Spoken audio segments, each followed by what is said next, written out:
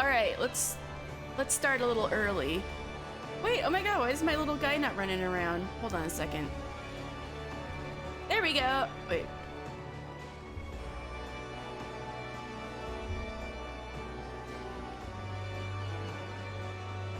What's going on? My little guy isn't moving around. Hold on, hold on.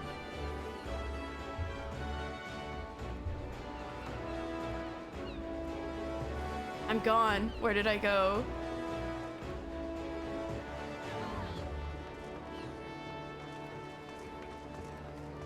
There I am. There we go. Now I'm moving. Okay, good. I did not see myself moving at all before. Chicory Ren! It's been a bit. How are you doing? Happy New Year! Hey! Man, sorry the last time I saw you, it wasn't a very long stream. It turned out like I didn't know yet I caught COVID, but I'm better now. I'm doing good. I'm feeling great. Yeah, I'm having a good first day so far. And oh, you just got COVID too, finally feeling better. Oh, sorry to hear that, but I'm glad you're feeling better. Yeah, I'd avoided it for 3 years. And then it finally found me. Can you believe it? But I'm glad you're feeling better. All of my taste and smell has come, well, all of my smell has come back. I could actually taste things even though I couldn't smell things. It was wild. But yeah. So we're feeling better and we're gonna start off this new year on a good pace. Starting off on the right foot. Yeah. But so I was here in Limsa for the New Year's event, but it's starting to get dark and I wanted to yes, you only had 500k gil last week. What happened, Kosen? But anyway, I want to do the New Year's event during the day, so I think to kill some time until the next morning, I'm going to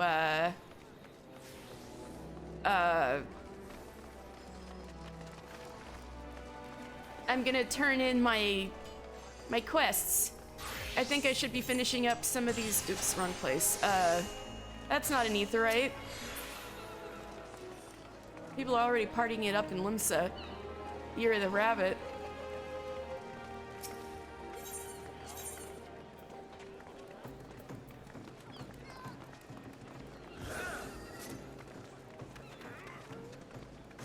Let's see. I think I have stuff for everything. Why don't we start with the Fisherman's Guild? 4.4 million?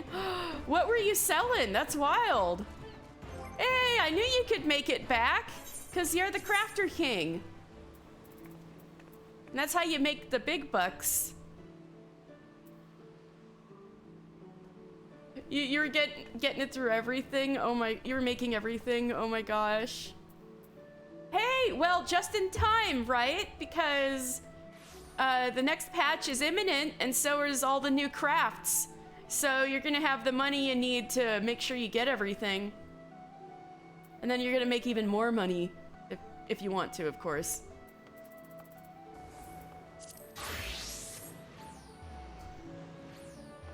So we got a weird skyfish we need to give to Cece Poo.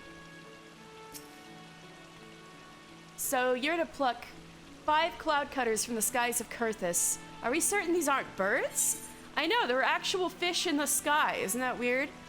Cloud cutter, the swiftest inhabitants of the Sea of Clouds. Cloud cutters will fly straight in a single direction for malms before quickly turning at some unthinkable angle and darting off another direction. That's a pretty badass fish. If I really wanted to, I could get a lot of gil really fast, but I want to make all those items. Totally fair. The fabled cloud cutters. It turns out they weren't birds after all. Just like jellyfish, they jump, jerk, and jolt to jiggle themselves up. Well, speaking of things that float around aimlessly, it's the Guildmaster. Ishgardians consider the Cloud Cutter a crest of class and character, and confer them to commemorate and congratulate countrymen who commit conduct a cut above the clouds, if you will. I won't. But what use would it be to Carvalon? He's Ishgardian, guys. I don't know how to break it to you. Local lore alleges that a legendary Elizin in Limsa Lominsa is actually an Ishgardian lord. I wonder what you'd do if it were Carvalon. Wabbalago, you actually know stuff, don't you? I would do what I'm going to do anyway. Deliver the fish. Good girl, Cece Poo.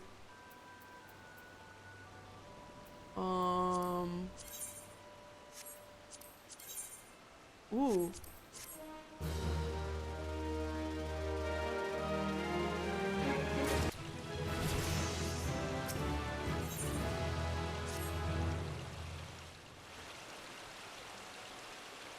Gods, this is unbelievable. According to the age-old adage, when the going gets tough, the tough go fishing. Unfortunately, the adage is of little use when the tough going happens to be a fishing fishing ban? What are we gonna do? Oh, you haven't heard, have you? Einzar Slafferson has closed all docks and porting for fishing vessels on the authority of Admiral Merlvib. Why? Some sorry sailor supposedly spotted a serpent at sea, so Slafferson stated that for our safety, all our services must cease. Wait, you mean like Leviathan? But I just killed that dude. It's all so frustrating. Well, we may be a group of sedentary fishers, but we're not about to take this sitting down. It's okay, it's okay. First, we'll need to know what we're up against. The Brigare Consortium maintains ties to the Maelstrom, so Cybele might know something that we do not. It's time to go fishing for information. That lady again? Are you kidding me? The thirsty lady? I thought we were done with her. God damn it.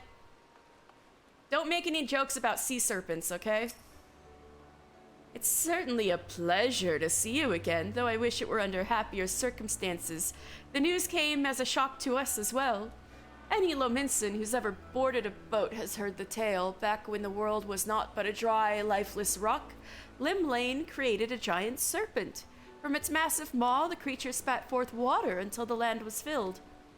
But it would not stop. To prevent the world from being completely submerged, the navigator trapped the serpent in a floating island, with the warning that if it were ever to be freed, the seas would rise until the world ended. This is from where the Thalassocrossic meadow till sea swallows all comes. You can imagine the Admiral's surprise upon learning a sailor claims to have actually seen the serpent in question. Isn't that just the plot of Pokemon Sapphire? While you and I may recognize it as a fairy tale aimed to scare children, the panic in the streets is real, and so Slafferson hasn't any choice but to take drastic measures in order to maintain the peace. Regrettably, those drastic measures have dire consequences for both your guild and my consortium. And as the Maelstrom is too occupied with ship inaugurations to conduct a proper inquiry, meaning our only hope is to take matters into our own firm yet supple hands. Lady, I thought you were being normal for a second. It may be impossible to prove the sea serpent does not exist, but perhaps the testimony of the eyewitnesses could be impugned. I believe you have met the sailor responsible for the sighting, the one known as Chicharoon. Oh yeah, we're buddies.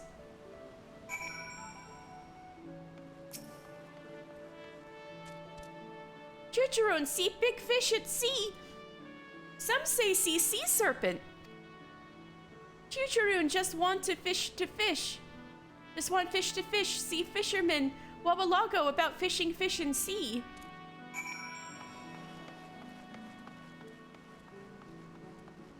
Sir, what's going on?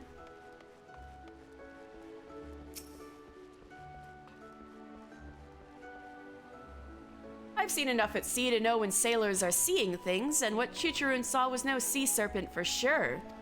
Missing your marks will make mountains out of molehills. Distances deceive and delude the minds of men at sea. My money says your serpent is a Maslaya marlin, a fairly big fish, but by no means a monster. You can see them barreling back and forth along the north of Bloodshore. But if spied from the shore, people will just shrug their shoulders. You need to make them meet that marlin up close and personal. I admit it's easier expressed than executed, but I've never nabbed one. Oh, you want me to nab a fish you've never nabbed? Well, that's a tall order. If you don't loosen up your line, they'll rip your rod right out of your hands. But first, you need a bite. They won't waste their breath on worms from other waters. Maslaya marlin demand mooching, more familiar to you as fish wheeling, perhaps. And not just any mean act of mooching, but the daunting duty of the dramatic double mooch. I reckon you're ready for it. Get a goby ball and haul in a harbor herring. Once you've hitched your herring, offer it up to Ogre Barracuda, and then bait that beast to make the Maslaya marlin bite. Makes me want to sail out myself, but Slafgerson would slay any guildmaster who slights him. Oh, I don't know if he'd go that far. He's a cool guy. Besides, I'm sure Cece would sooner see you succeed at it. Okay. So, this reminds me that in an earlier episode, I gave you guys erroneous information. So, dodos are from Maslaya, and I was like, where the fuck is Maslaya? Is that, like, by Thavner? And I was wrong, because I didn't have a map, an easily readable map in front of me, but I have found a really good map that I'm going to use from now on whenever there's geography stuff. So Maslaya is actually, I guess, part of Eorzea, really close to Eorzea, and it's to the east of, it's kind of in the sea to the east of, kind of between the South Shroud and Eastern Thanalan. But like way, yeah, it's basically like east of the peninsula where Thanalan is, but like farther out there, I guess is the easiest way to put it. So Maslaya is kind of part of Eorzea. So dodos are actually not from very far away.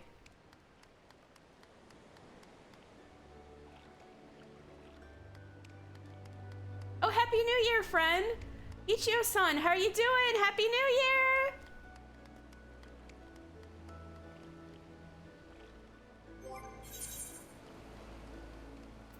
Alright, what else can I kill time with? I think I have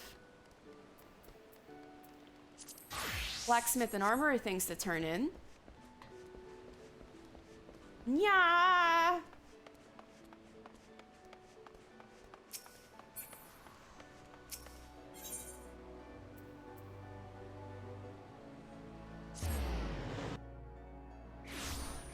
Ooh, I'm gonna pass through all the New Year's festivities. So this is what the decorations look like at night, but still. Ooh, look at that big Moogle.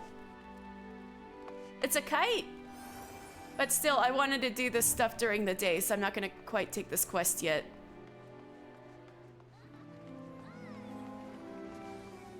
Instead, we're gonna go see our buddies. Wait, no, I finished blacksmith, didn't I? Hold on. I should double check my... Yeah. Oh, I gotta go to Hawker's Round. Right.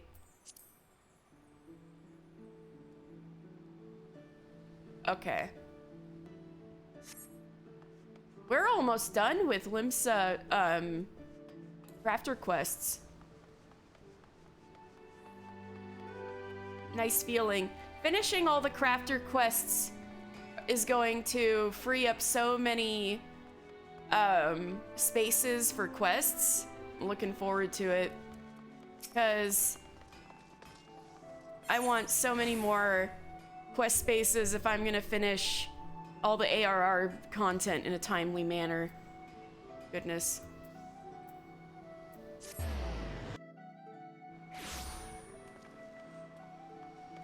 There we go.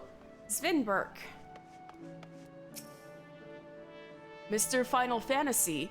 Ah, you have a Cobalt Habergen for me then. It would not do to keep Admiral Merlviv waiting. I think we're gonna keep the Admiral busy today. I think we're supposed to get food. She might be at the dinner where we're gonna serve Nanamo. I forgot. Consider your submission accepted. I think you'll enjoy the Admiral's methods of appraisal. Oh yeah? This is gonna be interesting. Hey, Merlviv! She's gonna try my armor that I made with my own hands.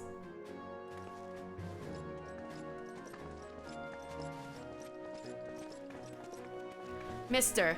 Blandsteer, this is the final round of your contest. The final round of your contest, will decide victory or defeat. May the best armorer win. Rowan, Happy New Year! Good afternoon, gamers!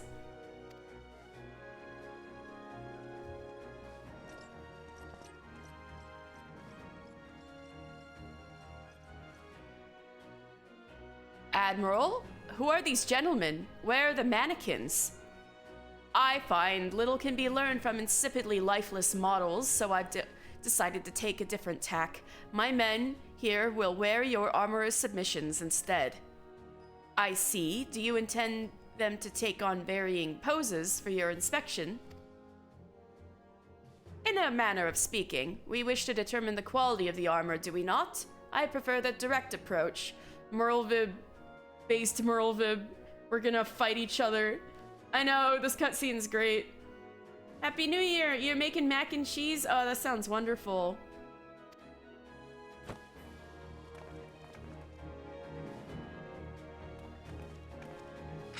Yeah, hack away! Let's go! So the first person who buckles and falls loses. Oh no, the armorer's like, no! Bayergott's beard! What kind of appraisal is this? All the armorers are like, no! The precious armor! And this is what they're made for. You're really that surprised, Tananza? No finer way to test your gear than in the heat of battle. Using flesh and blood warriors is hardly necessary. What of the risks of injury? Merlviv is like, I'm a pirate queen. Do I look like I care? Heh, me armor was built to withstand far worse than this. These blokes get hurt by them oversized hatchets. Then I ain't got no business being here. You agree on that score, don't you, mister?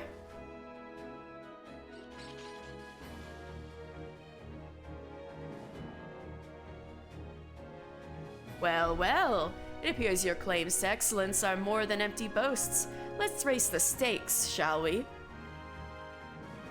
Whichever loser dies has to leave.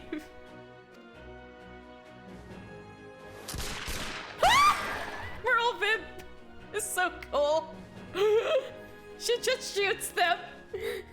She's like, you're so right, bestie, blam. Admiral, you go too far. Such expensive equipment is of little use to us if it cannot stop a bullet. She is so funny. And lest you think me reckless, my men were never in any real danger. I quite carefully inspected the sturdiness of both Habergens before we began. You're not the only one with an eye for quality, dear Forge Master. Then why was any of this necessary? You just wanted the spectacle? In any case, it appears we have a winner. Oh no! This poor guy! I don't believe it! The shot punched through me links? What's so damn different between your armor and mine? Pirates love drama. But that poor guy got shot!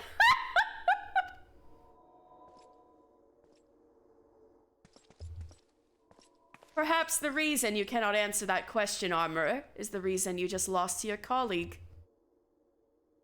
Oh, bloody hells. Damn, you just took an L from Merlviv. That's brutal. Shh, I have no idea who you're talking about, Rowan. This was most educational and entertaining experience. When the Maelstrom next finds itself in need of replacement equipment, I believe I know just the sort of armorer to whom we shall turn.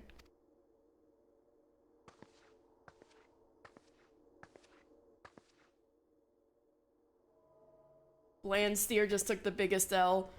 There he goes. Congratulations, mister. It was a close contest, but you've struck a telling blow here today nonetheless. Yeah, woo! The question is, does Blandsteer yet realize his folly? It would be best for you to seek him out to learn where we now stand. Yeah, after giving him such a shattering L, I need to make sure he's okay.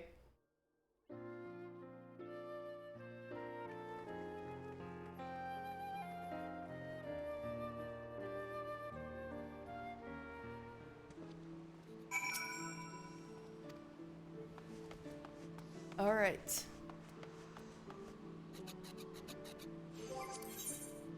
Where is he at? Is he at his usual spot? Yeah.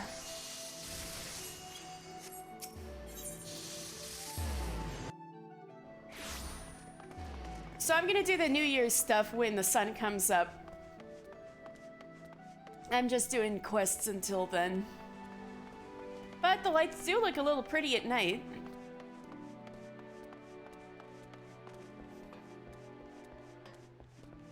Hey, you. You're not too butthurt, are you?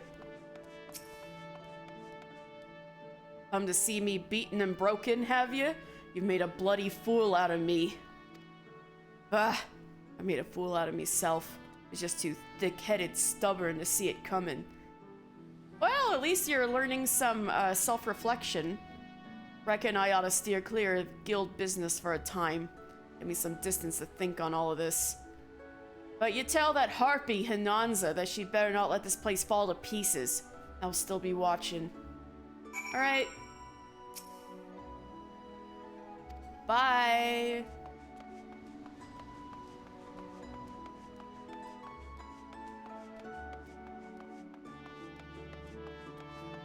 Hello, Harpy Hinanza.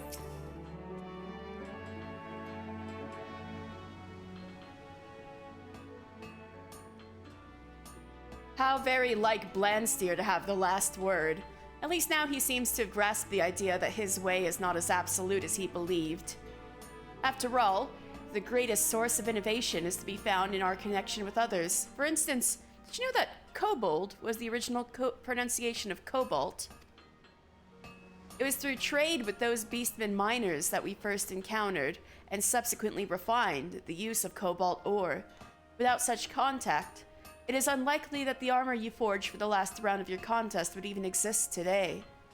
There's only so much an armorer can achieve on his own. It is mutual respect, and a healthy dose of friendly rivalry, that truly spurs the improvement of a craft. Blandsteer's gravest mistake was to see his rivals as enemies. By walling himself off from his peers, he denied himself the knowledge of techniques which you were grateful enough to receive. His defeat was inevitable. And it was your determination and skill that taught him the dangers of stagnation. You embody everything I stand for, mister, and the guild is richer for your presence. Yay! How does this look? That's gonna look really nerdy.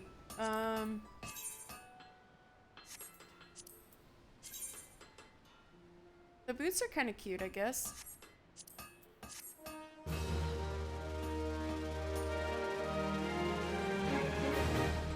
Oh boy, first Alliance roulette of the day. Wonder what it'll be. Is it gonna be Puppy Bunky again?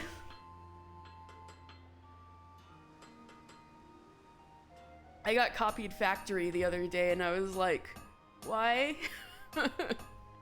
Not that copied Factory is bad, it was like, I would have been, why can't you give me a Heavensturn one for the tomes? Fun Skaith! Wait, but you get more tomes, that's good.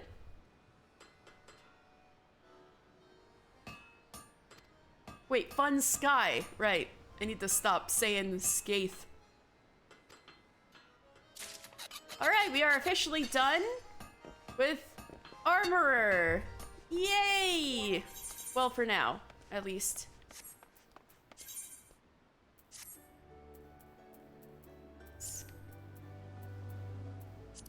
Put on those boots.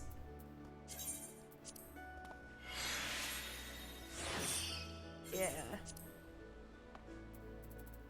And then Culinarian.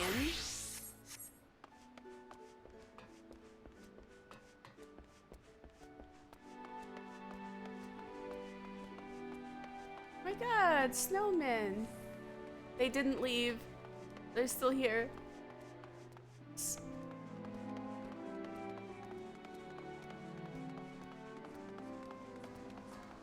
Double Doton.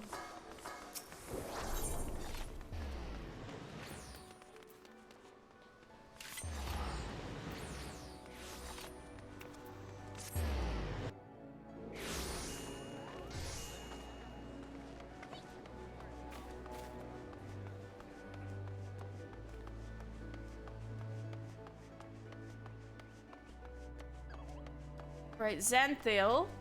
I need to see Merlvib again twice in the same night. You are the culinarian, Mr. Final Fantasy. I am informed that you will be serving an eft steak, a bowl of beef stew, a serving of trapper's quiche, and a crowned pie for the Admiral's banquet. My lords and ladies are beside themselves with anticipation. Pray do not keep them waiting over long. Here you go.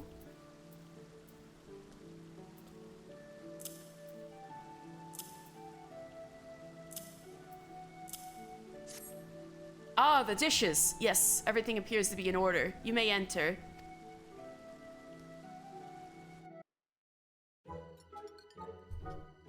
Yay! Hey! Merlvib, I feel like I just saw you. Hey, it's Nanamo!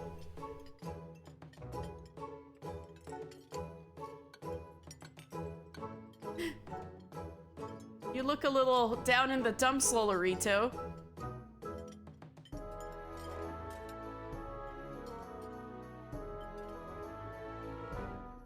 Ooh, clean plater. Let's go. I do declare that was a most magnificent meal. My sole lament is that I cannot eat another bite. Would that I had the girth of a Gubu. It gladdens me to see your majesty so well satisfied. Yeah, right. Forsooth, never have I known such satisfaction at table.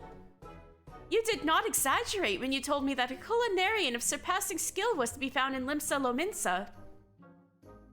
You are that culinarian, are you not? Thanks to you, I have tasted heaven. My gratitude is yours. Hey, Nanamo, do you remember me? Do you remember me?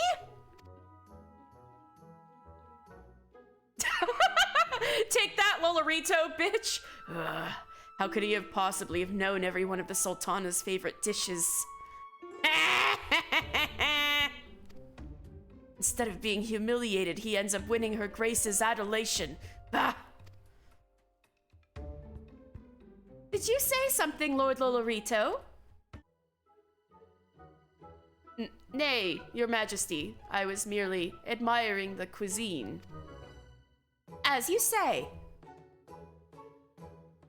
Now then, my dear culinarian, pray tell me your name. I would send to you a gift befitting of your service this day. Oh, thank you. Oh no, she doesn't remember me. You were given to understand that I requested you by name. Forgive me, but there appears to be a misunderstanding. I had entrusted the arrangements wholly to Lord Lolorito. Who's surprised? Nobody. What did you do? You're up to trickery again.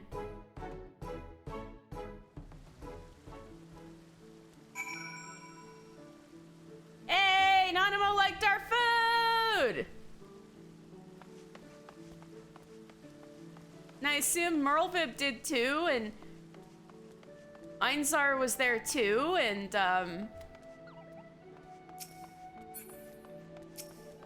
some other cool people. Oh yeah. Oh god, what's his name? The head of the Yellow Jackets, he was there too.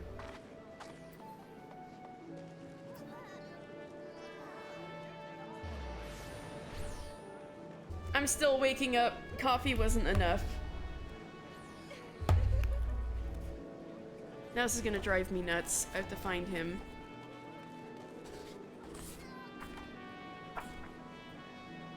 Rainer was at the table too.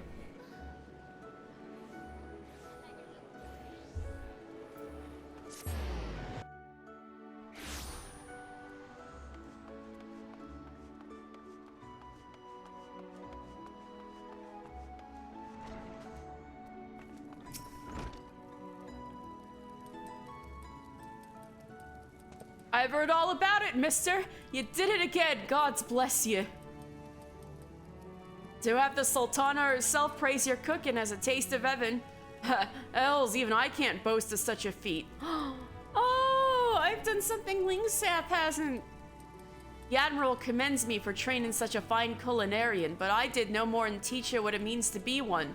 Make no mistake, 'twas you what did all the hard work. You've surpassed even meself for fame, mister. There ain't nothing left I can tell you what you're doing already kin.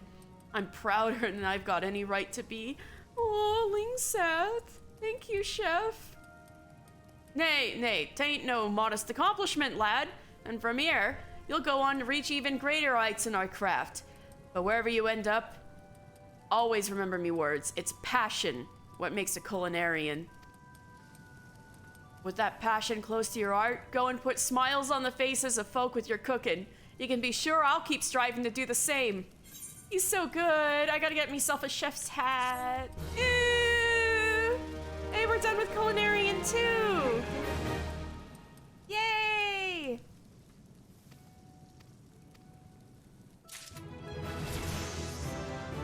Hooray!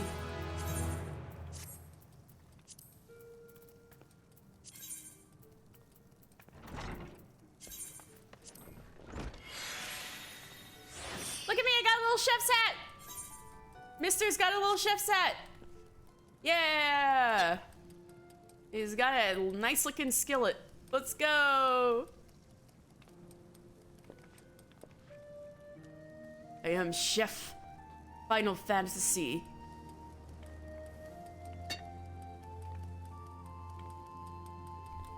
Alright, I think that's about it. Got still another hour or two before the sun comes up.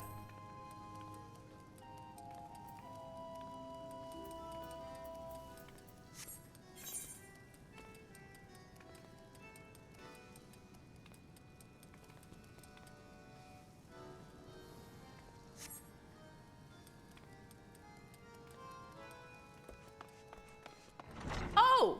We can accept, our post-Moogle quest for today.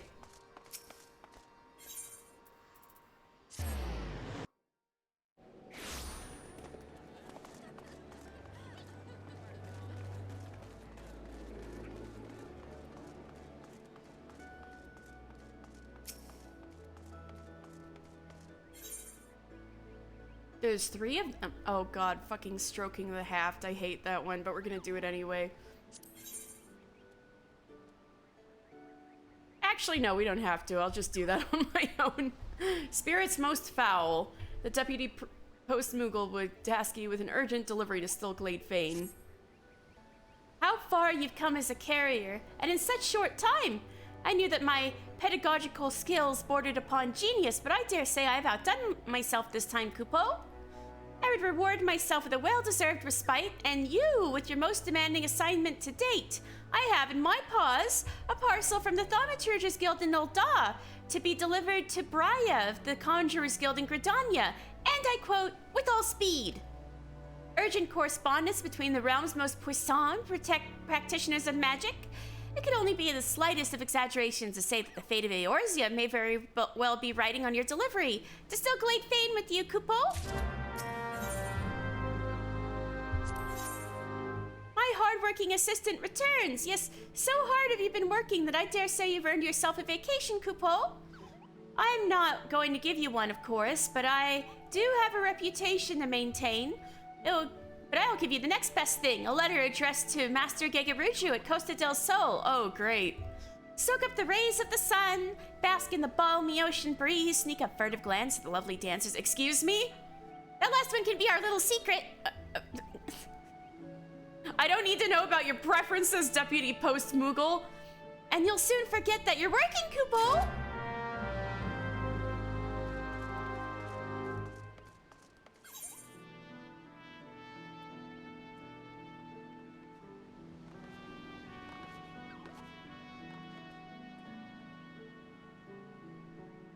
What's this one? Oh. Alright, well. It's getting light outside. Let's go do our New Year's. Heavensturn.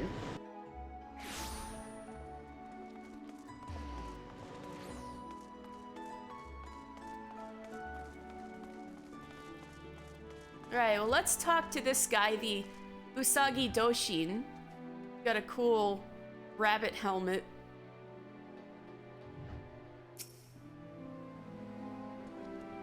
Good morrow to you, my lord.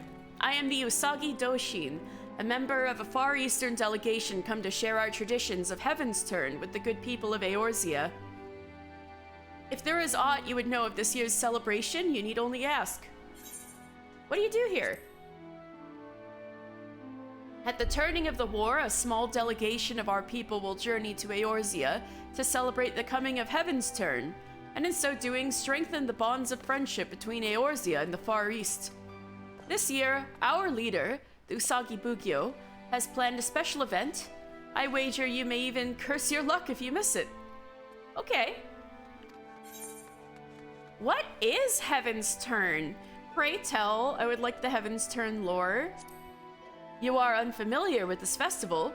The tradition has a rich history which dates back centuries, but I do not wish to bore you, so I shall try and keep my summation brief. Heavensturn is a celebration that marks the start of a new year, though the way in which it is observed differs from region to region.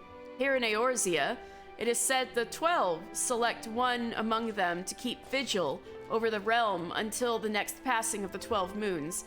I believe this year it is Halone, mover of glaciers and goddess of war, who has been charged with this duty. All right, hear that, everybody? This year is the year of Halone, so watch yourself. Don't think any unhalonic thoughts. In the Far East, however, the changing of the year is heralded by one of 12 totem animals.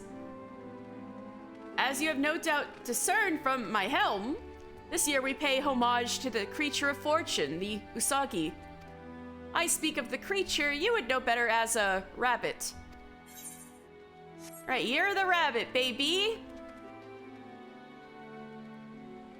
This is the Usagi Shonin, who is selling stuff.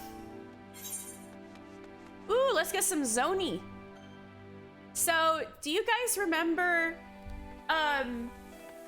if you happened to be around for my needle felting stream yesterday, I was talking about mochi, right? I did a whole I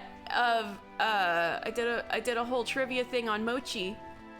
I don't know if any of you currently watching were there, but I was talking about how in Japan the craters of the moon are seen as a rabbit pounding mochi, making mochi, you know, with a mallet. And I was saying how in the West, mochi is usually marketed as something sweet or dessert-like, but there are many ways, including savory ways to eat mochi, and zoni is one of them. So a clear soup served on special occasions. Its origin are in the Far East. So zoni is a soup that, well, it has quite a few things in it that are like auspicious for the new year. Like you can kind of see the carrots.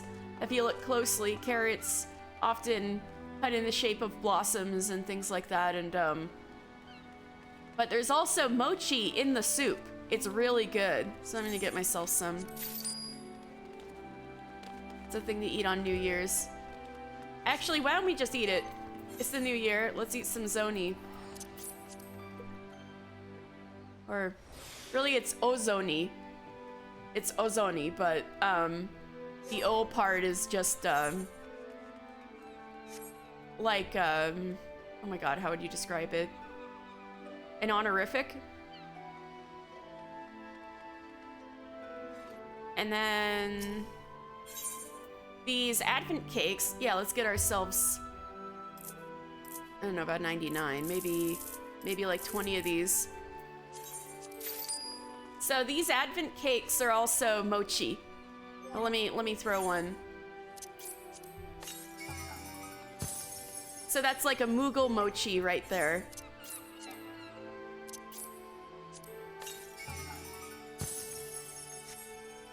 So in Japan, or I guess Hingashi, we should say, because this is Lore Sunday, mochi is often displayed, and this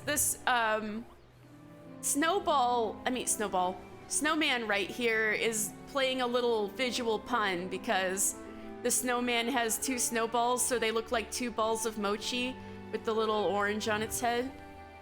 It's supposed to look like two bits of mochi. Oh, these are cute decorations, aren't they? See, here's another one.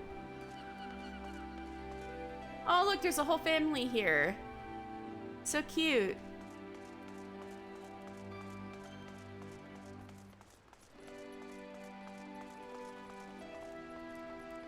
Little rabbit!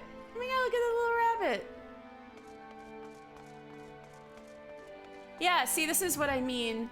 Like, lucky mallets and pine trees, lots of images of, like, auspicious images, but these kind of plum blossoms are kind of what the carrots get cut into for the soup and other foods. This is such a cute snowman. Here's another mochi snowman. Oh my god, look! Littlest baby snowman with a little mustache. Alright, I think we went all the way around. Though there are some... Oh, here. Oh, that's another snowman. Every time I think I found some actual mochi, it's always a snowman. Oh, here. I found the mochi. This is the actual mochi. It's so squishy.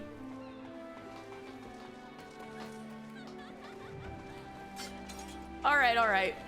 I'll go talk to the Usagi Bugyo, who obviously wants to give us a quest.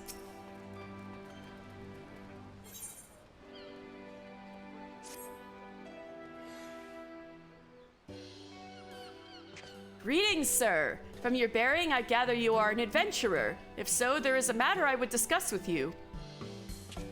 Me? Ah, beware my manners. I am the Usagi Bugyo, a member of a delegation hailing from Hingashi, a nation in the Far East. Hey! Our samurai instructors from Hingashi. Each year, we travel across the seas to share our tradition of Heavensturn with the peoples of Eorzea. In this realm, it is held that the gods raise up one amongst their number each year to serve as a herald of good fortune. In the Far East, however, 'tis not a god, but one of 12 noble beasts that is chosen. In previous Heavensturn celebrations, we gifted participants kabuto fashioned after the presiding beast. Yeah, that's true. Last year we got a tiger helmet, unless I'm getting my ears mixed up. But this year we have an even greater reward, an entire set of armor. Lest you wonder, I am wearing the very prize we offer. Magnificent, is it not? Surely you wish to claim a set for yourself. Oh no, it's getting cloudy.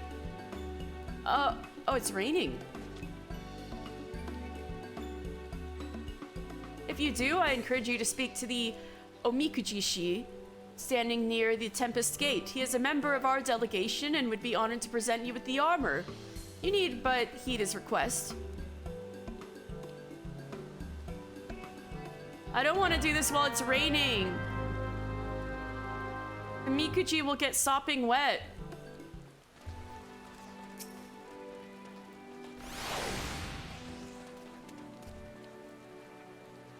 Seek out the Omikujishi near the Tempest Gate. He is in charge of this year's celebration and will tell you how to participate and win yourself this magnificent armor.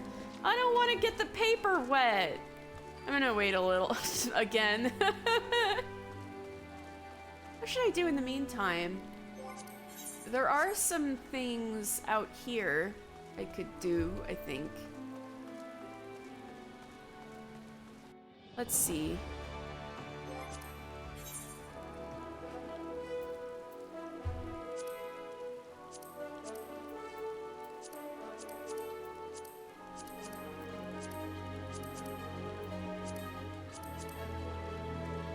Everyone's in Middle Enosha. Damn.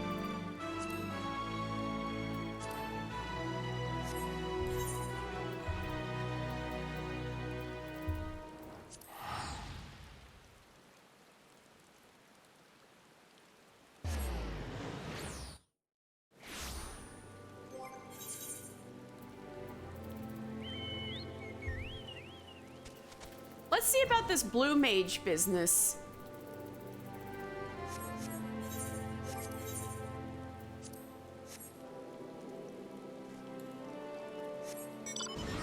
There's some weird thing about a guy who might possibly be scamming people talking about this blue magic thing.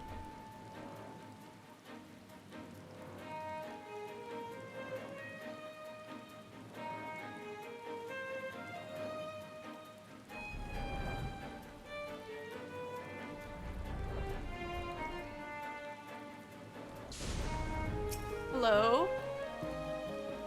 Oh, did you find the guy? You got here just in time. Looks like he's about to make his pitch. Yeah, what's this blue mage business?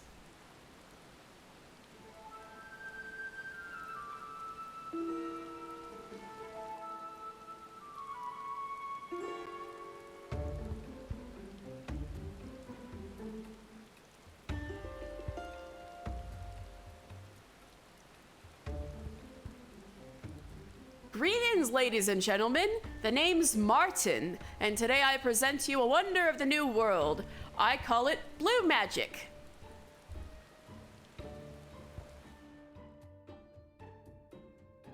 Beyond the Indigo Deep live the Wallachie, who have their own unique brand of spellcasting. Like black and white magic, it draws on the ether from our surroundings, but that's where the similarities end, my friends. I'm sure you've all seen wild creatures lashing out with fire, ice, and what have you. It's a form of self-defense, see, but it's still magic. The Wallachie discovered how to harness the ether in the same way and wield the forces of nature.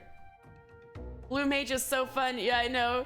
We got resident Blue Mage Kosen here.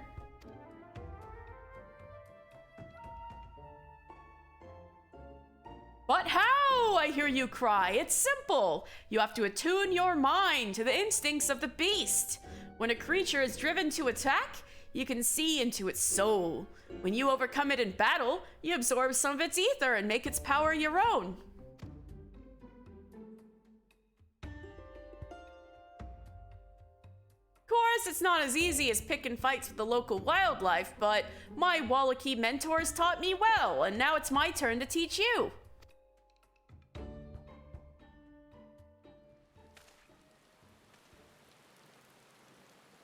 Behold the power of blue magic. Ooh. Ooh.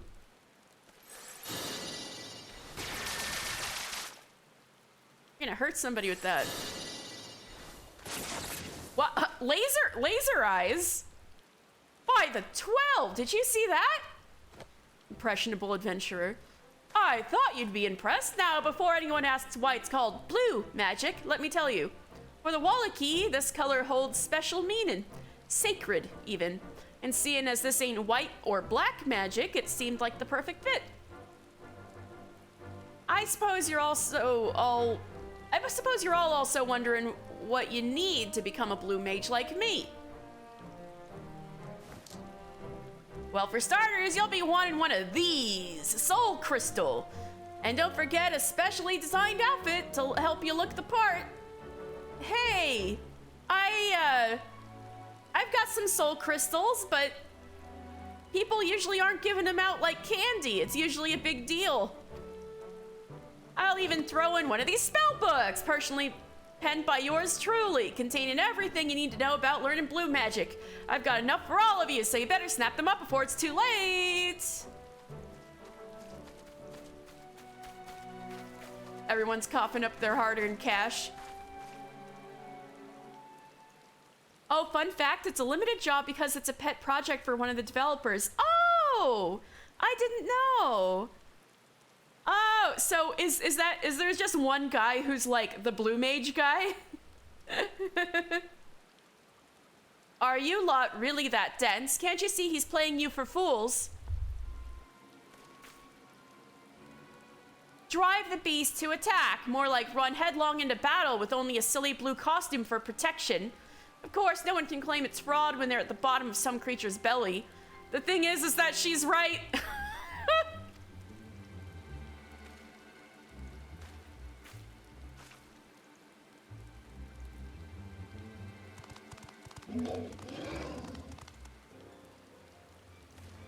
Mammal jaw?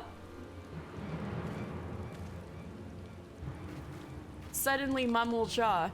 We feast on your flesh, smoothkins. Your gods cannot save you now.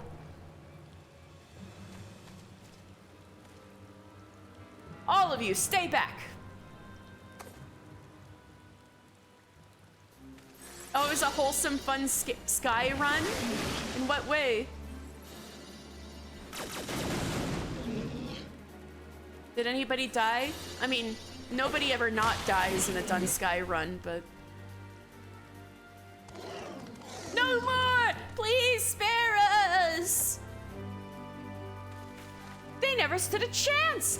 Bugger all this swords and shields nonsense. I'm giving blue magic a try.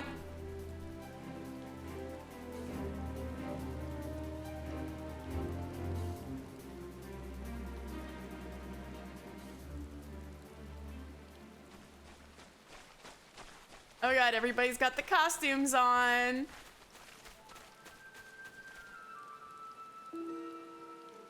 His little smirk. Oh my god. Some mechanics got scuffed and people died constantly. We had 3 red mages and they did not Veraze even once. And they can Veraze at level 60, can't they? Oh shit. But can they Veraze at level 60?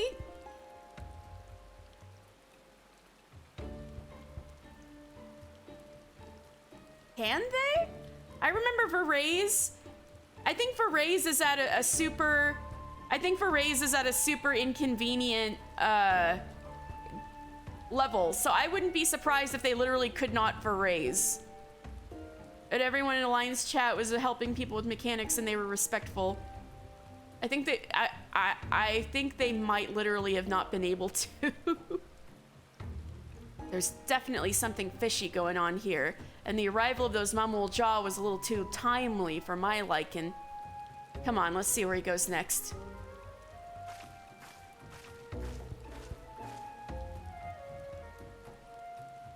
This yellow jacket has cute eyes. Who are you with the tartan pants?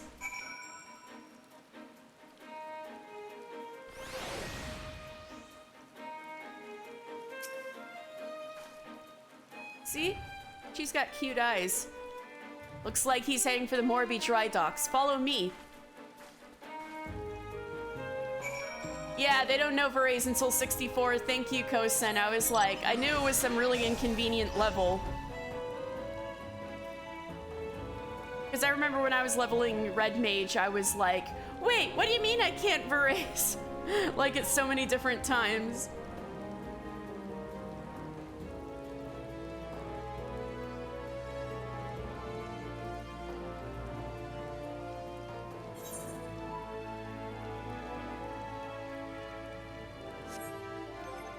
We could go to Morby Dry Docks, but I think there's some other stuff we need to take care of in this area.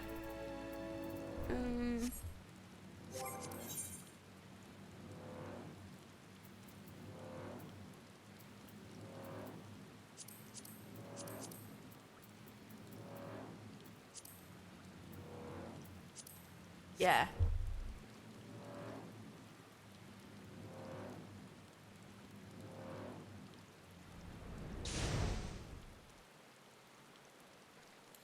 Alright, so this is the Lothanagaran checkpoint, which I don't think I've read the lore for yet. Let me see. Oh, but first I should be rogue.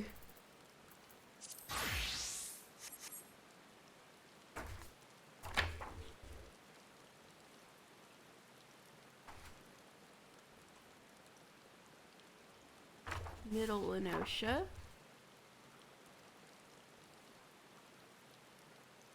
Here we go. The Lothanagaran checkpoint. The Maelstrom set up this checkpoint to watch over the Lothanagaran East Road that cuts through Middle Lenosha. The Grand Company has since entrusted the post to the Yellow Jackets, as the area rarely sees kobold encroachment. The kobold stuff usually gets left to the Maelstrom proper. This is Ostfear. From here, we watch over the Lothanagaran East Road, which joins Limsa Lominsa with the Notion Lowlands.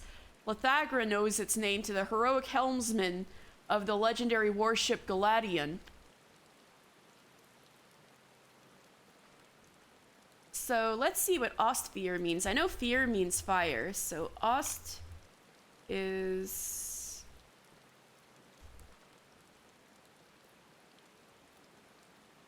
East. East Fire. I guess that's a pretty cool name.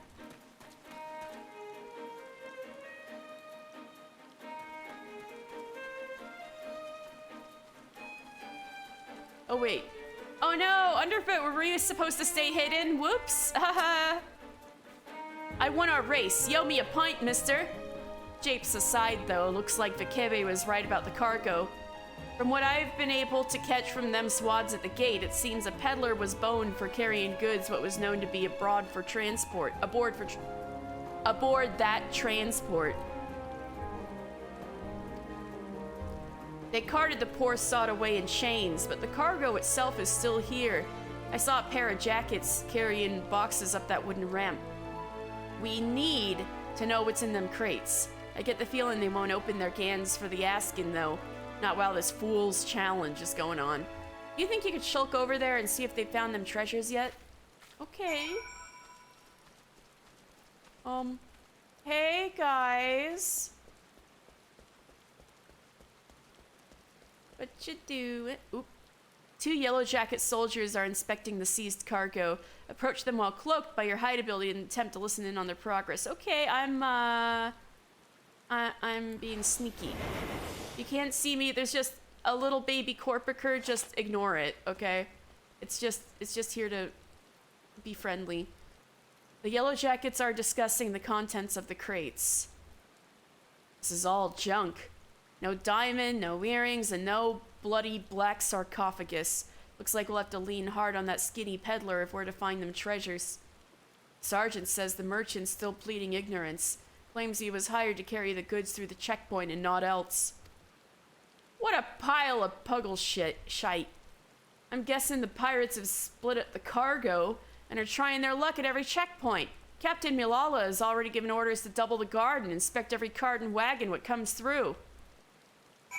So some skinny little trader, eh?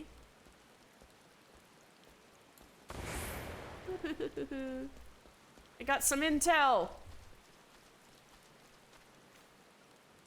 So they found naught else of value, eh? Bene, thought we'd lost the contest before we even properly started. Be that as it may, something don't add up here. Why would you order a coal to carry the goods through the checkpoint? No smuggler is that daft, surely. And even if by some miracle of the gods you squirm through Lithagrin without raising a fuss, why would you risk taking merchandise back to the city which you cloyed it from? No, there's the bigger picture here, and we need to take a step back to see it. Assuming the Curs hired this peddler to do their dirty work, there'll be someone in the shadows has brokered the deal. And I just happen to know a cove what makes his business to oversee these kinds of shady arrangements. Thing is, this black marketeer bloke changes his haunts depending on how the breeze blows. Quite literally, in fact. I seem to recall the Navigator's veil being shifted by a westerly this morning, so that put him... Oh my god, this guy's really particular. Ah, at Tiller's Rest, nice and close. Why don't we ask him a few questions before we head back to the guild? Okay.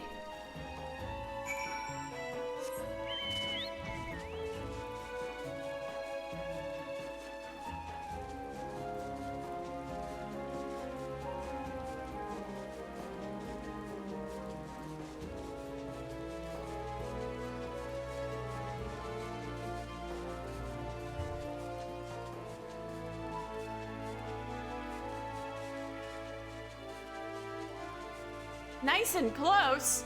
I guess it's in the same area, but I don't know if I'd call this close. Have we talked about Tiller's Rest either?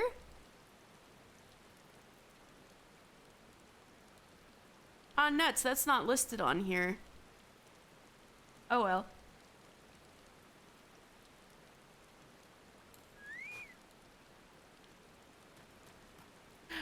Is this guy's name literally... I was like, is this guy's name Firewall? But that fear isn't fire. It's Freywall. Shovels? Ha! The only things that shed houses are hungover freebooters. Away from the orchards and out of the boss's sight. Perfect spot for a nap. I need to know what this guy's name means if it's not Firewall.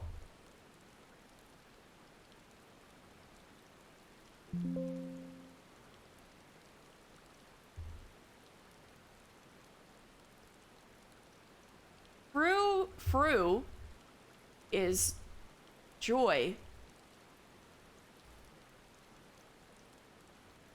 All is eel. So he's a joyful eel. Okay. Frivol. Guys, Beetaloof. The retired pirates are a restless bunch. All day they're at it, swearing and shouting and punching and kicking, wasting all that time and energy on everything but farming. Right, Summerford is where all of those former pirates got shipped off, and they're really angry that they have to work on land. Let's see, what does Vitaloof mean? I think Vita means willow. Yep, Vitaloof. Loof means leaf. So, Willow Leaf. That's a cute name. Willow Leaf. Alright. Black Marketeer. Yeah, you sure do look like a shady guy. I pride myself on my memory for faces, but yours is unknown to me. Are you an earnest customer or an inquisitive annoyance? I must be sure of your intentions. Oh, fuck. Okay. Masterful master cannot abide foolish fools. Annoying flea should flee. Foolish fools? Is Ace Attorney? I thought I was finished that a couple of weeks ago.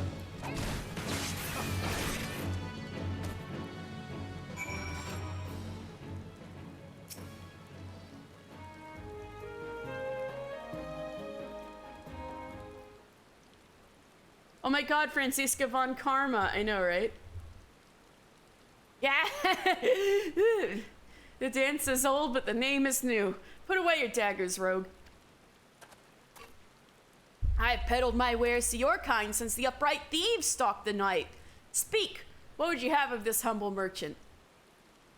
Stop tormenting the colts, eh, Granddad? We've come for information on a smuggling job. There was this peddler what was caught at the Lithagrin checkpoint moving merchandise for the grinning curs. Pleaded innocence even when they had the screws put to him. You wouldn't know aught about that deal, would you? Every last sordid detail. Not a single grain of stolen sand passes through the shadows without my knowledge. But such prickly wisdom lodges tightly in one's throat. What have you brought to ease the pain of its passage? Spare me the theatrics, Granddad. Here's your usual purse.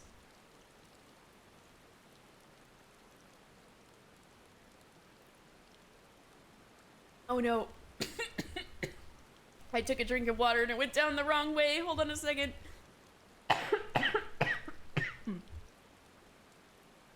Dangerous. Such devastation. This was not my intention. Alright, let's try that again. The sum is paid, the deal is made. May my answers sate your fickle hunger. This guy is theatrical. Your hapless peddler was indeed innocent. He was but a beast of burden, employed by associates of the grinning curs, and likely knew naught of his freight's tainted nature. A pawn, if you will, a convenient decoy. There are those amongst my acquaintances who specialize in providing such services. Aye, that's what I thought. The curs wanted that coal to get caught, and now the jackets have had a taste, they'll waste their time yaffling every shite pie what comes through their checkpoints. So it's a diversion? Poor guy! Meanwhile, the real treasures are hidden away in the Darkmans, along with the grinning curs. That puts things in our favor. For the contest, at least. Not the Darkmans, Master Rogue. The Mist. Aside from the traveling merchant, the curs' associates have spent coin on another piece for this little game. A navigator. One who has practiced in piloting a vessel through the Doxy's pull. The Doxies? The gods only know how many ships have sailed into that fog soup and never come out again. And that's where you say the curs have gone to ground. Now there's a trick what took some bollocks. Once the hunted tub was sitting dimber in the mist, though, it would have been easy to have those associates of theirs ferry the junk goods to Lenosha. Then the canny coves just needed to wait for the peddler to get boned and draw the glazes of the Yellow Jackets inland. We need to strike now. As soon as they learn the coast is clear, they'll flee for open waters. A fair appraisal of events. Now that you know the location of your marks, however, it will not be so difficult to track them down. The Doxy's pole was once an impenetrable shroud, but ever since the calamity, the mists are far less constant. Narrow your search to the heaviest banks, and you will soon uncover those who wish to remain unseen. But now, a warning. The mists conceal other dangers besides the dogs you seek. A careless step may land you upon the chopping block. The chopping block? You can't mean... the bloody executioners? Seems I've found myself another lead to look into. You hurry on back to Jack and tell him what we've learned so far.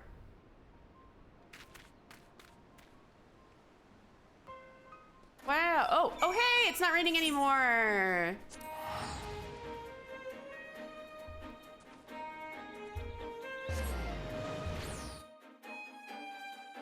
But we're gonna go continue Heavensturn before...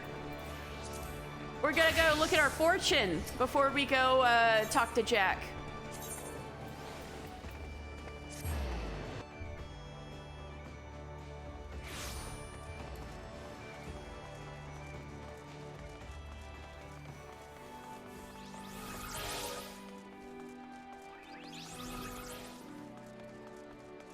Wow. This is a popular bunny boy. Look at this. Far Eastern Omikujishi.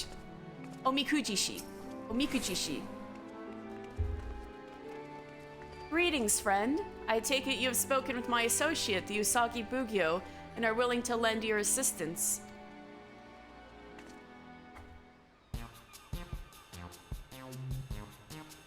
Before I make any request of you, may I ask if you are at all familiar with the word omikuji? Alright, I know what omikuji is. I have even taken some myself. However, I'm gonna assume Mister doesn't know a goddamn thing. I mean, we haven't even gotten to Stormblood yet, so... He knows fucking nothing. Omiku what? Miku Miku?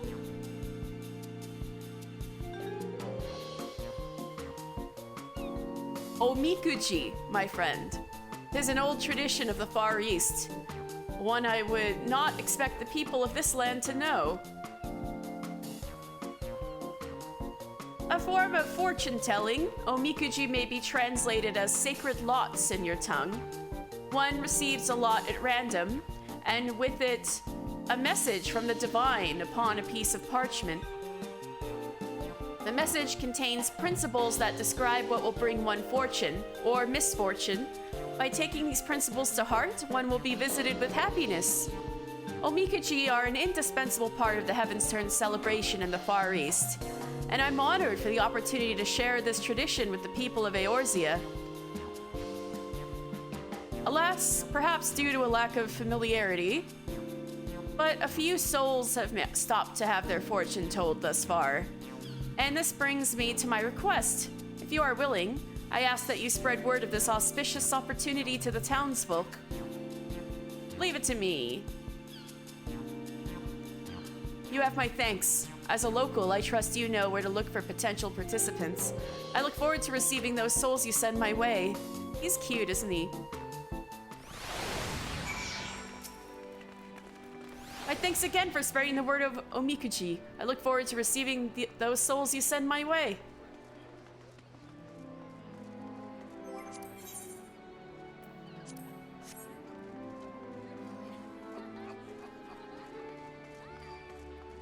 I think we gotta go to the Sanguine Sisters, the missing member.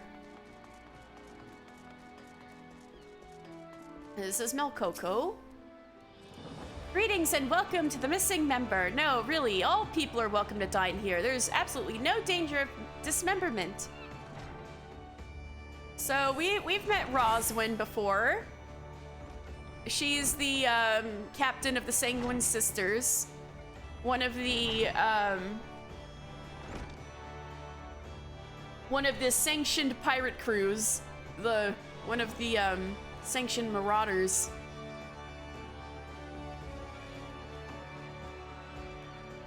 I'd known the Far Easterners were back for Heavensturn, but they're doing fortune-telling as well this time, you say? Yeah, Melcoco is a girl boss. It's so true. These fortunes, they say anything about relationships, you know, between a man and a woman. Just curious is all. Don't get any strange ideas. Roswin, we all know you have a big tsundere cringe-veil crush on Carvalon. You don't need to hide it. Everybody knows.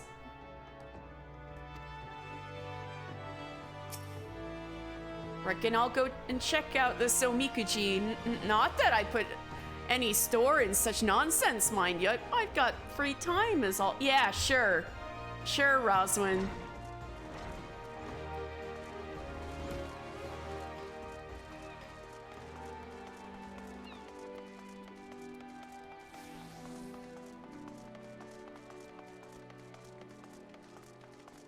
Oh no, it's getting dark again! Why did it have to rain? Oh, I see. I got a DM from Yum Yo Big Heels. I see that, Rowan. Tretrit. I've seen my fair share of Heavensturn celebrations, but I can't say I've ever heard of this Omikuji business before. Does sound interesting, though. When my shift ends, I'll head over with some comrades. Might make a nice diversion, and I'll take the opportunity to welcome the Far Eastern delegation on behalf of the Maelstrom.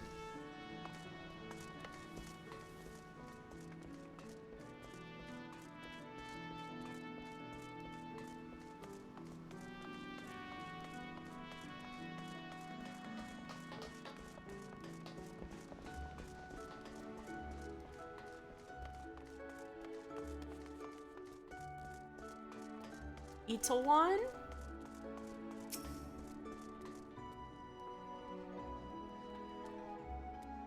Far Eastern fortune telling, you say? I'd wager some of our patrons would be keen. Fortune favors the bold, after all, and most here don't want for audacity, sense be damned. I'll nudge a few customers your way while taking orders. It's the least I can do in return for the extra business we get thanks to Heavensturn. I was about to say, aren't sailors famously, like, the most superstitious people? They'd be down with this, right? I just need to know about it. Hey, Batteron, I got my start here. How are you doing? Now here's a lad I never tire of seeing. Have a seat, mister, and tell old Batteron what he can do for you today. A tale from me past? I could tell you a tale or two, but not today. Come back when you lived as long as me. You're still kicking around then, that is. But you're older than me, so you'll always live longer than me. As long as you're alive. And then I can't talk to you anymore. Hilda Lana. Just like that, another Heavensturn is upon us. As much as Vodafone and I enjoy chaperoning the Moonfire Fair, I must say it's nice to simply lose yourself in a festival. Vodafone, that's how you say it, right?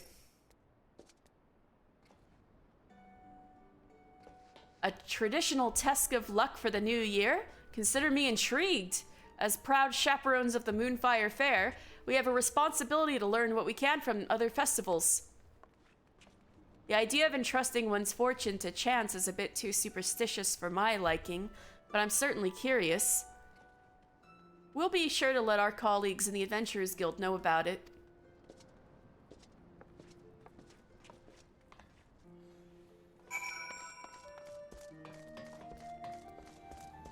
Yeah, screw it. I know it's night again, but let's just do it. I want it to be a nice sunny day. It's okay.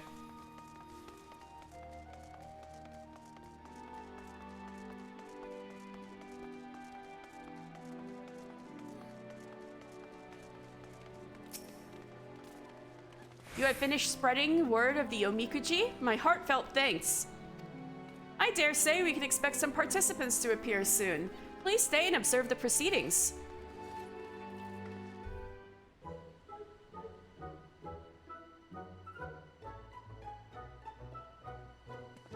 Welcome, one and all. It is my pleasure to introduce you to a time-honored fortune-telling tradition of the Far East, the Omikuji.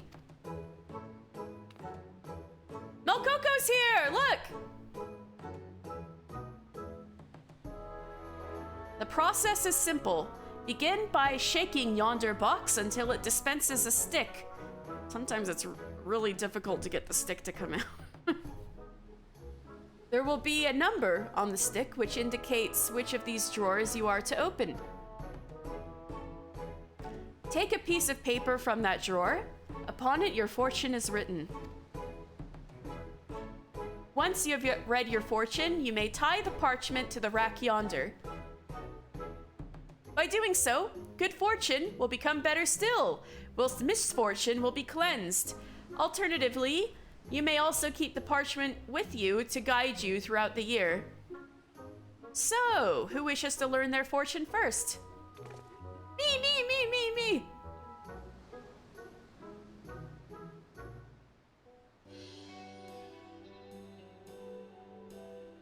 Yes! Mine says great fortune. The luckiest you can get. There isn't a single negative thing written on it. I can throw myself wholeheartedly into adventuring this year. Damn it all. Mine says grave misfortune. I'm doomed. Doomed, I tell you. The one you're waiting for is on their way? The love of your life will appear? This is all too sudden, girl. Melkoko's laughing at her. She knows everything. Ah, 'tis a fine feeling to have others experience and enjoy your culture. Now, what of you, my friend? Would you care to learn your own fortune? As thanks for your help, the first lot will be free of charge. No thanks. I determine my own fortune. No, I'm not gonna be lame. Of course I'm gonna take a fortune. Yes, please.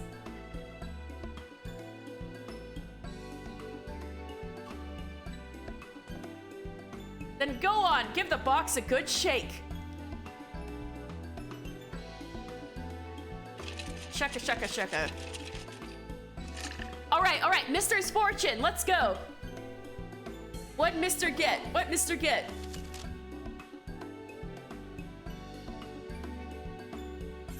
Hey! Small fortune. This is actually what my other character got. I was so waiting for Mr. to get misfortune, and then I'd laugh at him. But no, Mr. got good luck, or slightly good luck. Thou shalt experience limited fortune. Keep these words of guidance in thy heart. Adventure. Seek fortune along the byway. Relationships. Help those in need, and friendship shall bloom. Prosperity.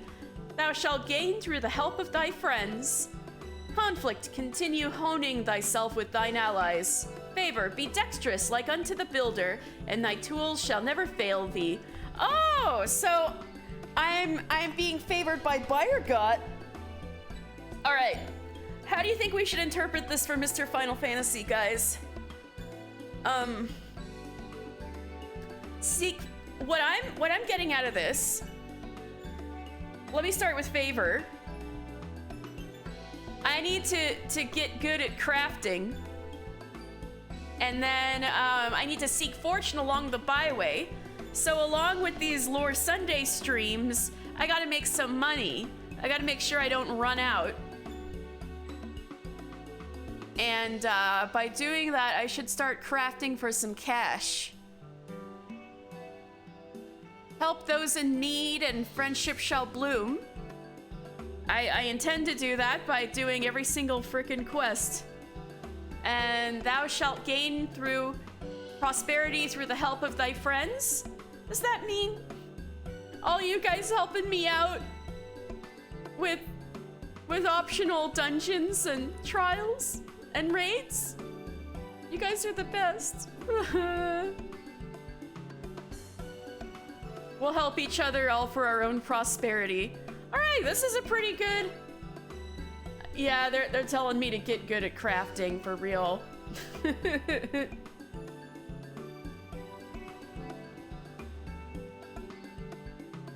Yeah, exactly, same. So, hey, this is a pretty good fortune for Mr. I'm surprised. I was expecting him to get like grave misfortune or something, and then I'd laugh at him. Wait, no, I should take a screenshot. Here we go.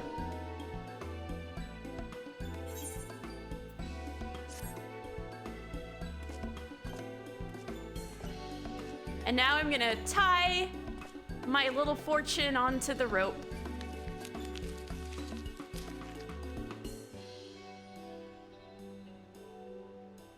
So now the paper with Mr.'s fortune in it is now tied onto that rack over there. Allow me to thank you once more. Without your help, these folks may never have discovered Omikuji.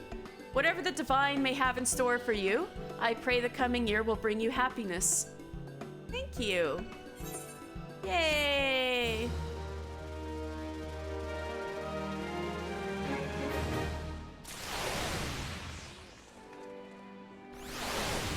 Oh no, Vodafone.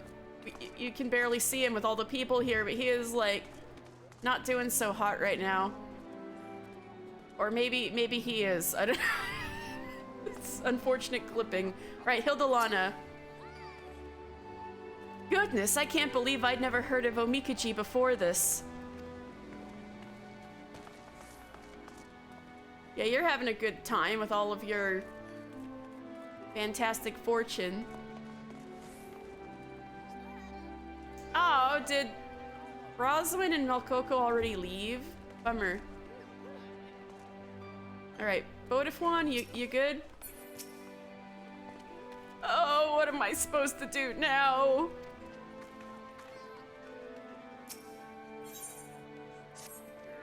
Forgive me, my friend, but might I ask for another moment of your time?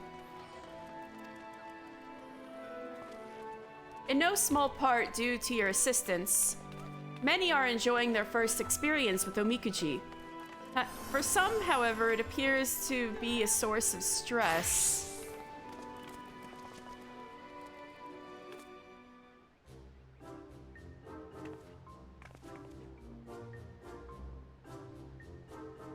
These two adventurers, for example, drew opposite results. Great fortune, it says! Can you believe it? That means I have naught to fear. Aye, this is my chance to make it big as an adventurer.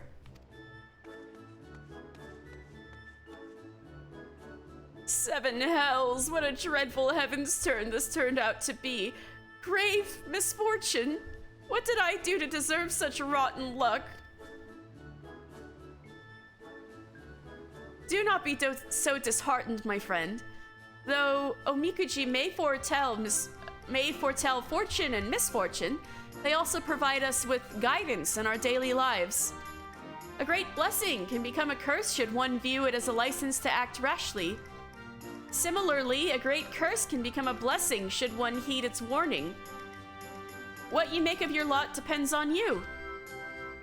So you say, but just look at Hildalana, at how happy she is. Why can't I be like that? My words failed to reach him, alas, but perhaps yours can. Could you try to rally his spirits?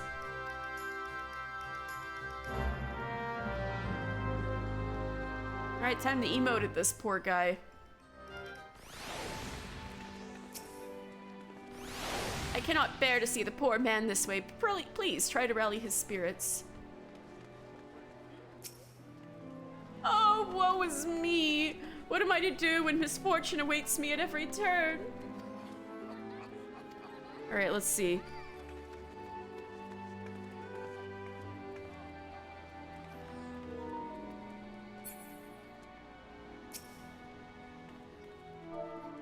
Rally.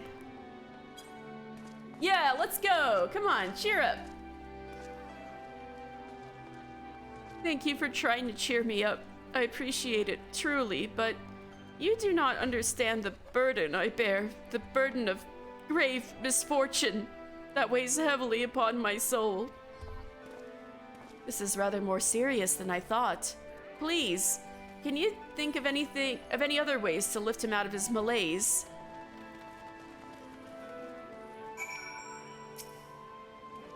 The man seems convinced that he is hopelessly cursed, which is not at all the case. Please, try to lift him out of his malaise. Alright, let's, psych him up.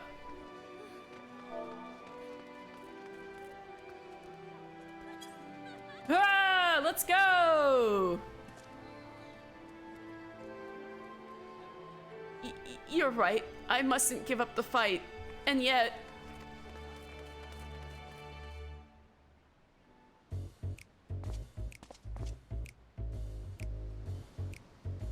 Do you feel better, my friend? I see. If I may, what did the Omikuji say in its entirety? As I mentioned, they do not only foretell one's fate, but also provide guidance in one's daily life. I must confess, I didn't see anything beyond the words grave misfortune, so shocked I was. I ought to have a proper read, I suppose. Let's see here.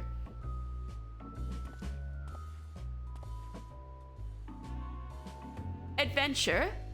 Thou must think of others before thyself. Well, that isn't so bad. And next, prosperity. Prepare to lose thy treasured armor. Oh, I knew I shouldn't have read the blasted thing. This set of armor is my pride and joy. I worked myself to the bone earning the gil to pay for it, and now I'm going to lose it all. It is rather shiny, flashy armor, isn't it? Come now, let us read the Omikuji to the end. Look, as the navigator maintaineth her net, so too must thou tend to thy friendships. Let not camaraderie's weave fall into disrepair. Sage advice, would you not agree? The navigator being Limlane.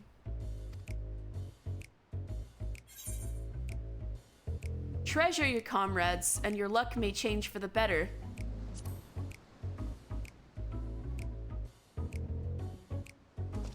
Yes, yes, you are right. My thanks to the two of you for helping me to see sense. Help! I need help! Mochi Daikon! Calm down and tell us what ails you. Hey, I was just talking about mochi earlier.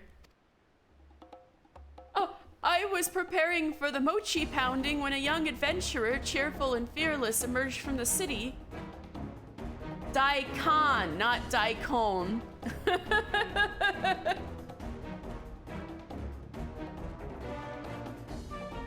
I don't even know what mochi daikon would taste like. Like, I'm trying to think of even how it would be prepared. It's a daikon, but it's made out of mochi. Actually, that does sound pretty good. Especially if it was still squishy. If it wasn't squishy, I'd have to put it in the oven, but that might be good too.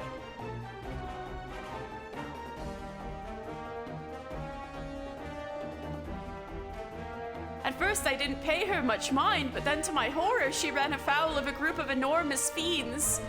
The monstrosities overwhelmed her in mere moments, and I rushed here as quickly as I could for help. A cheerful and fearless young adventurer. Call me preserved. Could it be Hildilana? What? But how can this be? She was supposed to have great fortune. Oh, but this isn't the time for such questions. I must go to her aid.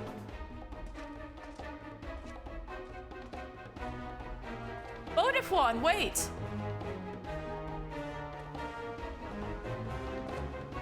This is a troubling situation. You strike me as an adventurer of considerable prowess. Will you not go after Vodafone and lend your aid if necessary? Oh yeah, you see this giant axe? I can do this. Thanks, please, follow me. That guy has a chunky tail. As much as I wish to help, I would only be a hindrance. Please see that both Hildilana and Vodafone are safe. Okay.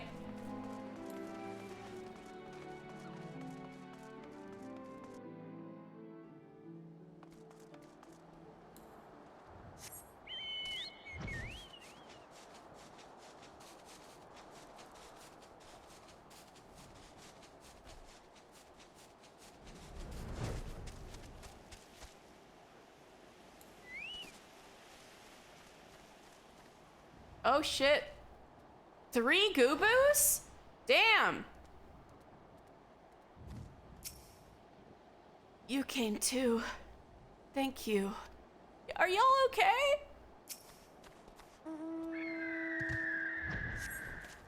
Followed me here, did you? We both took a bit of a beating, but I'm pleased to say we're still breathing.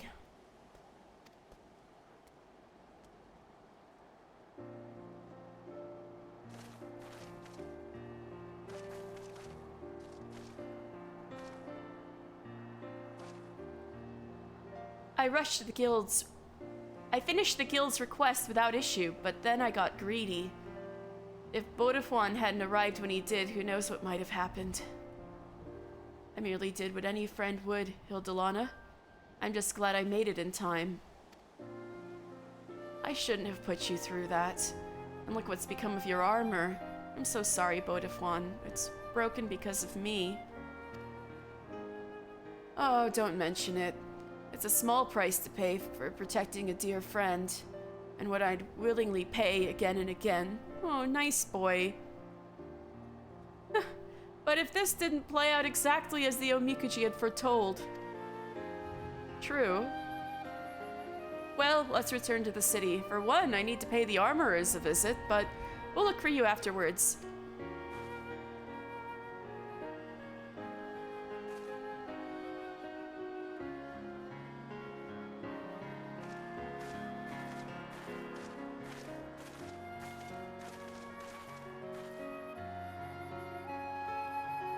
What a relief that neither of them came to lasting harm. Let us head back ourselves. The Omikujishi will doubtless be eager to hear the tidings. Thank you, Mochi Daikon. This one. Oh, right. We'll do that later.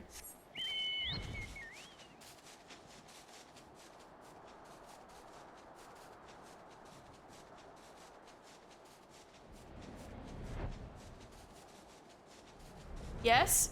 Yes, Rowan? You got 2 lines. Hey! Congratulations! You can get a Rianche! Yay! Congratulations! Wait, where the heck am I going? Oh, let me just teleport back to... Oh, screw it.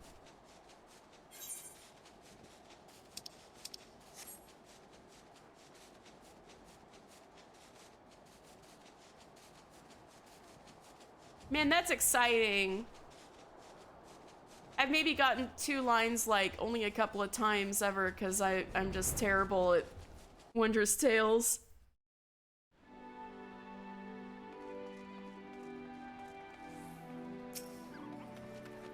Ah, there you are. Hopefully Bodifwan and Hildalana will join us as well.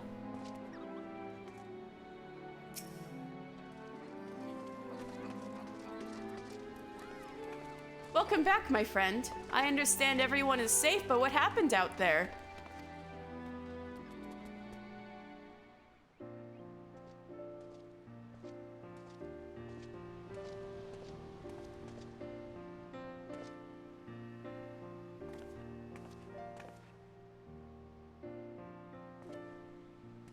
My friends, I cannot well express how relieved I am for your preservation.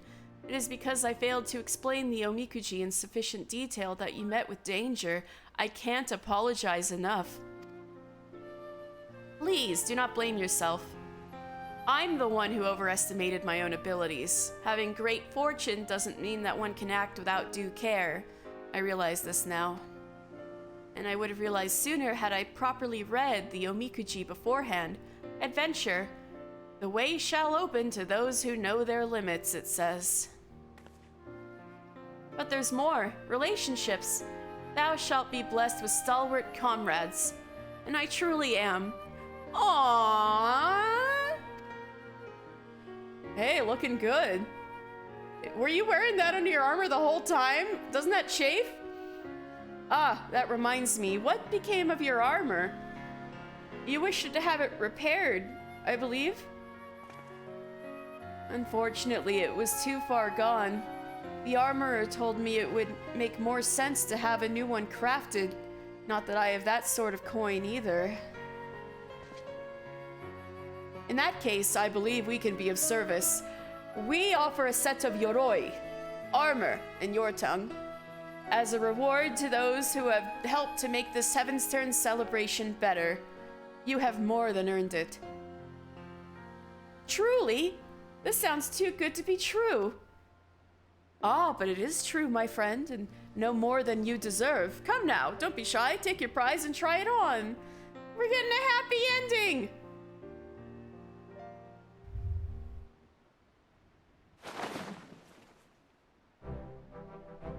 Hey! Hey, looking good. It's magnificent. Just magnificent. And to think my Omikuji said grave misfortune. Take this as a lesson that, no matter your fortune, you still hold the power to shape your fate. And I believe the yoroi suits you well, if I might add.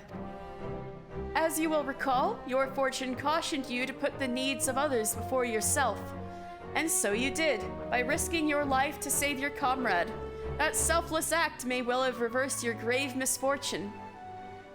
I see. Actually, I don't. I don't really understand the workings of Omikuji, but I do know that I'll always have Bodifwan's back, just as he's always had mine. And now that he has a new set of armor, perhaps we can take to the road together. Aww, they're so cute.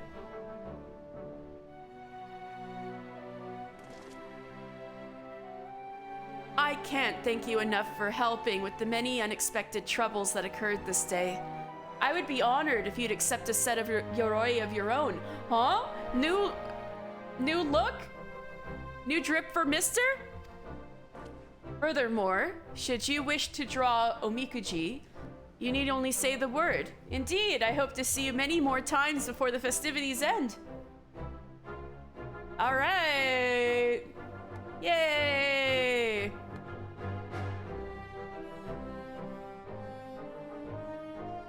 Happy Heavensturn, everybody!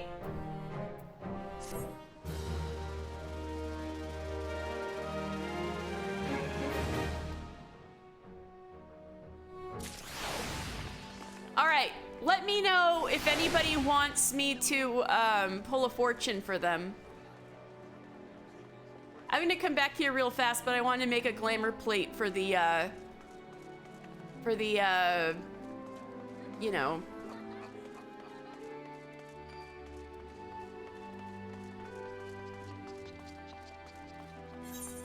New outfit. You gotta go, yeah, get Meow Meow's fortune.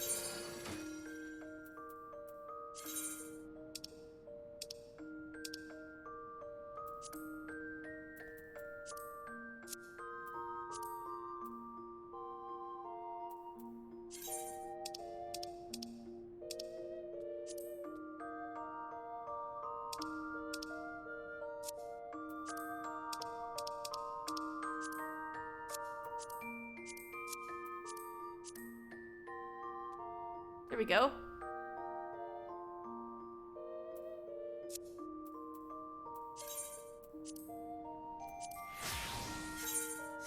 All right, here's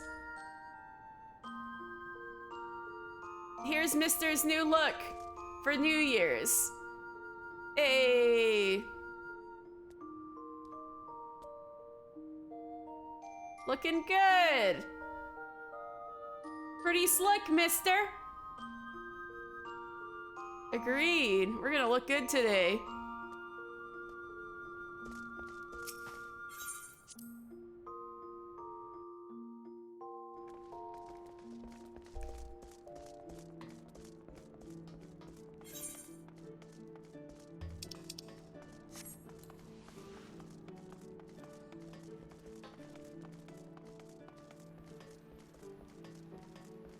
Ooh, dancing.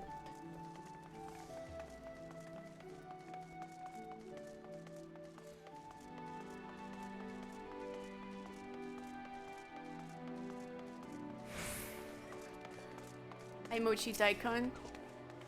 I am thrilled to see one and all enjoying the Omikuji so. Though our cultures be different, it is wonderful that we can still come together in celebration like this year after year.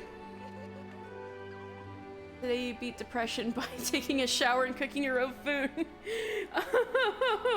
Oh god, I know, right?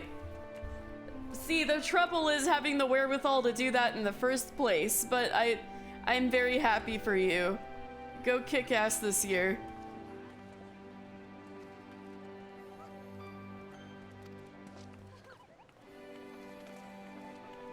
Alright, Far Eastern Omikujishi. It is good to see you, my friend. Tell me, how may I be of service? Hey, if you want me to pull a fortune for you, let me know. If you want a fortune pulled for you by the Mr. Final Fantasy, let me know. But first, let's learn about the origins of Omikuji. Omikuji date back thousands of years. 'Tis said that the 12 beasts of Far Eastern legend, known locally as messengers of the divine, once appeared before a monk in his dreams and imparted to him 12 divine revelations each.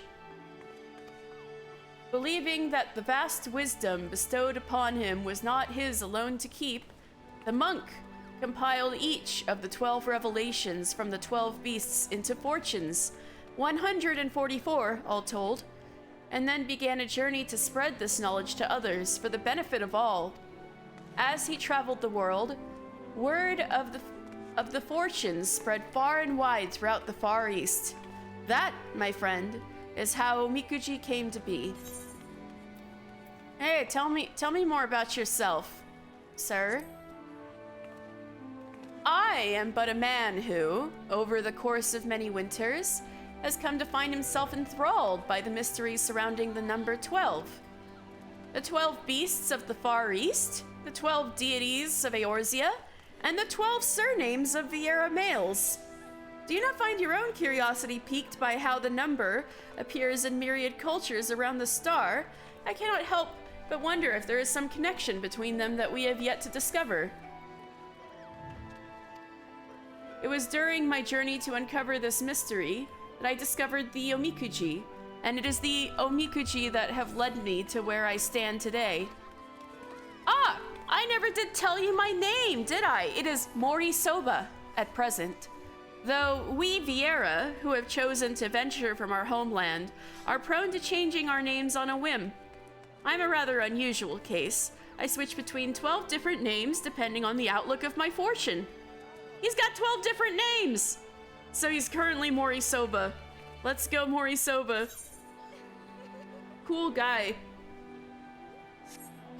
Alright, well, actually, this is a fantastic opportunity, especially because this is Year of the Rabbit, to talk about, tree noodles.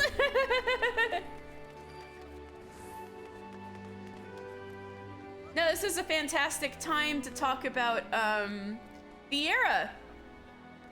Especially because we're not going to get all that much Viera lore until Shadowbringers, which could be a year from now, so this is Year of the Rabbit. Let's talk about Viera. Let me talk to him again.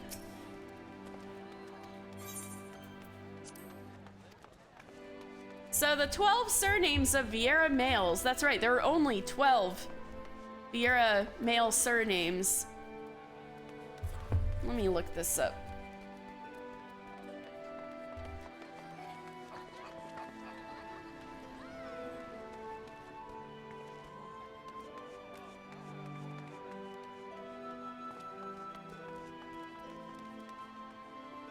All right.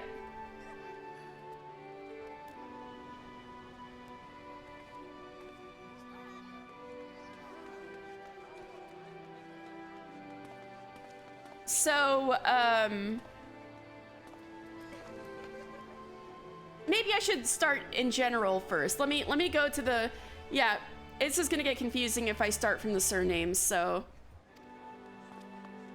here he says, we Viera who have chosen to venture from our homeland are prone to changing our names on a whim. So, there are two tribes of Viera, the Rava and the Vina. I think Morisoba here is a Rava. I think. It's kind of hard to tell, actually. Because Vina tend to be fairer skinned and Rava have darker skin, and he's like right in the middle, so I'm like, what are you?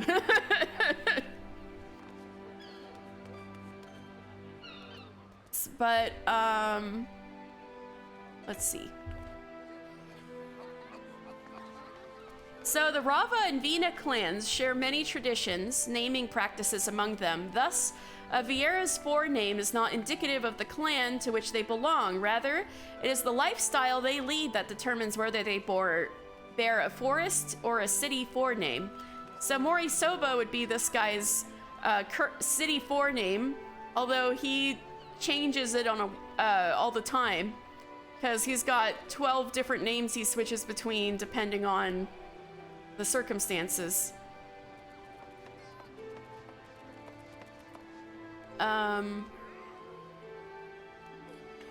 Traditional Viera forenames given at birth are also referred to as forest names, and they are used by those Viera still residing in their homeland, which is the Goldmoor Jungle in the case of the Rava, which is, I'm pretty sure in southeast, I'm pretty sure the Goldmoor Jungle is like in like southeast Ilsabard, but it's really hard to tell because we still don't have an Ilsabard map, even in the year of our Lord 2023. And then the Vina, or I lost my space where I was talking about. Where's my space? Yeah, or the forest skirting the Skate range for the Vina. Now I do know where the Skate range is. The Skate range is north of Dalmasca. Oh no, I think I can tell where the Golmore jungle is. Wait, I'm not sure if Golmore jungle is... I think the Golmore jungle might be... It's either east or west or Dalmasca. They're both forested areas. Anyway, Dalmasca is actually in southwestern Authard, so which is really close to southeastern Ilsabard, so I might still be right. Anyway, Skate Range is directly north of Dalmasca, and it separates Dalmasca from the Burn, which we're gonna find about later. But basically, the Burn is a really huge wasteland kind of right in the middle of Authard, which is the far eastern continent. So actually it kind of makes sense. It's not that far off that this Vieira would be kind of journeying to Hingashi and you know, learning their culture and stuff, because Hingashi is actually closer to where the Vieira live than Eorzea is.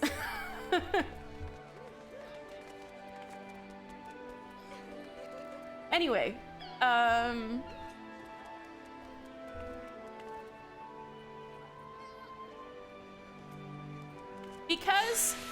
but yeah, so the Vieira have an interesting life cycle, pretty unlike everybody else.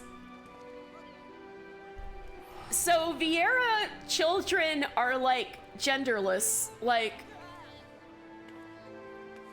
literally not even their parents know if a particular Vieira baby is going to be male or female. The vast majority of the time they will be female, but you know, you don't know. So parents typically opt to bestow their children with their initial forest name, which is names that are considered appropriate for any sex and gender. Nevertheless, in line with the cultural tradition of adopting a new name to suit one's newfound environment, many Vieiras choose to change their names upon reaching adulthood. Though in many cases, male Vieira will choose a traditionally masculine name, or female Vieira a traditionally feminine name, there are myriad examples of Vieira who eschew these patterns by keeping or choosing names that are culturally recognized as non-binary or associated with a different gender. For this reason, it is nearly impossible to determine whether a Vieira is male or female by their first name alone. Furthermore, in keeping with the aforementioned tradition, the majority of Vieira who choose to leave their homes and strike out into the wider world also adopt new city names to mark their parting from the traditional Vieira way of life. These names are often inspired by the names of other races they encounter, or simply things that they like, such as Cherry or Morning Glory, and so vary widely between individuals. So, Morisoba is a name that Morisoba chose, but apparently he also chose 11 other names that he probably changes depending on... Because he's a fortune teller, I'm almost thinking different superstitions or like Onmyodo kind of things. Like which way the wind's blowing, what direction you're in, might determine like determine what name he goes by. But that's just speculation. He's just saying he changes his names. Oh yeah, he just says it. I switch between 12 different names depending on the outlook of my fortune.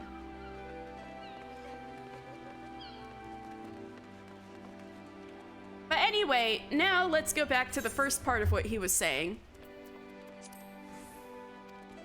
So he's fascinated by the number 12, such as the 12 beasts of the Far East, like the animal zodiac, the 12 deities of Eorzea, and the 12 surnames of Viera males. So surnames. In the Viera's forest homeland, surnames are taken from the name of the village of one's birth. As many female Viera remain in the same forest that they were born, they tend to keep their childhood surnames throughout their lives. However, as with forenames, surnames are generally discarded or replaced once one chooses to venture into the wider world as a means of symbolizing the severing of ties with one's homeland. Thus, the majority of female Viera abroad, as well as most male Viera, do not make use of their original surnames. Though female Viera may choose their new surname, male Viera typically take the same surname as the elder male under whom they train upon first departing their village for the wider forest. The conventions for such surnames vary by clan, but in all cases mark their bearers as noble guardians of the wood. So,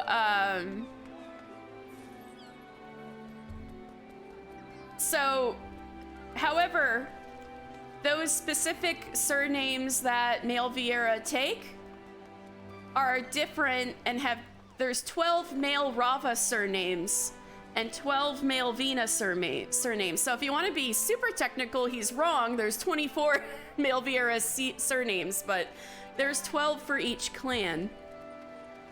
For each wider clan. And, what? Meow Meow got grave misfortune? No! Poor Meow Meow!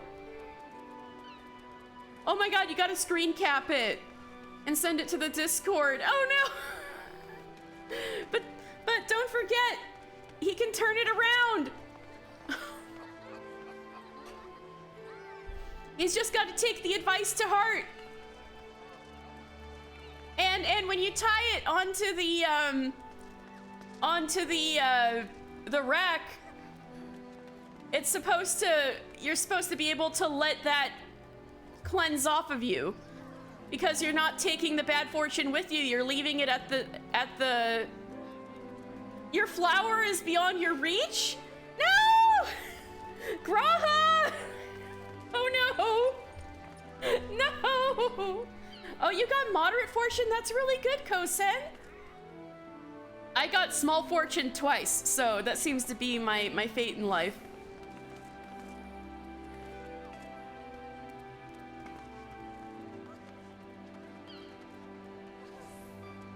So, anyway, I was talking about male Viera names. Yeah, sorry this is getting long-winded, but the Viera stuff is kind of long-winded. So since we haven't talked about this either,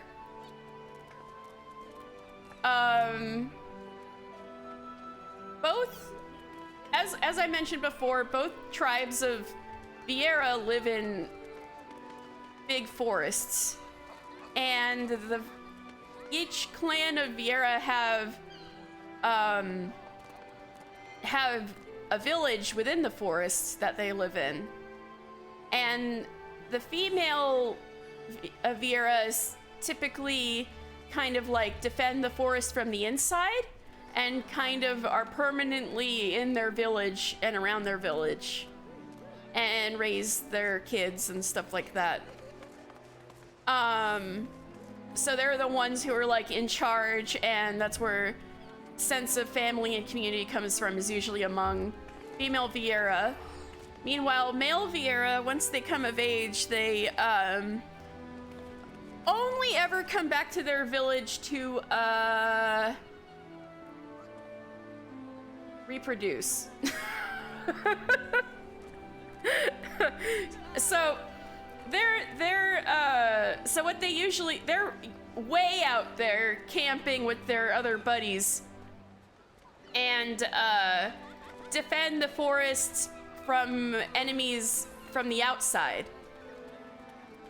So, female Viera defend the forest from the inside, and then male Viera defend the forest from invaders from without.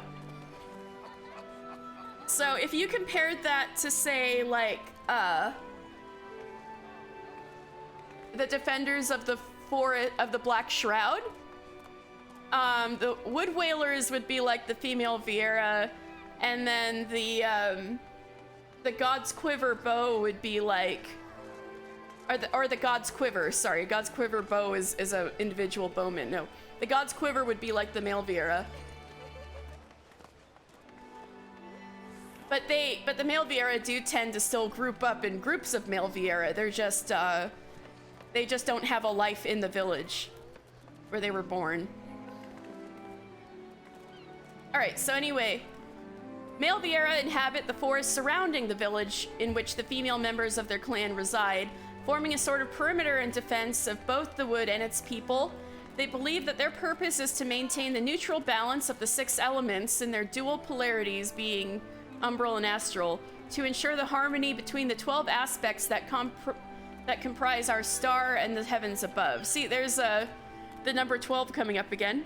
In accordance with this philosophy, each Rava surname begins with a syllable to represent either the celestial realm, astral.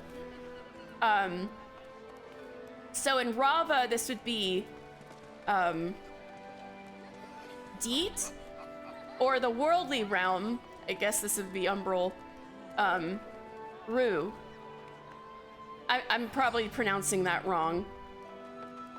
Followed by a word that represents one elemental aspect within it. It is believed that those sharing a realm or an element possesses a bond that grants them insight into one another's minds, and as such are wont to join forces when the need for collaboration arises. Further rumors suggest that the Rava consider it necessary that all 12 different surnames be present among the Wood Warders' ranks at any given time to ensure the forest's safety, and should any be unaccounted for, will rename a member with a close affinity to said surname to fill the open spot. So I guess that's rather superstitious of the Rava. They want to keep, they want to have male Viera with all 12 surnames going all at once. So there are 12, I'll just go through this fast because I know this is taking a while. So the 12 male Rava surnames are Ru Nong, which is referred to as Frost, but Ru Nong means heavenly ice, is the Frost surname. Deet Nong, heavenly ice, is the moon surname. Ru Marok, worldly water, is the spring surname. Deet Marok, heavenly water, is the star surname. Root Bidit, worldly wind, is the treetop surname. Deet Bidit. I don't know if that's how you pronounce it, but that sounded so dumb coming out of my mouth. Heavenly Wind is the Tempest surname. Rudvir, Worldly Lightning, is the Arrow surname. Deetvir, Heavenly Lightning, is the Thunderstrike surname. Rugilda, Worldly Fire, is the Sword surname. Deetgilda, Heavenly Fire, is the Brushfire surname. Rusetless, Worldly Earth, is the Fertile Soil surname, and Deetsetless, Heavenly Earth, is the Cliff surname. Those are the 12 male Rava surnames. Now, the Vina surnames, so the Vina tribe, in the mountainous region inhabited by the Vina, villages are frequently enveloped by heavy snows. A male Vina's surname marks him as an integral, albeit small, part of this landscape, combining references to snow crystals with the words Vesp, Guardian. However, as the snowflake-based names employed and the number of surnames in use differ from village to village, the examples below should be considered only a small sampling of the possibilities. Unlike the Rava, the Vina are not known to regard their wood warders as sharing any particular affinities or bonds due to their surnames. So it sounds like the 12 surnames are a lot more strict with the Rava. So it could be that Morisoba is a Rava Vieira, which is what I initially assumed. So there might be more than 12 Vina male surnames, but the 12 that, but still the examples they listed here on the website are 12.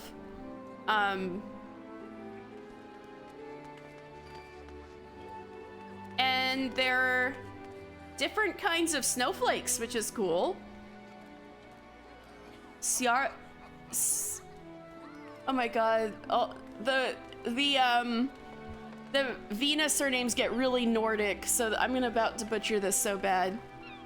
Skjadar Vesp, Needle, Guardian. Oh god, this is so hard. Yinya Vesp, Sheath. I think these are kinds of snowflakes. Mona Vesp. So the Vesp at the end of each name means guardian. So Prism Guardian, you kind of sound like Sailor Moon. Coral Vesp, shield, referring to what naturalists term plate snowflakes. Ornid Vesp, fan, referring to sectored plates and snowflakes. Kufis Vesp, bullet, snowflakes. Floxa Vesp, I totally butchered that. Spear. Ubmue Vesp, wand. Kope Vesp, branch, referring to dendrites. Rabua Vesp, Robivesp, bone, referring to hollow crystals. Vitavesp, seagull, and Gajavesp, rhyme. Whew! Alright, that took a while. Male Vieira name lore is fucking wild. I hope you guys enjoyed that.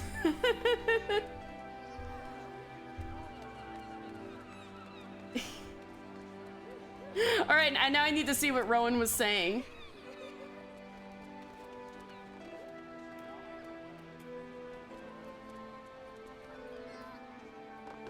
Oh, it says you will come into Gil and money, Kosen. Which makes sense, I guess, getting money from my dad that has been dead for 13 years. Oh. Oh my goodness.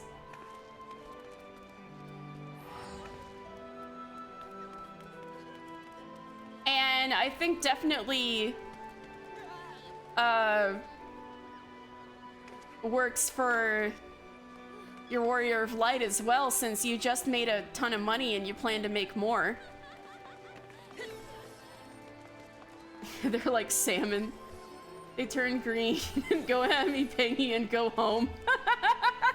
They're like salmon. King DDD? Root beer? I know, these names are so wild. And I know since they're really Scandinavian, I totally butchered that. We need to get someone who speaks the languages that they're referencing to read those. Alright. So, happy Year of the Rabbit. That was just a load of Vieira lore. Alright.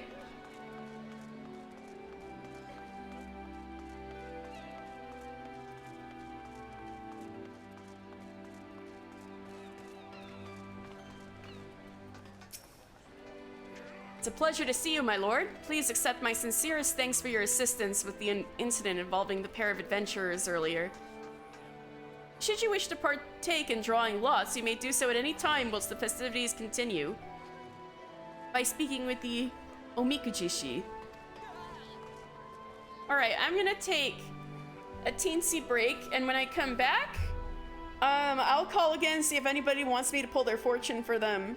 And then I'm going to, go finish my rogue quest, and then, see what we do from there. I think probably do more class quests, because I really need to catch up on those. Alright, I'll be right back.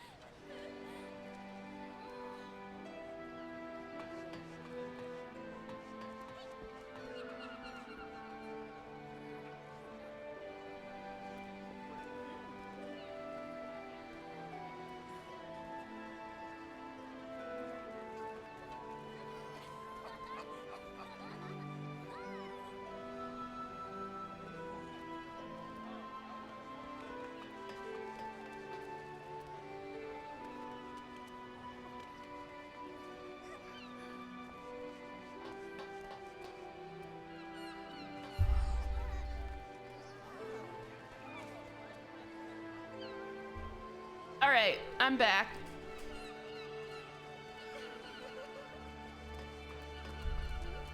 Does anybody want me to tell their fortune for the Omikuji? I could have Mr. pull a lot for you.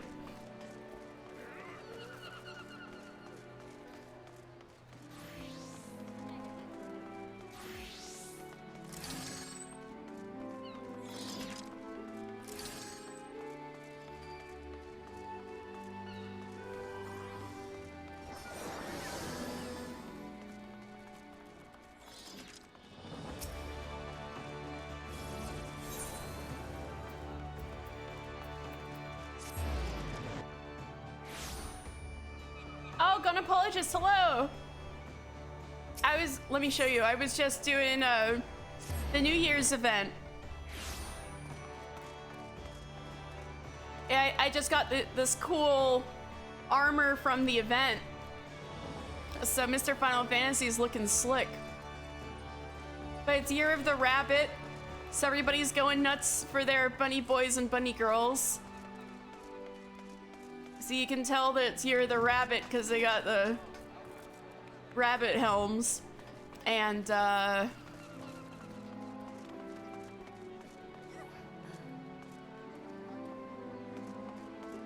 my god, the wedding dress dyes so well. And this is, this guy's been, helping us tell fortunes. So I just pulled a fortune for, Mr. before, and I was offering if people wanted me to pull a fortune for them. So if you want the game to, I can, tell your fortune if you want, Gonapologist, for the new year. But we were just finishing up with the New Year's stuff. I kind of did all the quests already. But all the decorations are still here and they're cute. Oh, sure? All right. So this is for Gonapologist. It's good to see you, my friend. Tell me, how may I be of service? I'm gonna draw a Umikuji.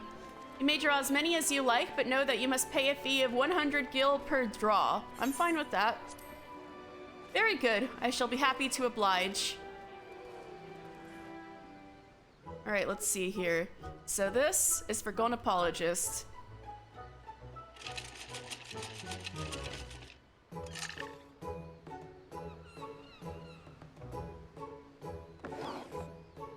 So we drew a stick that had a number on it, and we're pulling open the drawer. Whoa!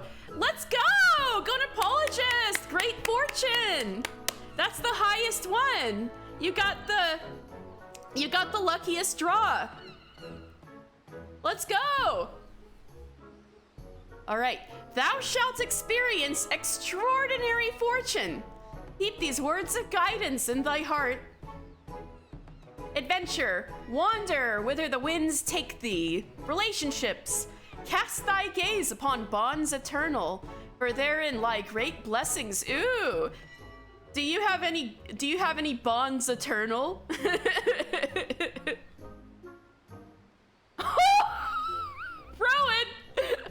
Rowan's Catboy got the worst bad fortune one. Prosperity, cast aside thy greed, and thou shalt reap the spoils of numbers great. Ooh. So just don't be greedy, and you'll get lots of money. They'll just show up on your doorstep, apparently. Or no, I shouldn't say anything. You can interpret these as you will, right? It's your fortune, so it's up to your own interpretation. Conflict, take to battle with confidence. Each mighty foe shall see thee grow. And favor, be fierce like unto the Fury, and victory shall be assured thee. So the Fury refers to the goddess Halone, who is an ice goddess that's like the goddess of war. And we're gonna fight Halone in the newest upcoming patch that's gonna come out this next week. And then Also, notably, this year, in addition to being the year of the rabbit, is the year of Halone. So this really is year, Goat Apologist, because the god that presides over this year is the god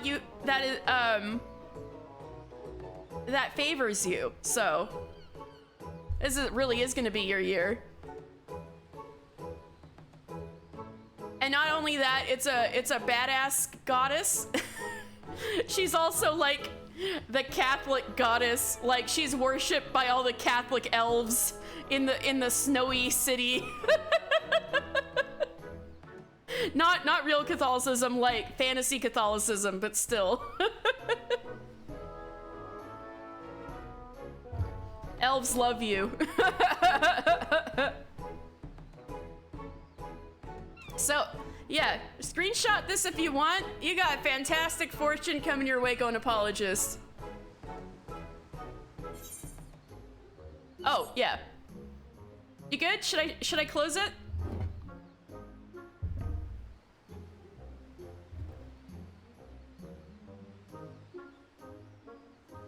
Okay.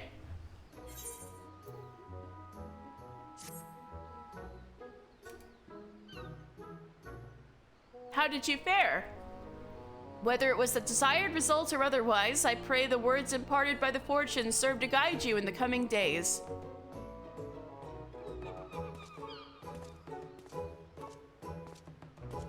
And Mister's gonna tie the paper onto this rack for you. All right. So now your fortune is somewhere in here. Anyway. Oh, wait, we gotta talk to, Major Hap. I'll draw a lot myself. Oh, hey! He really did come back. Wait, that's what he looks like without his hat? Holy shit, I gotta take a picture of this. This is that guy that always stands by the Maelstrom command. That's what he looks like without his hat. He's like a silver fox. I had no idea. Alright, Bodafwan, how you doing? This is by far the nicest set of armor I've ever owned. It is the work of remarkable craftsmanship, forged using techniques... Rowan, shush! Is the work of remarkable craftsmanship, forged using techniques known only to master artisans of the Far East. The folks at the Armorers Guild nearly turned green with envy when I showed it to them. The Omikujishi's words from earlier still ring in my head, of turning a curse into a blessing, misfortune into fortune. It was a valuable lesson I shall not soon forget. You don't forget it either, Meow Meow, okay? You can turn your misfortune around. Hildalana. Bodafwan's new set of armor suits him rather well, doesn't it? Don't you think? He certainly earned it. I couldn't ask for a finer comrade to have by my side. But your flower! You can turn it around! Wait, I gotta go back to the... Alright. Is fair fortune any good? Says... Wait. Is fair fortune any good? What did it say again? Oh, all sorts of people. Probably? I wonder if these are, it could just be spreading to everybody now. Or it could be, drowning wench people. Or maybe even missing member people. Let me see. Must get great fortune. You've already tried 5 times already. Ha, it only took me 2 tries. Get good. No, I'm just kidding.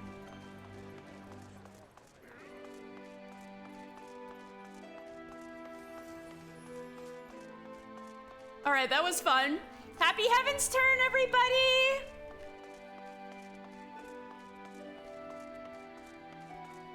And if you want Mister to pull any fortunes for you, you just let me know and I'll come back to the event grounds.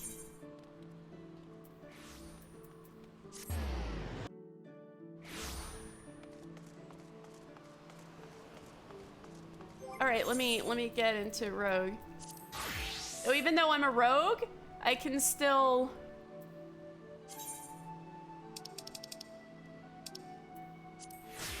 I can still look cool.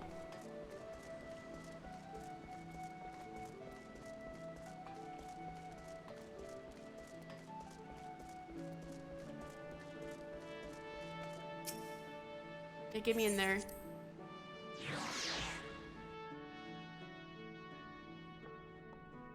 Okay, so we're checking in with Jack. Oh, Vikebe, hey.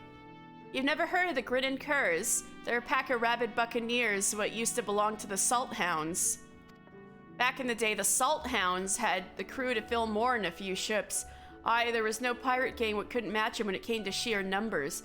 The Salt Hounds are the pirate crew that's led by Rattata. Rattata. Top percentage of all Rattata. The very, very fierce little Olafel, who we're gonna meet again. But when the Admiral came to power and passed her famous law, most of the hounds chose to live on land. And those what spat on the law became the curs, simple as that. Yeah, the hounds that are living on the land are the ones that are being led by Rattata. Jack, about time, lad. You was gone so long, I almost sent the stray after you. Sorry, I only do these once a week. What happened to Underfoot? I look fancy like this, don't I? With the knives and everything. So our marks and their bitten baubles are snug inside the Doxy's pole, eh? I'll not discount the old man's warning, but we may not have a better chance to crash the curs and grabble them treasures. We board their ship right now. You, me, and Vikebe. I suppose we'll be needing ourselves a tub for the voyage. I'll have Wids with Sparsint and see what the dry docks can spare us by way of a ship and a reliable crew. Get your kit together and meet us there. Oh yeah, I need to go to the dry docks for a few things, actually.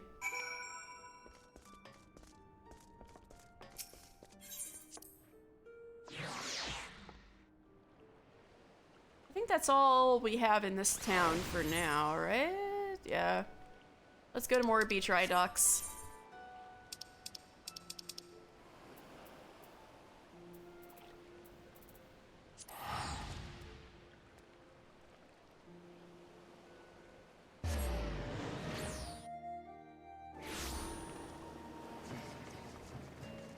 Oh, that's for,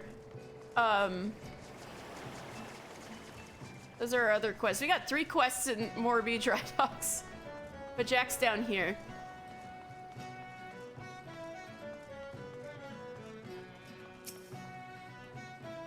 Alright, mister. I've pulled in some favors, and there's a crew what'll get us close enough to scamper aboard the Cur's vessel. Soon, it'll be cramped up on that deck. It'll be cramped up on that deck. If we try to mill the whole lot at once, we'll soon find ourselves up against the rails. So we go in quick and quiet and try to knock them off a few at a time. The rogue way. Well, Colt, are you eager to test your sea legs? Yeah, let's go. Let's fight on a ship.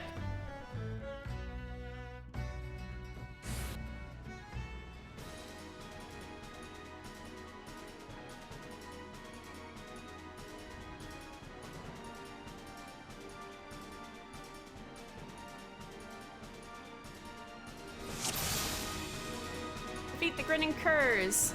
Right, no one's seen us so far. Let's get to work. I'll sink me stabbers and the captain. Those 2 back there are yours. Follow me, mister. Okay, Vikebe. Uh-oh. Alright, let me get this guy then. Rogues! Wait, where's trick attack? There we go. Yeah, trick attack. That took out half of his HP. Rogues all the bloody way out here. Yeah, you guys can't escape from us. Jack! Oh no, Jack's in trouble.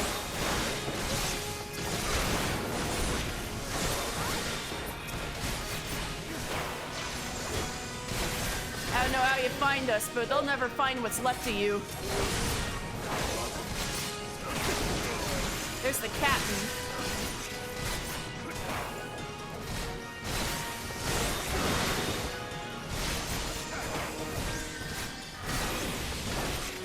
slippery bastards. Let's just see how quick you are. Oh no, what are you bringing out? Open the cage. Let the growler off his chain. Oh great, what's the growler? The growler is a curl. Ah!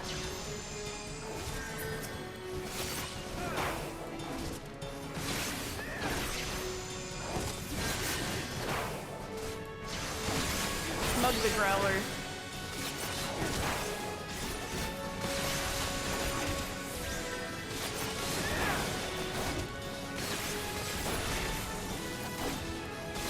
Great. What growler?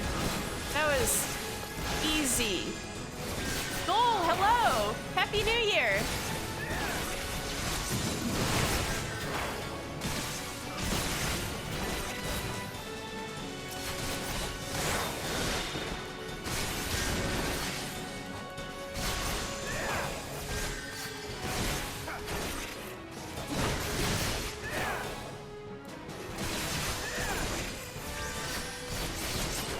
We got him.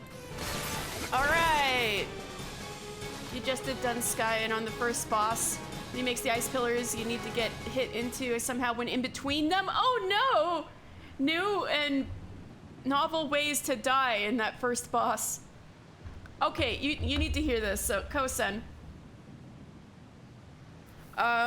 Yesterday, my last Dunscath of the year. I'll just say Dunscath until we're actually there in the game, and then I'll start saying Dunsky. My last Dunscath of the year, that first boss, the ice went out, but the boss died right then. And of course, when something dies, all of their effects leave too. So as soon as the boss died, the ice disappeared, but the knockback still went off. So even though we won, we wiped. Everybody but two died. Because the ice disappeared when the boss died. Oh my god. Yeah, Happy New Year to you too, Goal. Jack, I found me one of them treasures. Unless there's another fist-sized blue diamond on board, it's gotta be the cerulean star. I had no idea that could happen. I know, there were so many people in the chat who were like, well, that's never happened before.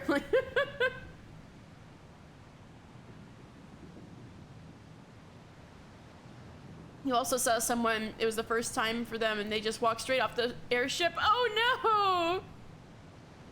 I feel like I might have done that too really early on. Maybe not that fight, but something like that. Oh no.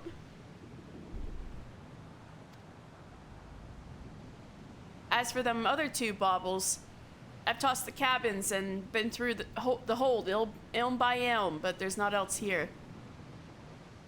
Well, you guys better start talking. Well, we'll just have to ask all sweet like, won't we? Spit it out, Kerr. Where are you keeping the rest of your treasures? Ha! You think I'd spill me guts for the likes of you, rogue? Maybe you wouldn't, at that. What about this partner you're working with? We don't need no partner. So, you're telling me this was all your own idea? You woke up one day and decided you'd attack a maelstrom transport right off the coast of Aleport, then disappear into the 11 embrace of the Doxy's Pull? Not exactly your style, is it? The grinning curs are too bleedin' famous for being the crew what turned their snouts up at privateering in favor of keeping to the old ways. You've only escaped the Yellow Jackets' grip this long by crawling on your bellies and snatching scraps what fell from the table. You ain't the type to sink your teeth into a Navy-owned vessel, no matter the prize. Aye, well, maybe there ain't no profit in being cautious no more. The age of pirates is swift coming to an end. Merlvib won't be stopped. Not like by a piddling little crew like mine. That's why we've thrown our lot in with the executioners. That blue rock was just our share of the loot. The scraps from the table, like you said. If you want them other trinkets, you'll have to take it up with our new mates. One job at a time, lad. First, we need to get these stinking coves and the tub back to the docks.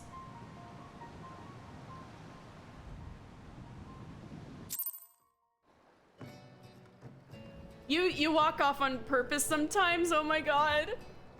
Brennan Kirk, Captain. So it was the bloody executioners. But they're supposed to be on the up and up, but they're the pirate crew that has the most trouble with adapting to the new times. Piss on you for taking our ship. Should have set her on fire while I still had the chance. Well, too bad. The job just got proper thorny, but at least we've grabbed one of them damn treasures. Yeah, things are getting spicy, aren't they, Jack?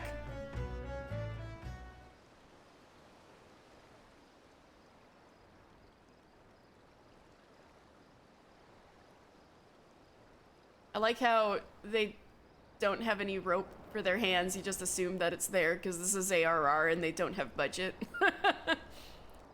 Putting aside the issue of who gave the orders, there's no doubt that these was the coves as raided that Maelstrom ship.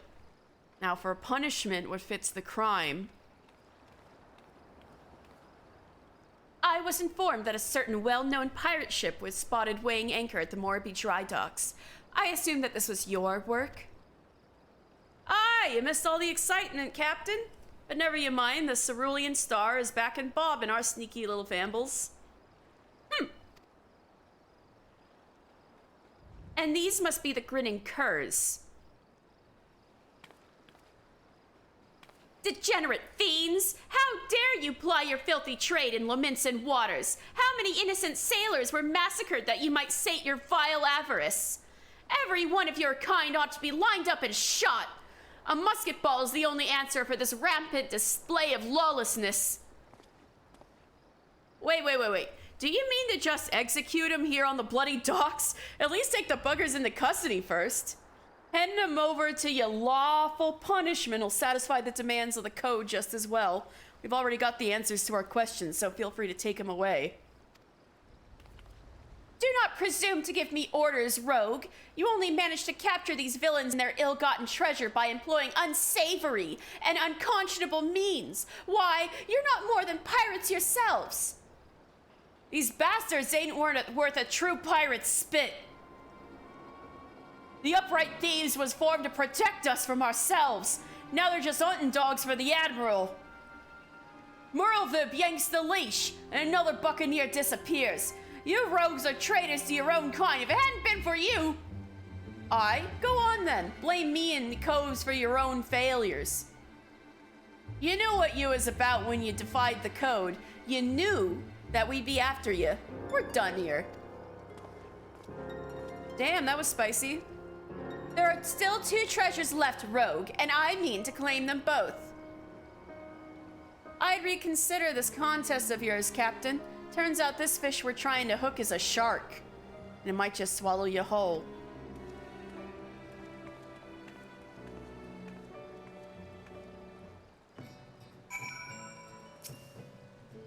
What shark is he speaking of?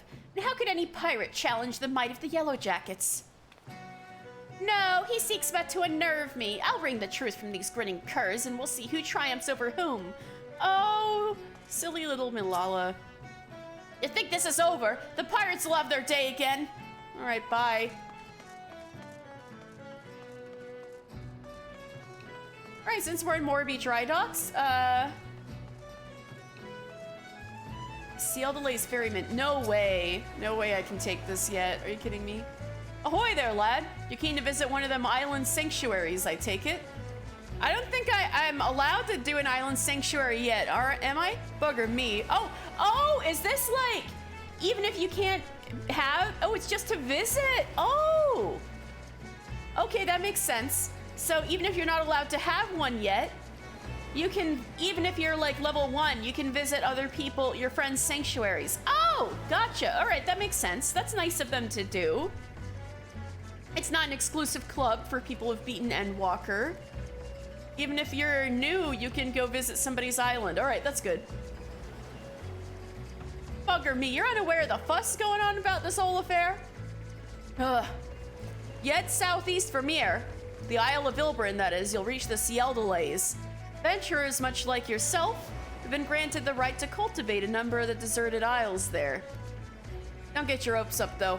Ain't as if any and all can go get themselves a permit for one of them sanctuaries. Far as I can tell, old project's still in its infancy, and the Admiral's bloody fussy about the candidates.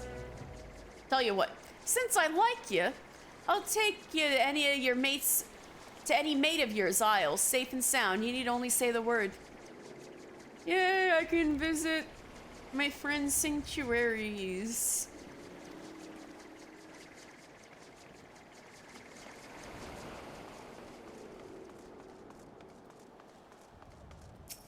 All right, so this is for,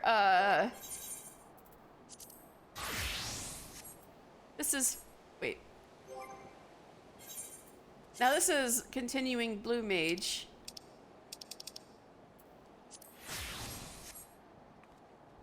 According to one of the guards, this Martin character has been seen skulking around the docks over the last few days. Apparently, he's been begging for leftovers from the mess hall. Considering that he's making guild hand over fist from gullible adventurers, this strikes me as more than a little odd. Anyway, he was last spotted making his way to the Salt Strand. Let's go.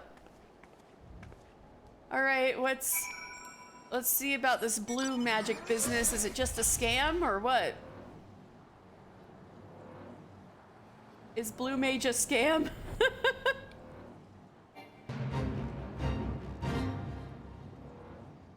Multi-level maging.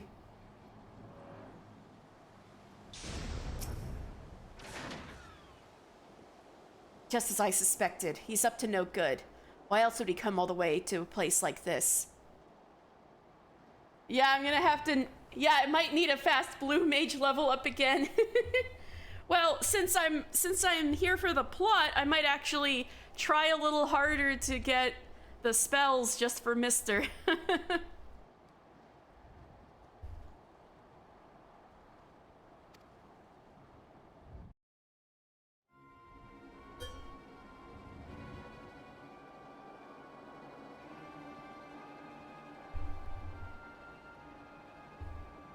Martin, you need to be less violent this time. But that was very... You say you would be less violent this time, but that was very violent. Very violent indeed.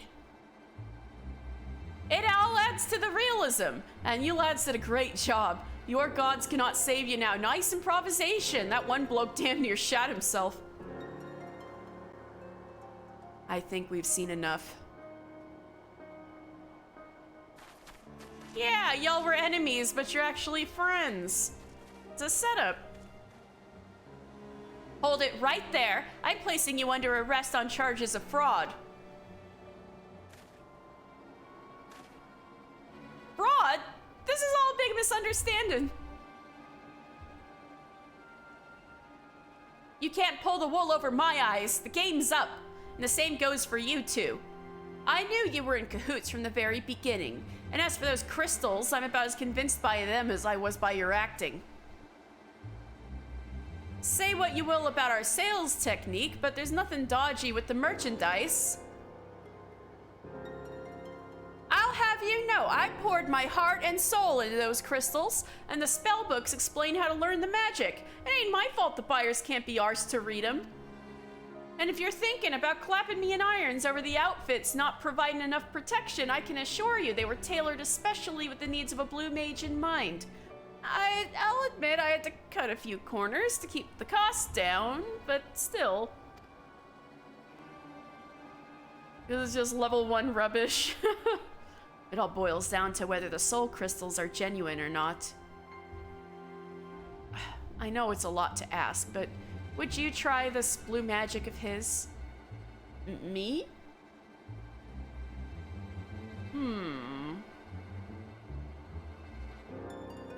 Okay, maybe?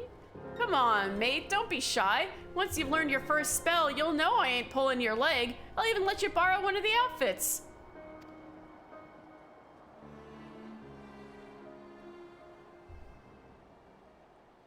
I we're getting a manufactured soul crystal. Hey, not bad, mister. Ooh, you even look a little dashing with the cane. Oh, yes, very fetching. While you've been getting changed, Latoul Jaw and Gaheel Jaw have been luring over a nice cooperative baby kraken to teach you water cannon. The bait's been laid, so one should turn up any moment now.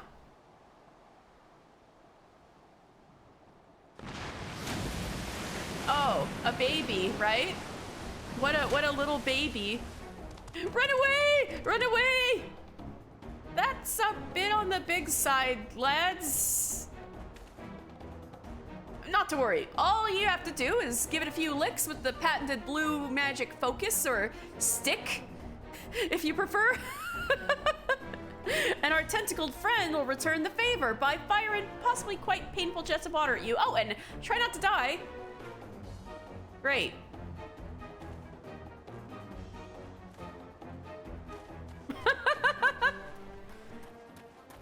Your scam is gonna get people killed. Smack. Boosh, boosh, ow, smack. Smack, boosh. See, Mr. Final Fantasy is too badass to get defeated by some little water jets. I'm just gonna smack this Kraken to death.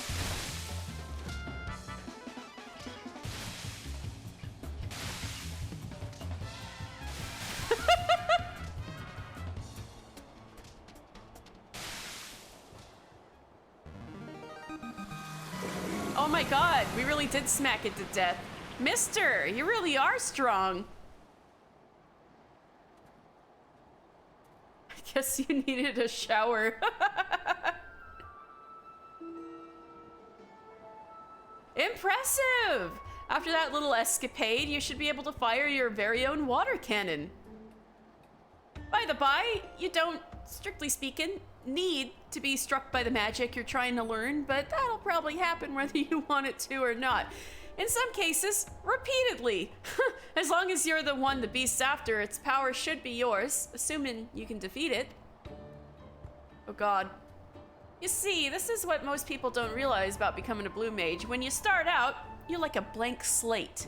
Takes a fair amount of reckless, I mean bravery, to stare these creatures down and look into their souls. It's a shame that not all my customers have your determination, but that's hardly grounds for calling me a fraud. You don't think he's telling the truth, do you? Well, I mean, I just learned a spell and...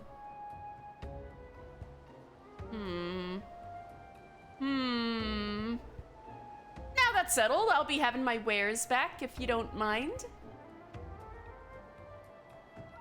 I think you might need to give some people, your customers, a little more forewarning about what they're in for. Did you actually learn any blue magic? I think. Gaheel Jaw and Latoul Jaw, very sorry about Kraken. We not expect such a large one. Smooth skin, courageous indeed.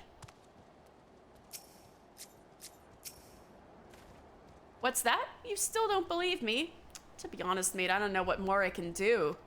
Tell you what, why don't I give you a soul crystal, outfit, and spellbook for free? That way, as a fully fledged blue mage, you can act as living proof of my innocence. Sound fair to you? Oh, great. This is how we learn a new job. This is like this guy trying not to get arrested. We're a fraudster's proof of concept.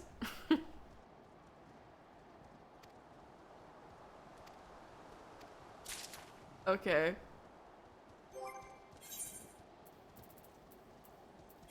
I'm gonna get naked for a second, don't look at me.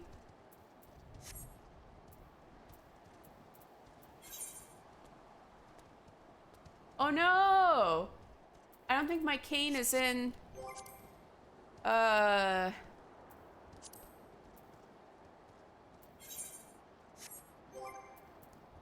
on.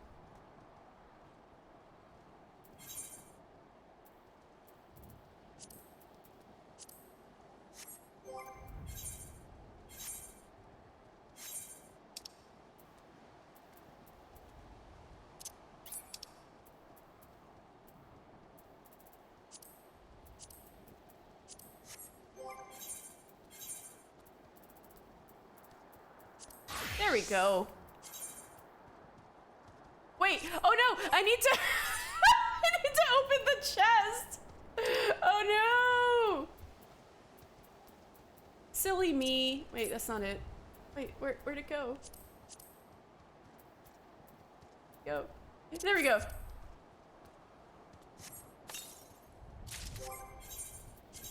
There we go.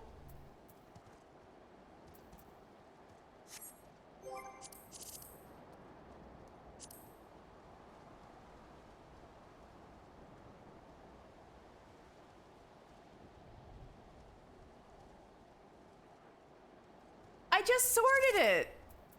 I just sorted it. What, all of this? All of this? You don't know what I do off stream. I do hella crafting. And it's a pain in the ass to get your stuff out of your retainer every single time.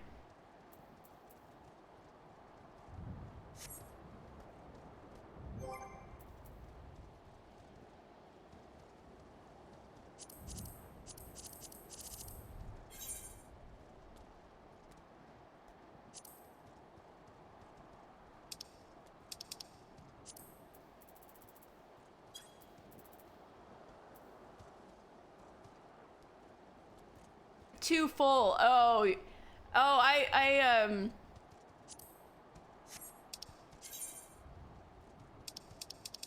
I respect your organization. This might sound bad, but this is about usually as full as my main is right now.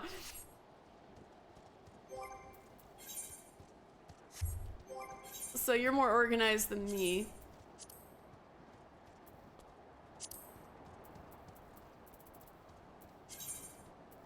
Here we go. All right, we are in Blue Mage. Did you actually learn any blue magic? I think so. Oh, if I use that any Megalo Crabs here, I'm gonna die.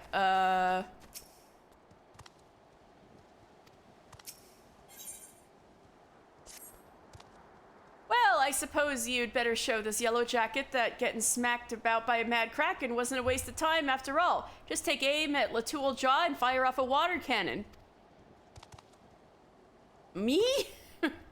If anyone knows how a proper blast feels, it's him. Gods, I know he's been on the receiving end enough times. This is only way? Poor guy. Don't worry about him. He'll probably be fine. Oh, great. If Latoul Jaw cries, they are tears of joy, not because of immense pain. No, no. Poor guy. Please avoid maiming Latoul Jaw too severely. Oh, I really do gotta set it to active, okay.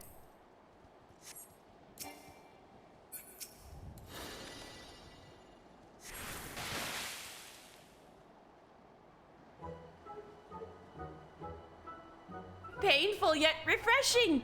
Refreshing yet painful. See? I was telling the truth, wasn't I? Well then, we'd best be going. It's been a pleasure. Not so fast, you blue-haired twit. Is his hair blue? It looks pretty black to me. I'll admit, the spell worked as you said it would, but you can't sell those crystals without adequately explaining the risks. It's irresponsible. Some might even call it deliberately neglectful. You're not under arrest, but from this day forth, you are strictly forbidden from peddling any more of your wares. If I hear you've sold so much as a blue handkerchief, I will hunt you down and throw you behind bars. No! I guess his hair is kind of blue, just really dark blue. For your aid in the investigation, you have my thanks. Fare you well.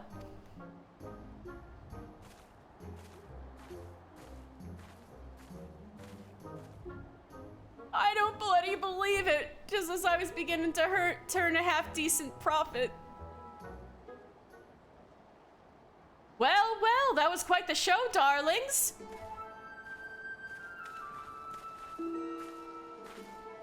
Oh yeah, you were around before. Neither black nor white magic, but something new entirely. Blue magic. Yes, it's sure to draw a crowd, as you've amply demonstrated. And who might you be? The name's Royce, and I manage the Celestium in Ul'dah. It's an arena where daring young souls such as yourselves perform feats of bravery for the audience.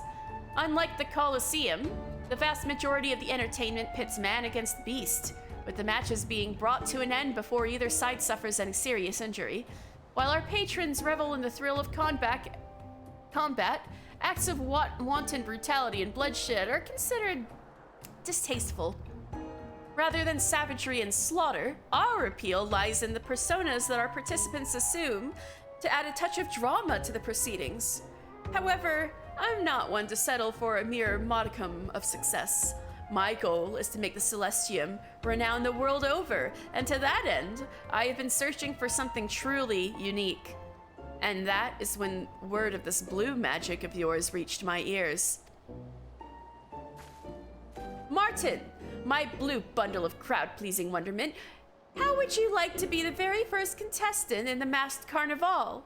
It will be an event pitting your magic against a host of bestial foes. Listen, this is serious stuff. I didn't go through all the trouble of learning all these spells to entertain a bunch of gopping spectators. And what did you do it for? Just to make money? Paying spectators, my dear. Some of them are quite wealthy, in fact, and you stand to earn rather a lot of coin. Oh, never mind what I was saying before. No, now you're talking my language. I say, darling, where are you going? I was about to make you the same offer. I hate to burst your bubble, love, but my apprentice here has barely taken the first step on the road to becoming a blue mage. You wouldn't want him meeting a grisly end in the middle of your arena, would we? Hey. Once I learn some more blue magic, I'll win for sure. Can I use something besides these piss-poor spells?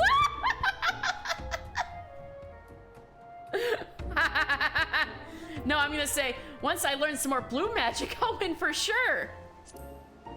I can't take that sitting down. Oh my god, I forgot I still had the Akatl gloves on. He's got like these big ass nails now because I still have the Akatl wrist gloves on.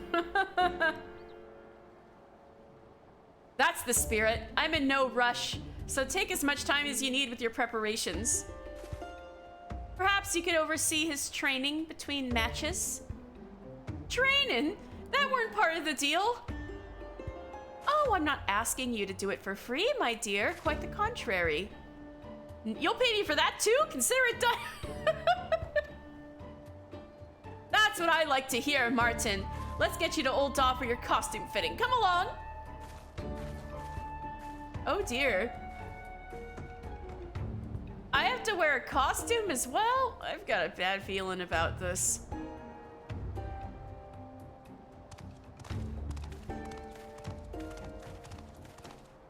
Haha.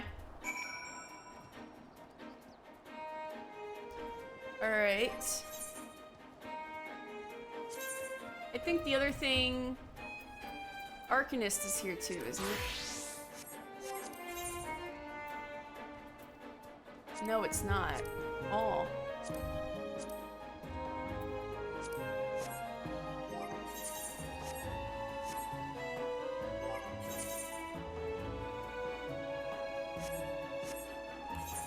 I think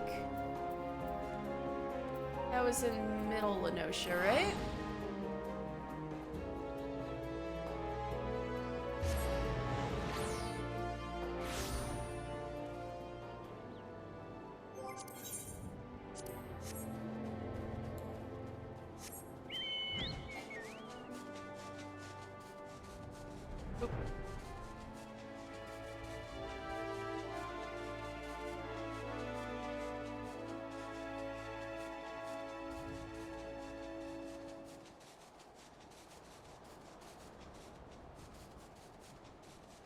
I'm supposed to find Clyhia out here. There she is. They're talking with a gobby. Wait, I need to get my bunkie out.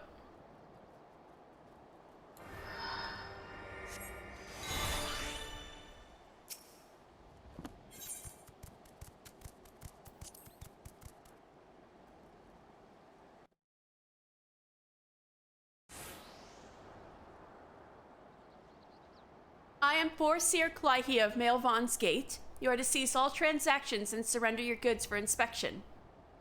Nasty, sneaky peekers, gobby spit on under nosy eyes and stabby iron. That's threatening. A predictively aggressive response. Very well, mister. Remember what we discussed. All right. Mister, now. Execute Stratagem Focus Fire. Strike now with all your might.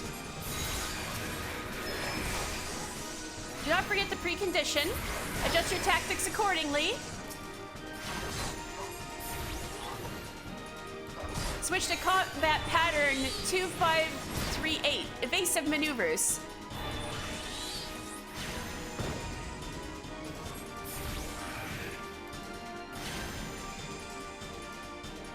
Evasive maneuvers. Yes, ma'am.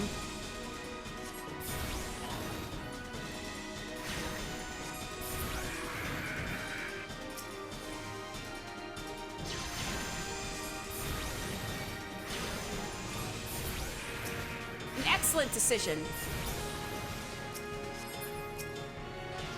Your combat style gives me an idea.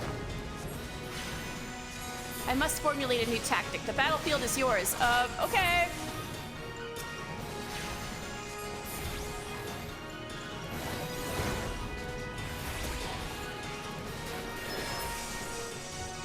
Alright, that wasn't so bad.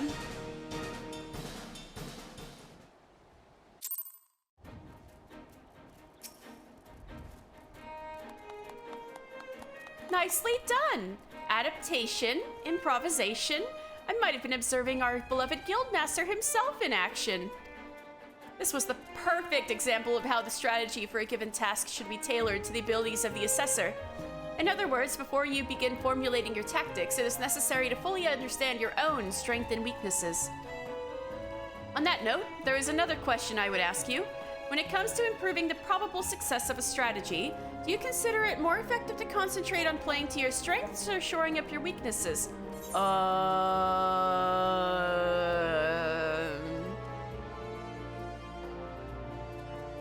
Well, I think Mr. Final Fantasy would say enhancing my strengths. Oh, again, you respond as the Guildmaster once did. I must revise the probability for your potential to gain greatness to 97%. You are one to keep an eye on, that much is certain. But to return to the subject of battle plans, your calculations must include an accurate assessment of your available techniques and their relative effectiveness. This requires you to be critically aware of your own limits, the limits of your allies, and the characteristics of your enemies. I believe that covers everything for today. Please return to the guild and make your reports to Mistress Thubergeim until next we meet. I shall abide here until the Yellow Jackets arrive to take the peddlers into custody. My strategies will keep me company. Oh, okay, girl. Assuming precondition C, the execution of combat maneuver B would impact scenario A in a matter of which would precipitate.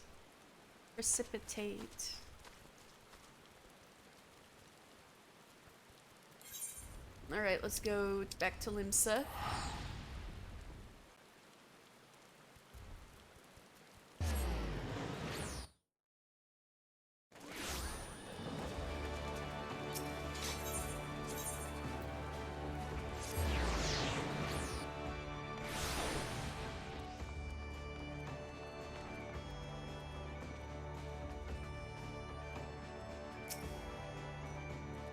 Back from the field, mister. Clyhia contacted me with a summary of events.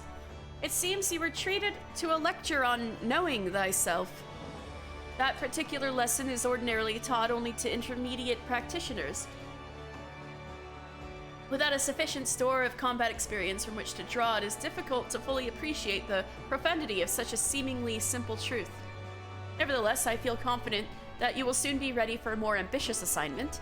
Keep to your studies and maintain the razor edge of your mind. Well, you know what? I think I'm ready.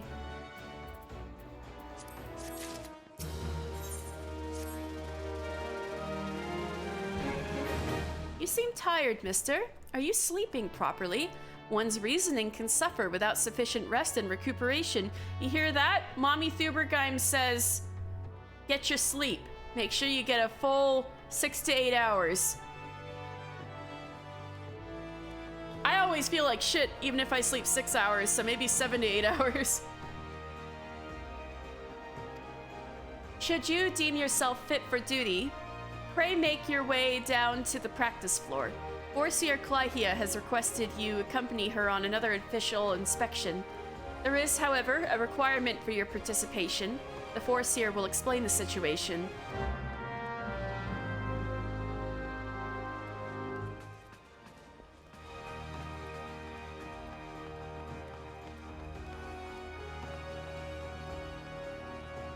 Where's Bunky? Bunky, you're so behind!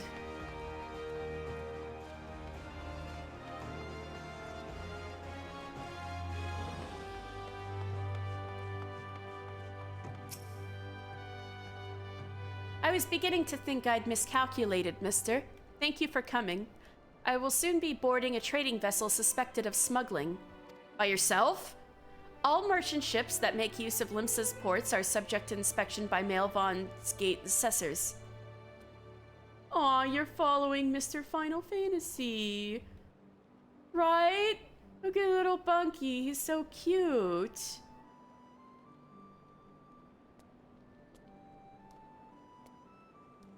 It is a routine I perform daily.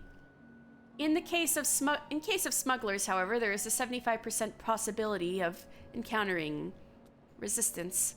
Thus, I would appreciate your company during this assignment. Yeah, I'd say it's a little reckless for you to go alone.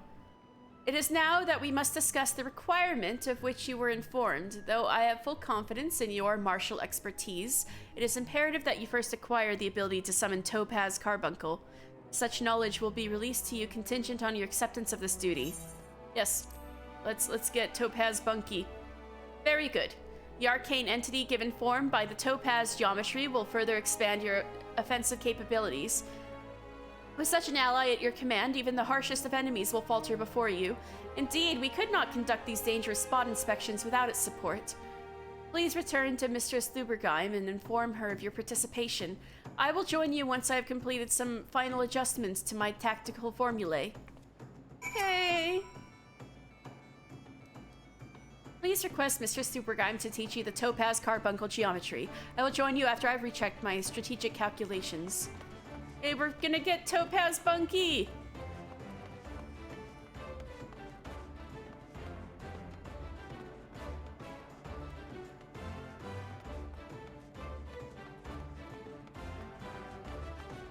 Come on, Bunky! Also, yes, I am following Mr. Final Fantasy. Isn't that cute, Kosen? Actually, a viewer gave this to me. I was so shocked. A viewer, like, you know, walked up to me and did a trade and gave me the Corporate Kid. I was, like, so happy. It was awesome.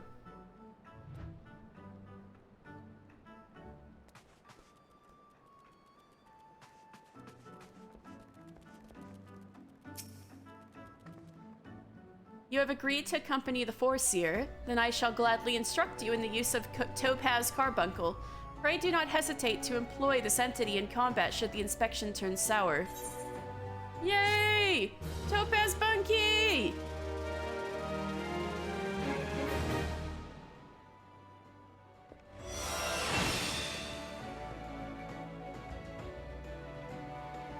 Man, they had to edit a lot of dialogue for the, Summoner revision, didn't they?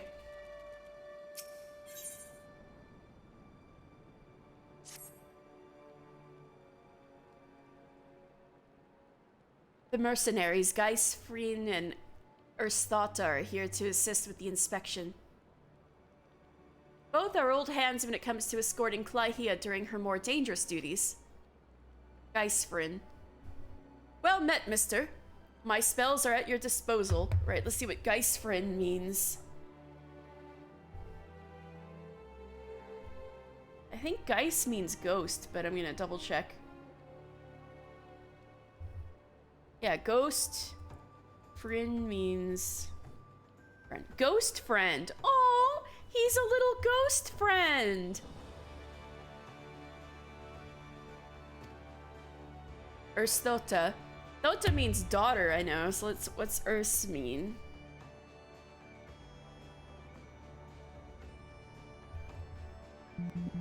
Oops.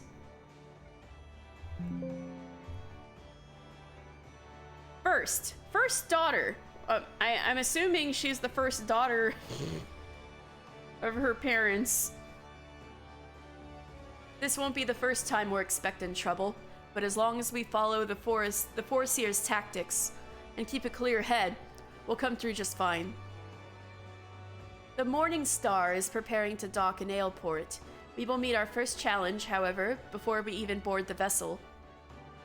It is almost a certainty that the merchant ship has hired a thug or two to cost us at the pier. I calculate the probability at 98%.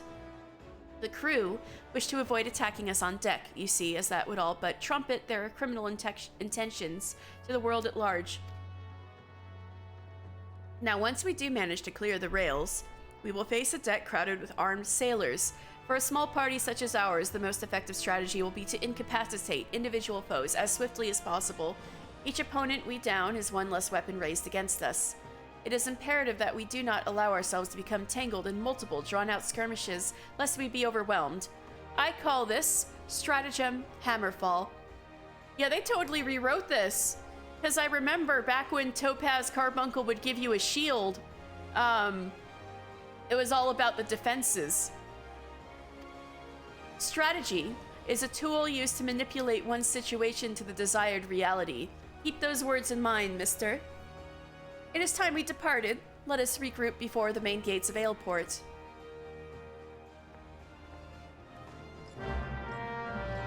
I think I have a quest or two to pick up in Aleport anyway.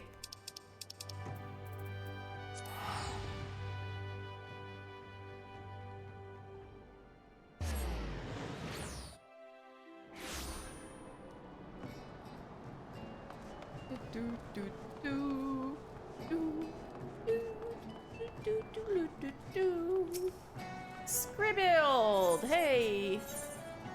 Man's best friend. We're gonna get a puppy! Let's get a puppy!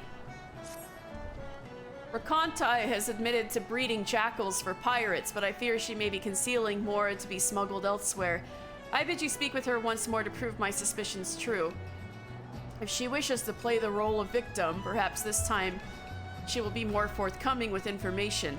Tell her that although we cannot grant her impunity, her cooperation will ensure a lighter sentencing. I remember that girl.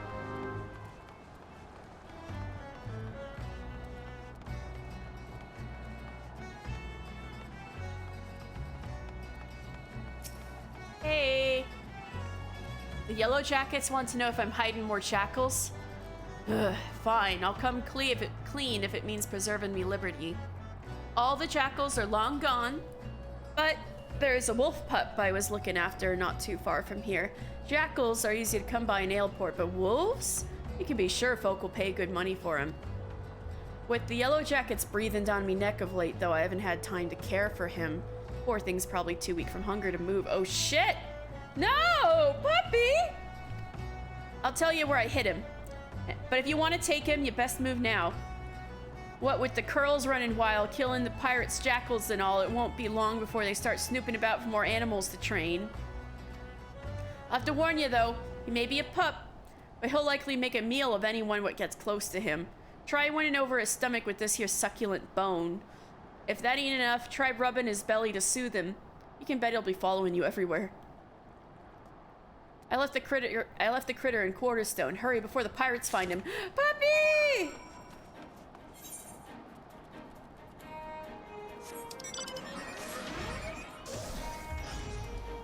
Don't smuggle the puppy!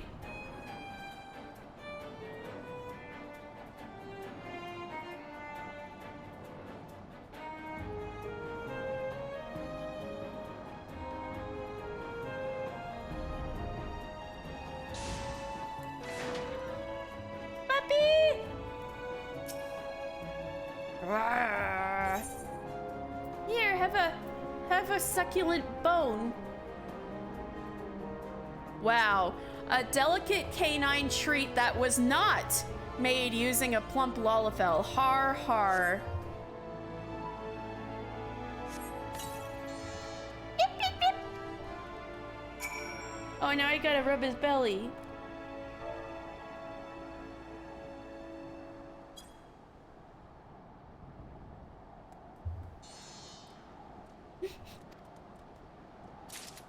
Yay!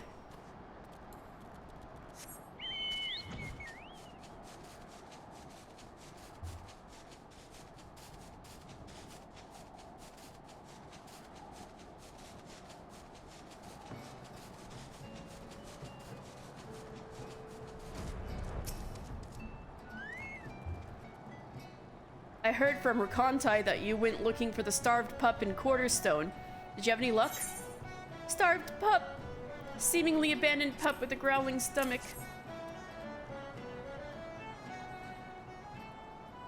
Ah, so this is the pup Rakontai has been hiding. Well done. It's so cute. She was here not long ago, as a matter of fact. It seems she is willing to cooperate with the authorities and help set things right. But that's not all, friend. While you were searching for this pup, a group of pirates related to the investigation was taken into custody. We couldn't have done it without your help. The ringleader has yet to be found, but perhaps now Aleport can enjoy a moment of respite. Bark, bark. All that remains is what to do with this pup. He seems to have taken a liking to you. Perhaps it would be best if you looked after him. There's simply no room for him at headquarters, and letting him wander about on his own is out of the question. I realize how sudden this is, but please give him a good home. I will! Come on, puppy!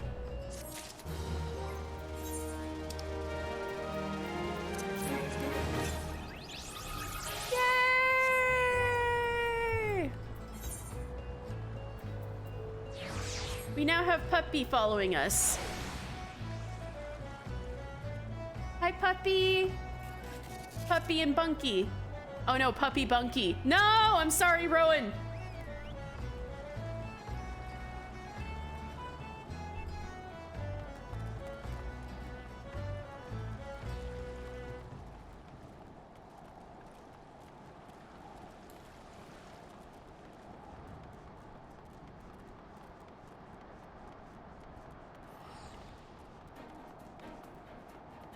Alright, there you guys are. We're counting on you to cut us a path through to the landing boat. The Foreseer will be safe with us.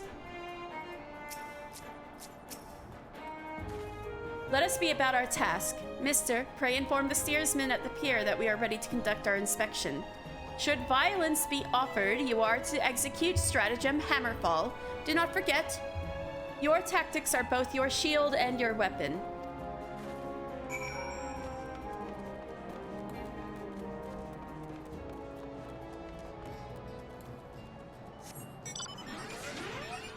Puppy Bunky isn't nearly as bad as the tower at Paradigm's Breach. Yeah. I maintain the Evil East raids are the best raid series so far, but the 12 series is shaping up to be a lot of fun. I think the 12 series is going to be the best one, or the one I'm going to like the most. That's just what I'm thinking already. Not biased from Jonathan Bailey being in it, don't ask about that. It's like, ooh, Graha T is in it, so it's gonna be the best one. You're with folks from Malevon's Gate? Yes, I knew there'd be trouble. Oh wait, yeah, we're trying to be non-spoiler, yeah, because Jonathan Bailey's in the... Because as we know, Rowan is a very big fan of, Bridgerton.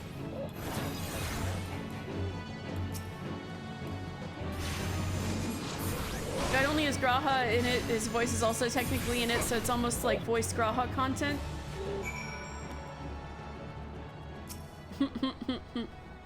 Yeah, I love Bridgerton.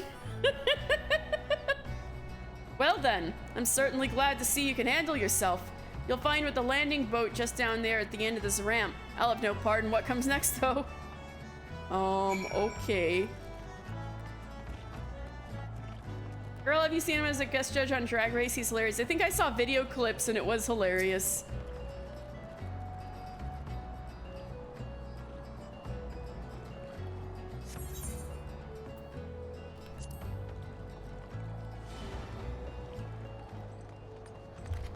You're going to see the Wicked movie that is almost definitely going to be shit because he's apparently playing Fiero. Now you're going to see anything he's in. Deftly handled, mister. Once again, I am reminded of our guildmaster. Thanks to your efficient response, we will be able to commence this inspection earlier than I had calculated. We shall board the merchant vessel out in the bay.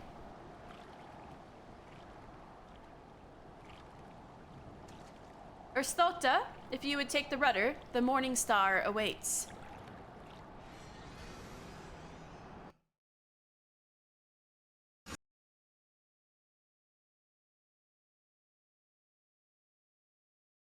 Oh, here we come.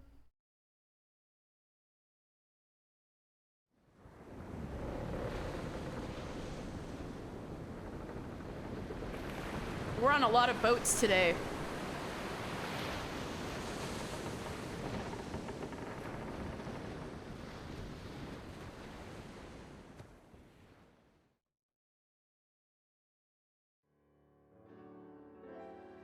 That's the Morning Star?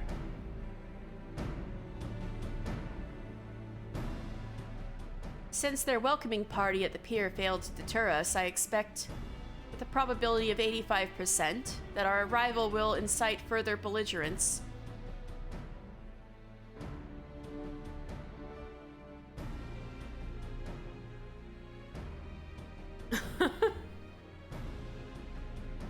I have no idea.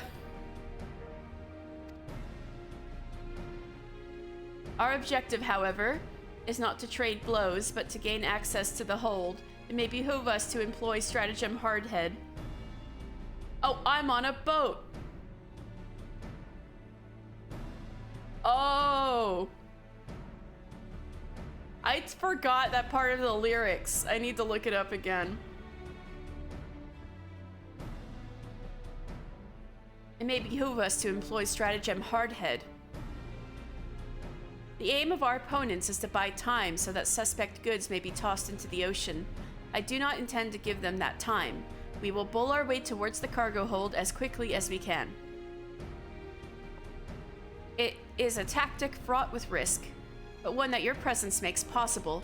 Shall we begin? Hell yeah.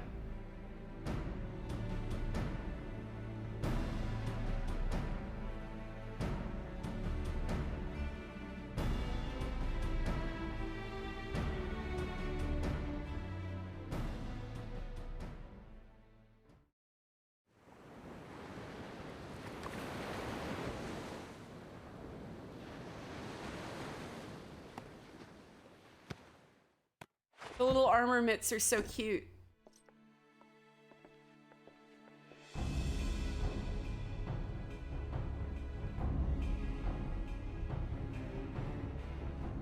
I am Forseer Clyhia. By the authority of Maelvon's Gate, I request that you surrender your goods for assessment. Well, now, your timing couldn't be any worse, lass. The old door is all rusted up, you see? Bloody thing won't open. You'll have to come back another day after we's fixed the hinges. I will see that cargo now. Any vessel entering the port of Limsa Lominsa is bound by law to submit to a routine inspection.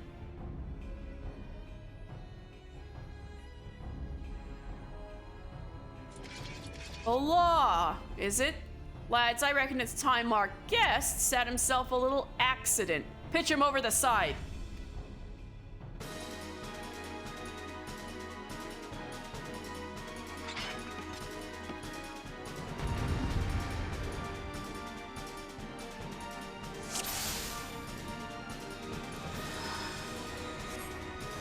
Commence stratagem hardhead. Mister, it's Topaz Carbuncle's time to shine. Oh,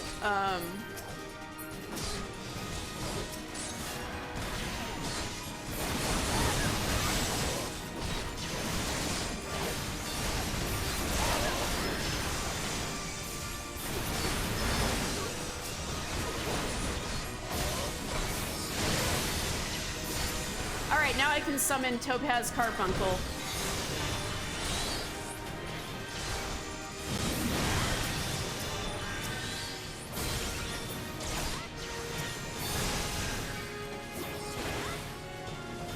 a topaz. Sweet. How many sailors are on this ship?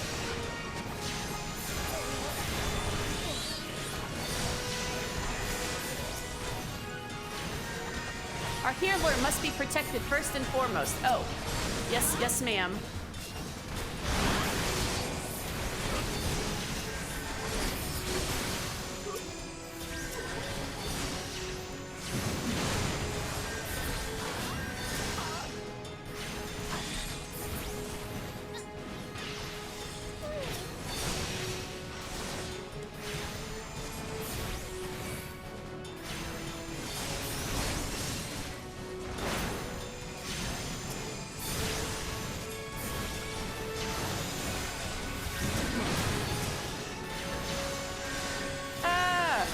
Evening Calm, what a nice name. Epithet, I mean.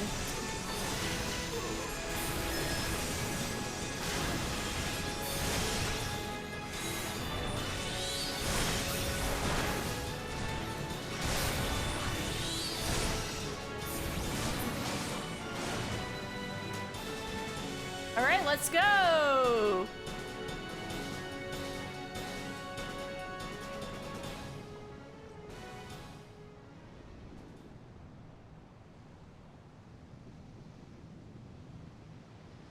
A masterful display, mister.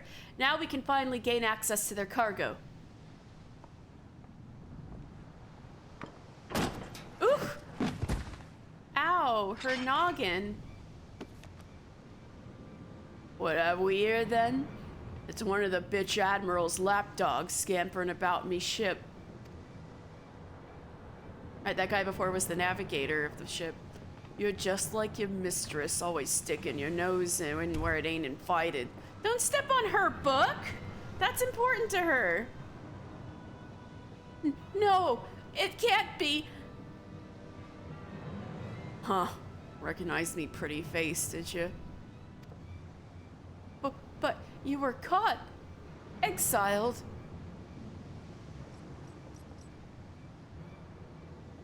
Overseer, are you hurt? Can you stand? Stay back! You stay away from me! Overseer, please, calm down. What are your orders? I've had enough of your whimpering, and I've certainly had enough of these bloody books. It clearly ain't learning anything from them. No! Her book! You just threw it off the ship? Oh, she's panicking. Reckon it's time you got a different kind of lesson. Ah! Oh my god, she blacked out. Oh, poor girl. Fly here! Nofika, preserve us. She's fainted. We must withdraw. Mister, quickly, back to the boat. We'll carry the force here. Damn, we couldn't get the cargo. Aye, that's right. You slink on back to your mistress, you worthless curs.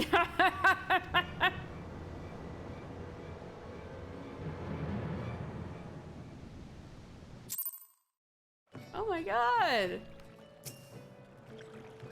We'll take care of Clyhia. You'd best return to the Arcanist Guild and report to Mistress Flubergheim. Oh god. Damn, she is out cold. Nuts.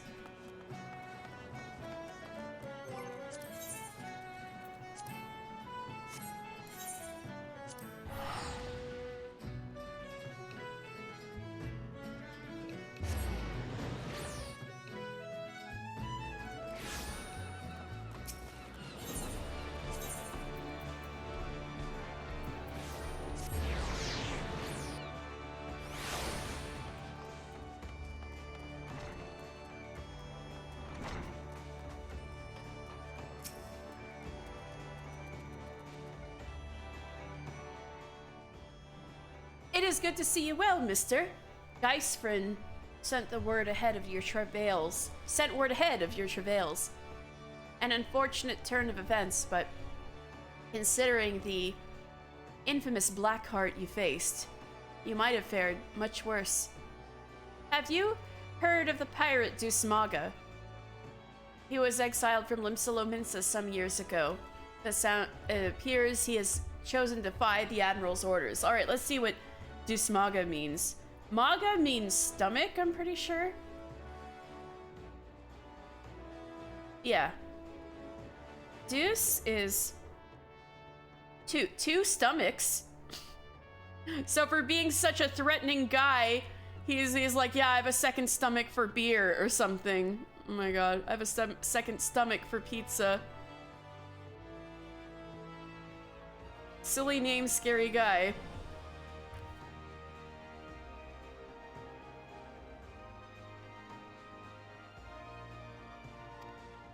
And once more he dares lay a hand on Forseer Clyhia. The poor lass must have been terrified. If I'd known Dusmaga was aboard that ship, I never would have assigned her that duty.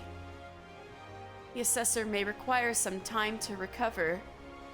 For Clyhia, that man is a nightmare made flesh. Though her physical wounds will soon mend, there is little we can do to salve the hurt to her mind. You are concerned, angry, mayhap. Harness that energy and channel it into your training. I predict we shall be needing your skills again before long. Poor girl! Damn!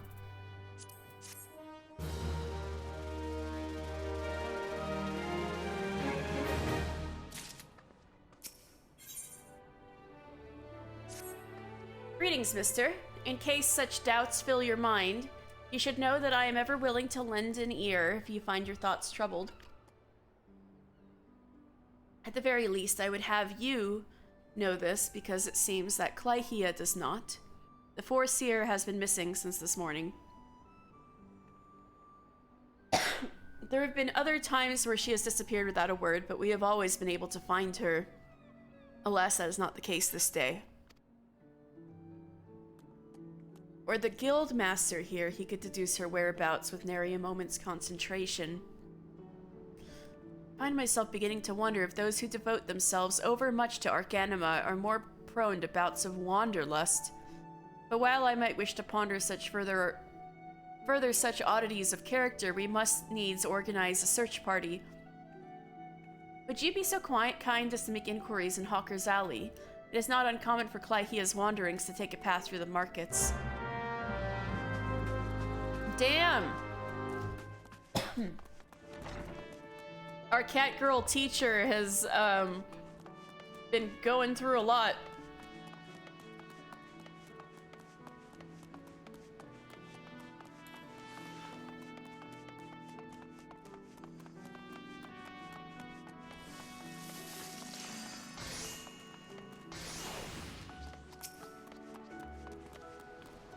You seek a Mikote agent of Maelvon's Gate? Why, yes, I have seen her. Spoke with her, in fact.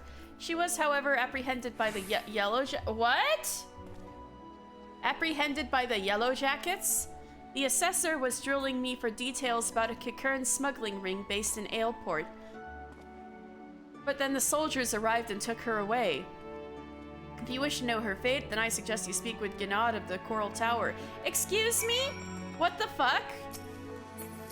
She got arrested?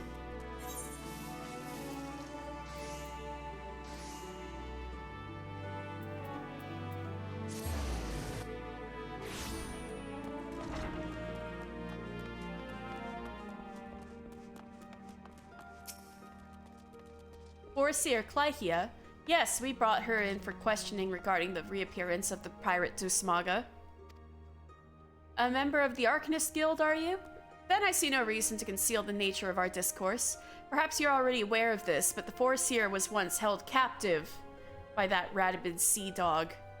Few pirates sink to such depths of depravity as Dusmaga. It's been 6 years now since he was exiled from Limsalominsa for engaging in the worst kind of black market trading. And now the villain has returned. He is, however, both cunning and cautious, and continues to evade our troops. Thus, when we hope to borrow the knowledge of Foreseer Clyhia, whose experiences have given her an intimate familiarity with the way that scoundrel operates. At least that was our intent. After weathering a barrage of questions from the assessor, we found ourselves, instead, providing the details of our search. Should you wish to speak with Forcier Clyhia, I imagine she has already returned safely to your guild. Well, then, I guess there was no need for that, huh? Hey, it's been a while. Let's talk to our old guildmaster. Mister, what can this old marauder do for you? How fares the guild? I instruct initiates in the way of the axe, as I have always done, but Sulkvib tells me you have progressed far beyond the skills I have taught you. The forgotten arts of the warrior. Were I 10 winters younger, I would have rushed off to learn them at your side. Aww.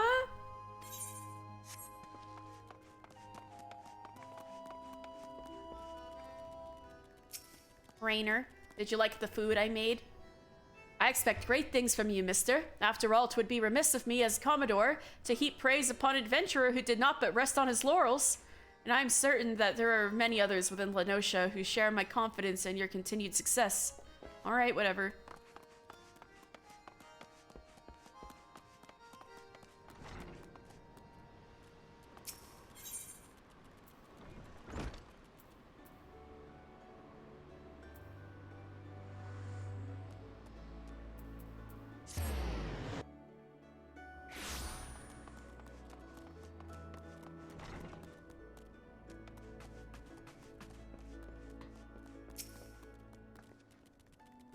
Back already? You were led to believe she had returned here. I am afraid not. Hmm? So the Yellow Jackets told you something of her history with Dusmaga, did they? Perhaps it would be better if I told you the entire tale. Dusmaga's banishment was the result of a surprise inspection that revealed his involvement in an underground slave trade. The assessor that stepped aboard the pirate's merchant ship spoke of finding dozens of unwashed unfortunates crammed into that squalid hold. Among these prisoners was a young Mikote, destined for some black market auction block. Though Clyhia was initially too terrified to even speak, the guildmaster brought her out of her fearful daze with the gift of an initiate's grimoire. Yes, the selfsame tome that she has carried her entire career. And the same tome that asshole flung into the ocean. Of course. Did you not mention that Clyhia's grimoire was thrown into the sea? There are rumors that a Kikern merchant of ill repute has retrieved the black market goods. The crew of the Morningstar heaved into the ocean. Even now, he gloats over his salt-encrusted ketch in Aleport. It is entirely possible that the Foreseer's most prized possession was caught up in the Kikern's salvage net. I've no doubt now that Clyhia has reached the same conclusion. To Aleport with you, mister. That is where you will find our wayward assessor. Maybe later. I gotta check in with the Rogues Guild.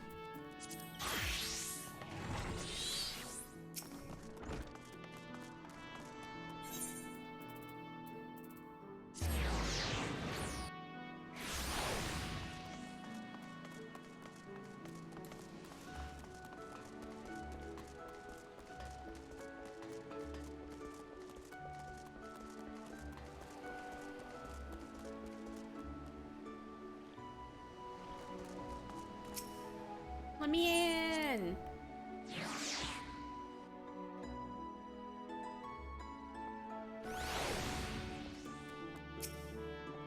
Been any work on that ship, mister? First blood is ours. How'd you take to fight in the sea? There are as few as can drop an opponent as quick as a rogue, but mind you don't exhaust yourself flailing your blades at the tougher coves. And that goes double when you've mates on your flanks. If you notice yourself starting to flag, there's not wrong with pulling back from time to time and staggering your attacks with each other to keep the pressure on. Said it before, Colt, but I'll need you sharp enough to carve steel for what's to come. I'm afraid this will be more of a challenge than even what the little shrew was bargaining for. That's assuming the curs wasn't lying about the executioners. And the executioners are who I bloody think they are. Twixt you and me, though, I'm hoping the name is just some laughable coincidence. I know, the bloody executioners.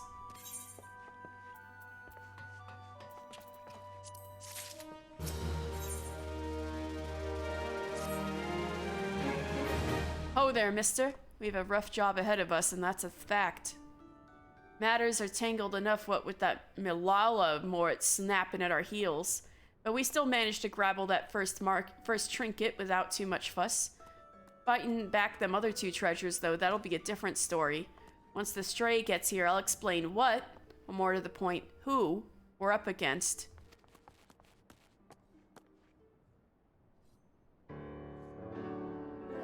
Alright, we have 2 baubles left on the list, the Silver Sorrows and the Black Sarcophagus. Let's see where we're at. Oi, where's Perimu got to? Underfoot? He's still looking to whittle the tail behind that bleeding sarcophagus. We'll not be cloying that stickler until we've at least an inkling as to what the bloody thing looks like. Treasures aside, I've been doing some digging of me own into these executioner allies of the Grinning Curs, and I'm afraid that the name weren't no coincidence. Mister, you've heard of the bloody executioners, I hope? It seems them curs was feeding from the famble of one of the nation's greatest pirate powers. This ain't no ordinary crew of cutthroats. Within Limsa Lominsa, the bloody executioners wield a power and influence second only to the Admiral herself.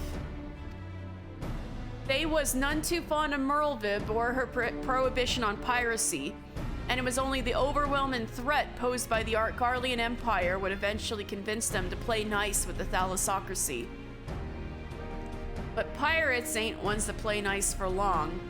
Now that Hillfear ain't around to helm the ship, the solidarity of the bloody executioners has begun to show cracks. Yeah, their captain Hillfear, I've mentioned this in another episode I remember, but he's been ill.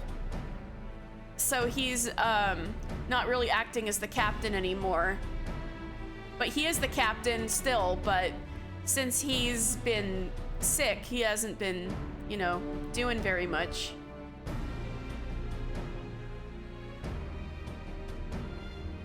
All the strongest captains and lieutenants have begun to form their own factions and are scrabbling to claim the top chair for themselves. Of course, not one bloody cove can agree with another on which way the bloody executioners ought to sail.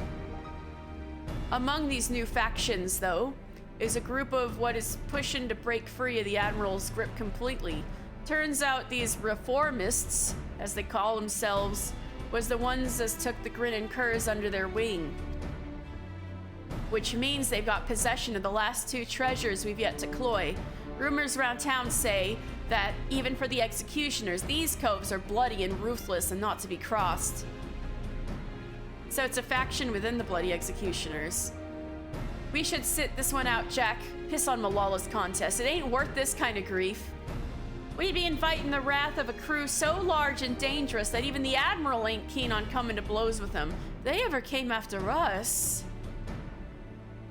Large or small, it don't much matter. They broke the code when they hit that maelstrom tub.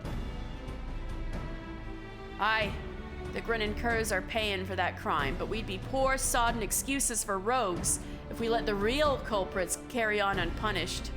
I mean to see this job to the end, and that means biting back them treasures and handing out proper justice to them as deserve it. But Jack! Listen. With all the infighting going on at present, us stabbing a short blade into one faction's toe ain't like to bring the whole executioner crew down on our heads. Besides, them reformist buggers are so far split from the main mob that they've been avoiding the city altogether. Now, it's about time we got to work, mister. Mister, you're to track down our black market contact. I sent him to looking into the Curs' new allies a while back, so he should have some answers for us by now. The veil was lifted by a southerly this morn. That'll put the old man at his haunt in Lower Lenosha. Here, take this sack of blunt and pay a visit to the House of Styx.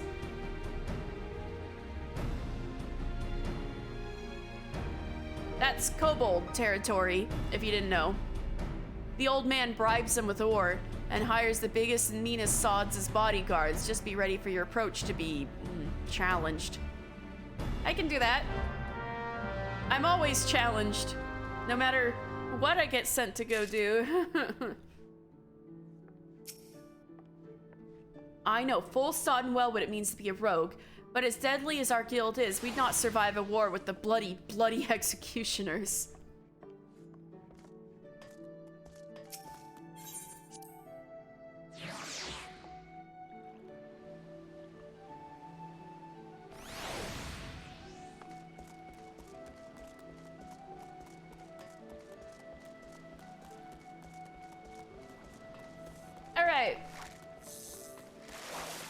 let's work on... Oh. So, I need to definitely leave this. I need to go to Rowena. The other thing I want to work on next is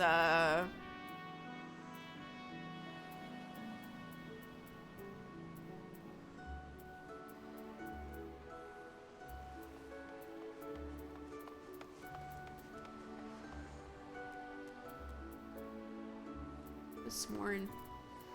Oh, we're good. Oh, right. I know what I was thinking of. The letters. Let's go to Revenant's Toll first.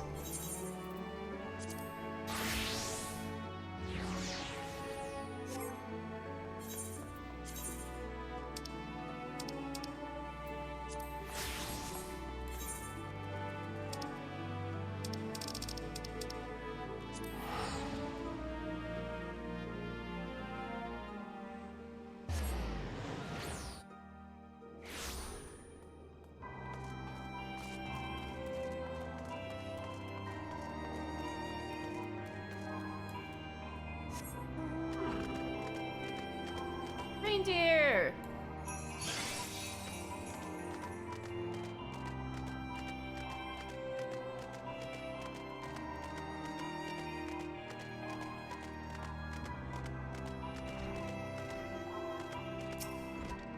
Rowena, I got the thing. Can you give me my axe? Oh yeah, I need to get the axe from Gerald. I need the lore. Gerald needs the lore. Clear on the deal? Then run along and fulfill your part of it. Yeah, I got you an Antipore glyph. A carved stone tablet dating back to the 5th astral era, sought by naturalists and collectors of relics. Ah, good lad. This is exactly what I was after. You've honored your part of the bargain, and so I'll do the same. So, oh, she gave me a book to give to Gerald. Okay.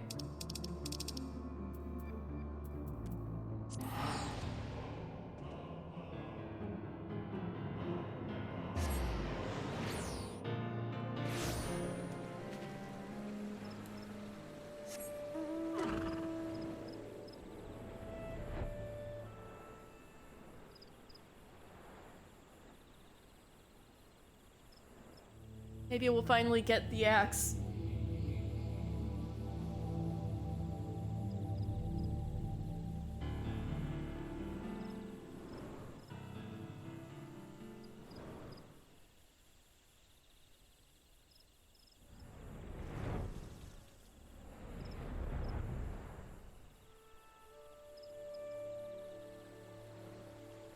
Can I have my axe now, Gerald?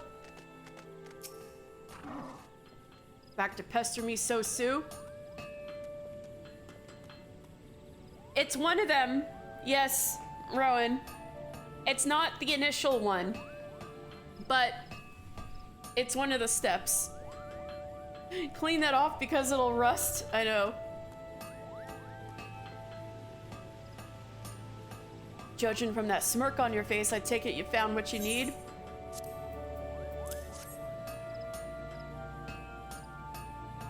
Aye, this text is about the warriors of old, all right. But gods, would have killed the bugger that wrote it to use normal bloody words? No. It'll take me bleeding moons to get through this lot. Time I could be spending on kettles. Yeah. While I try to make heads or tail of it, why don't you take this here unfinished bravura and try it out? Hell yeah! Finally, an axe! As I mentioned before, it's still missing summit, but it's all there shape-wise. I mean, it should serve you just fine as an ordinary weapon. Seeing as you're a rightful warrior, mayhap you'll be able to feel out exactly what it wants for. That is to say, get out there and fight some nasty foes as the warriors who went before you must have done back in the day. Ugamaro mines over on outer Lenosha ought to serve your needs. Pit yourself against some Ugamaro quarrymen, roundsmen, and beadsmen. 8 of each, say, and come back and tell me what you gleaned. With the information in the text and your first-hand experience, I reckon we'll solve this puzzle yet. Did I got the... Oh my god! Oh my god! Shit.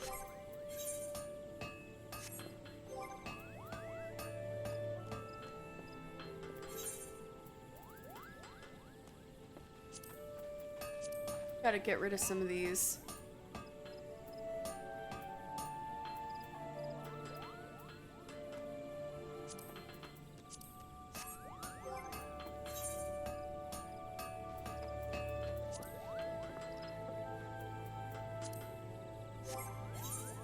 We gotta check this out. No, I'm gonna do that mission off stream, so I'll just glamour it for now. Hey! We're almost to the look. We're almost to the look. Let me, wait, let me, shit. Damn it. Once I'm back in a sanctuary, I'll try on the look. We're getting there. It's starting to take shape. The axe.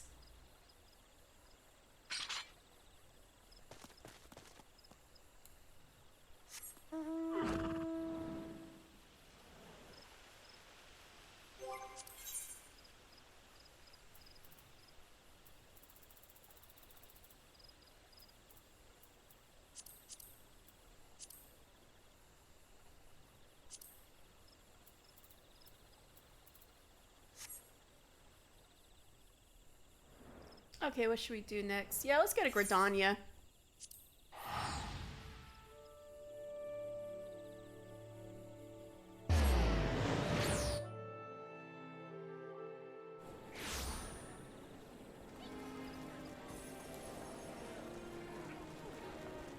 We've got the Ixal quest still in limbo over here.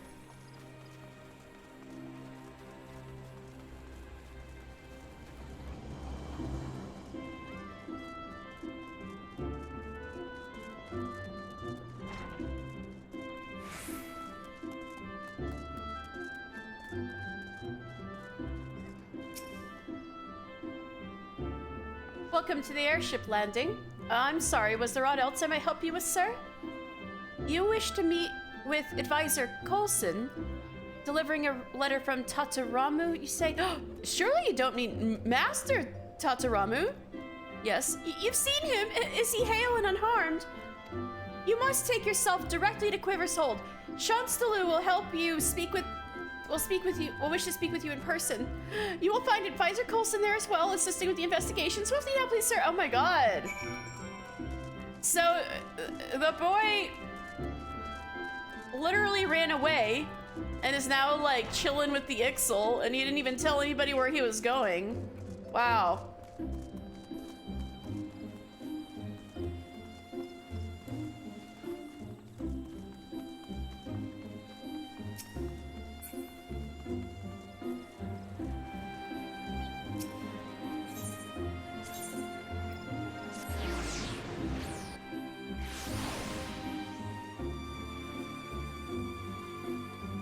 Hello, Chancellor.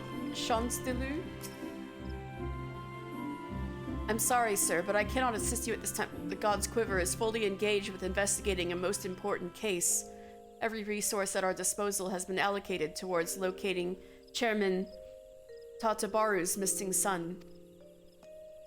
Even now, the Chairman's chief aide, Advisor Coulson, awaits within the Quiver's hold, no doubt eager to berate the first bow for our lack of progress. Coulson is the person you've come to see. Then I must ask you to mind your words, as I can't have you antagonizing the esteemed representative of High Wind Skyways.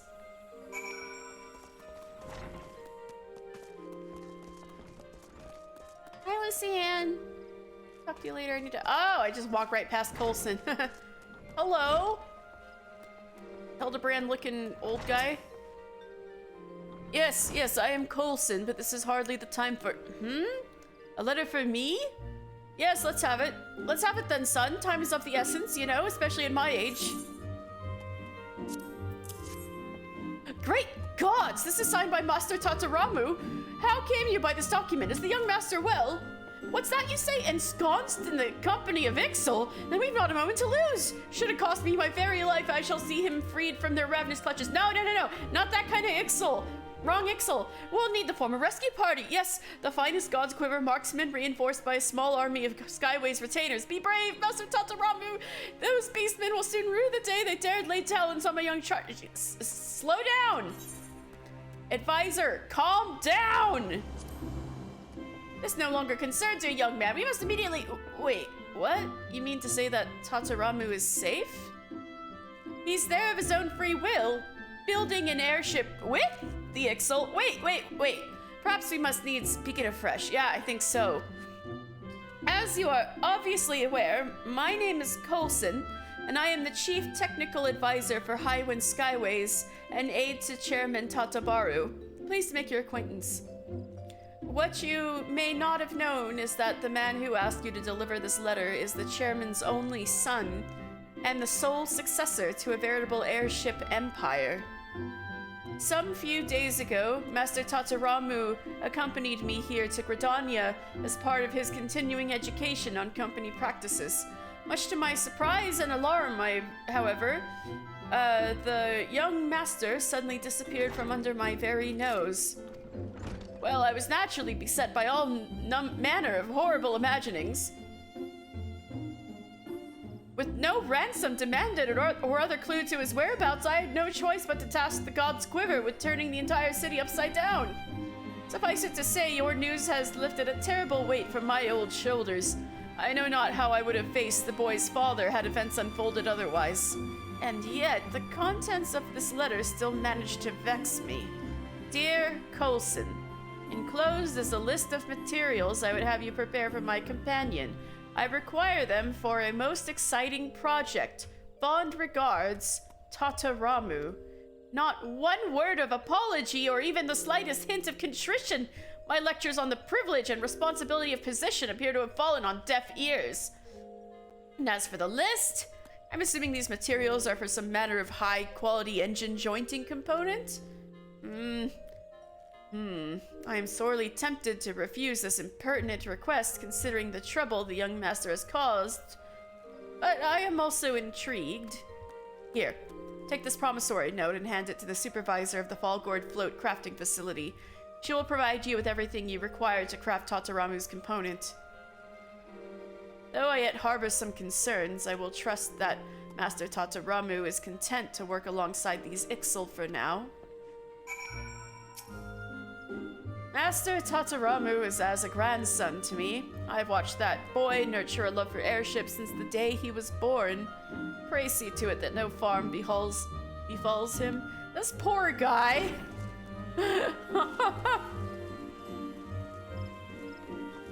I think I'll finish that up next time.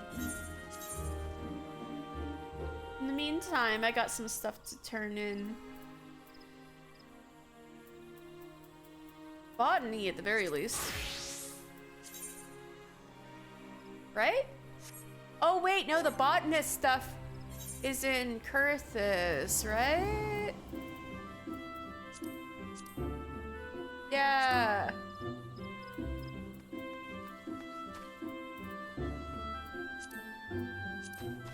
So I actually have nothing to turn in to Gridania.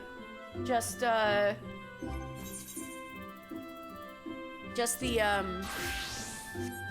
Oh, see, here's the look. We're getting there. We're getting the look. Look at this. We're getting closer to the pro tag look. We've got the beginnings of the axe. It looks ugly right now, but it'll look nicer, and then we'll have the look down. Very cool. But it's Heavensturn, so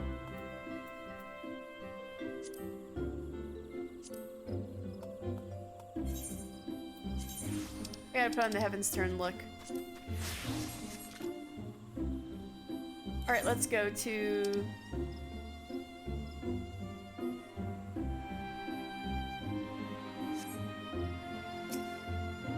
Still Glade Fane.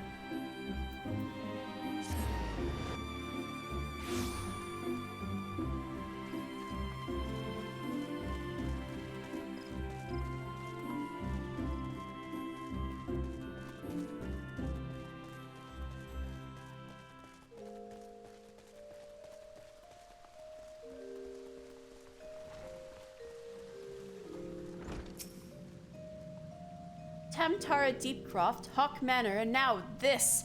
Vengeful spirits clutch and claw at our forest home, and our very souls. Is there naught we can do to free ourselves from their grip? A small round bundle containing something heavy. Thank the gods, I feared it would not arrive in time. This is a comprehensive summary of void sense sightings collected from across the realm, along with the latest theories on how to deal with potential cases of possession. The armor suits him. Aw, thanks. Yeah. He looks pretty good in the New Year's getup. A young man recently approached me, you see, fearing that he had fallen under the influence of baleful forces not of this world. As the poor soul told me, he oft awakens in the dark of night, in parts unknown, with bruises all over his body and no memory of how he arrived there. That's terrifying! The mere thought sends shivers up the spine, does it not? It goes without saying that the man was quite distraught. I promised that I would gather what knowledge I could and see what I might do to free him of his demons. Thanks to your timely delivery, I am at last armed with the information I need. But there is another rub. My subject has vanished. Even as we speak, dark spirits may have seized control of him once more, and yet I must dive into this tome immediately to have any hope of saving him. If you could track down the man, I would be much in your debt. His sister, Edok, can be found at Quarry Mill, and she might have some knowledge as to his whereabouts. Okay.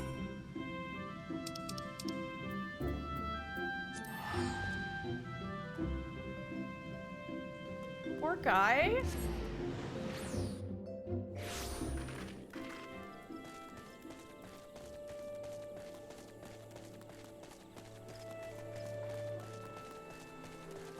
Mifrid, hang in there. Raya is searching for Spenny, you say? How odd. He left here bells ago, saying he would make straight for the Fane. No, this does not bode well. Perhaps he was summoned to work on the way? He makes his living at the Muntoy cellars, after all, and Master Aramon can be quite the taskmaster. You might do well to ask around there. Doubtless you've already heard, but Spenny hasn't quite been himself of late. I do not want to believe that he would hurt anyone, but I urge you to be wary.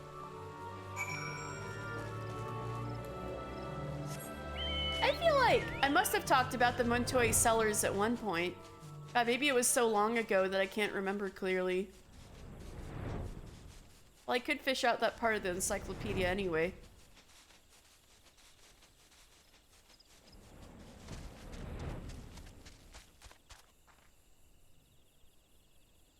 Lizelle? Lizelle? Adok's brother. Ah, you mean Spen. I've been on watch here since daybreak, and I fear I've seen neither hide nor hair of him. When he first started here, he was so devoted to his work that he'd arrive in the cellars bells before his shift began. I cannot help but fear that something is amiss. Oh shit, that's not good.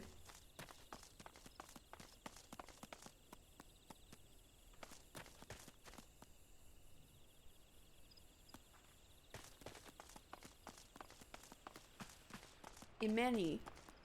Yeah, I'm pretty sure I went to the cellars and talked about them in a really early episode. They're basically fermenting Muntoy beans down here. Looking for Spen, you say? Right, I can't help you there. Hasn't come around here yet today. Possessed? Ha! I'll believe it when I see it. Like as not, his disappearance has more to do with the 30 casks of Muntoy beans we need to haul up from the cellars today. He's, what, you think he's like, nah, not about that? Aramon. Spen's gone missing again? Ugh, the lad's worked hard for us, but I can't deny that his attendance has been somewhat erratic. I fear that if he does not get his act together, and soon, I may have no choice but to let him go. That said, his shift began only minutes ago. I will give him the benefit of the doubt and trust that he is making his way here as we speak. Poor guy, this isn't good.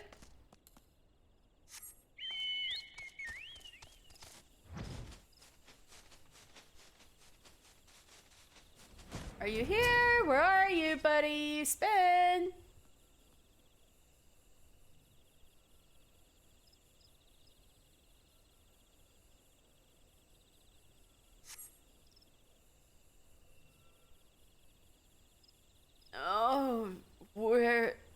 my... Oh, shit. You good, buddy? Let's get you some proper clothes. Spen? Why, yes, that is my name.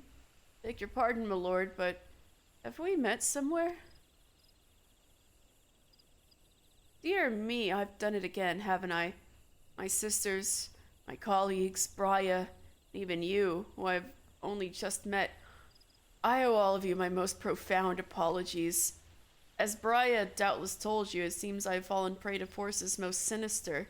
They strike without warning in the black of night, seizing my limbs, inhabiting my mind, rendering me naught but a puppet to carry out their dark designs. Come morning I awakened, bruised and beaten, with no memory of the horrors I have committed. Oh, guardians of the forest, pray take mercy on my soul. If you're looking for mercy, you're begging up the wrong tree, you shite-arse, two-faced, wool-sodden lump of goo-boo dung. What? What? Is this Buscaron? Is this guy pulling the wool over everybody's eyes then? Pay no heed to this man's sob stories. The only sinister force that's got him in his clutches is old Buscaron's mead. 1,396 gil spend. That'll cover food, drink, and healing fees for the poor sod whose arm you near twisted off. Oh, it wasn't any void scent, it was just alcohol. Master Buscaron, surely this must be some misunderstanding. Why, certainly I patronize your fine establishment on occasion, but only for a single drink. I suppose that's true. I have not known the quiet, thoughtful Spen to order more than a single flagon of mead. But by the time that flagon is drained, Spen is no more. In his place is the roaring, mead-swilling, punching, kicking, belching, screaming madman whose name strikes fear into the hearts of every man and woman who's ever wanted to enjoy a drink in God's damn peace. The scourge of the druthers, not the whole bloody realm. I speak of you, Spencer of the bottomless cup. This cannot be. I am no scourge. I am a responsible drunkard. I know when to say when. I do not know what madness took me, Master Buscaron, but I can assure you that it was an isolated occurrence. Please accept my payment, 1,396 gil in full, along with my profuse apologies for the trouble that I have caused. As for the unfortunate fellow who I may have unwittingly injured, please assure him thine arse art bottomless. Oh god. Pukie Pie, Happy New Year! Happy Heavensturn! Please assure him that I will return to the Druthers this evening to make amends in person. And with that, I must be off to the cellars. I am already late for my shift, and Master Aramon will be rightly furious if I tarry any longer. Farewell, my good sirs. Ah, yes, the Conjurer's Guild. Do tell Briya that I shall, endeavor to exorcise my own demons. Should the dark forces prove too formidable, I shall call upon her again. New year, new shit. I wouldn't get your hopes up. If I had a guild for every time I heard old Spen spout that nonsense, I'd be a rich man. Unless I heard there ain't no incantation what can cure a man's love for liquor. Okay, well, that was interesting.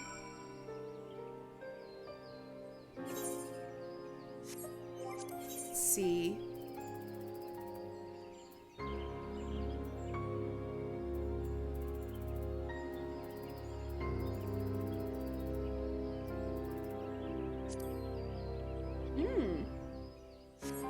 Now that I'm down here, I can do an archer quest.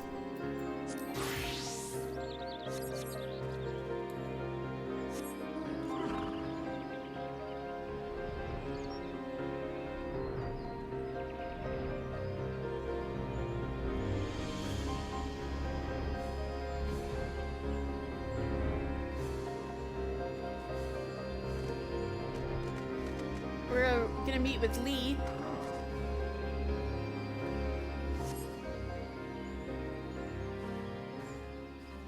Yeah, I don't know if that guy... He was working for Muntoy Cellars. No, don't hurt him! And there I was thinking you mightn't accept my kind invitation. I don't recall inviting him, though. 'Tis rude to presume, Sonny, and I do so hate rudeness. Wait, it's not his fault, it's mine. I invited him. He's a member of the Archers Guild like me, and he's not Gridanian. Ah, I do begin to recall his face. Aye, knows how to hold a bow, that one. Well, he ain't the typical recruit, but I reckon I might be willing to make an exception. No, it's not like that. I wanted to say goodbye. Lee? Mister, ever since I met Pawa, I've been at a loss, but I realize now that my place isn't at the guild with the Gridanians. They'll never accept me. This is where I belong, with my people, carrying on our traditions, our archery, not Gridania's. It's all I have left, mister, so I'm going with Pawa. Maybe you don't understand now, but just promise me you won't tell Lucianne or Silver. Cat people do like archery. Oh, you have a new special outfit to show me, new war glam? Well, you know where I am. I'm on Adamantoise if you want to, go T-pose at me with Meow Meow Big Heels. Or you can send me a picture. Whatever you feel like. Literally everyone you know who joined the military has a nicotine or alcohol addiction. Yeah, that particular guy, I have no idea if he ever joined the army, but seems to just be working at the Montoy Cellars. I have no idea about his background besides that.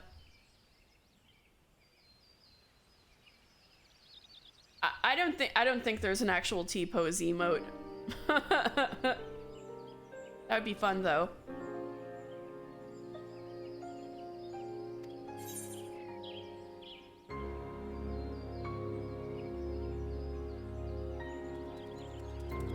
Shit. You know what? I'm gonna let... This is a really tough one. Because there are arguments on both sides.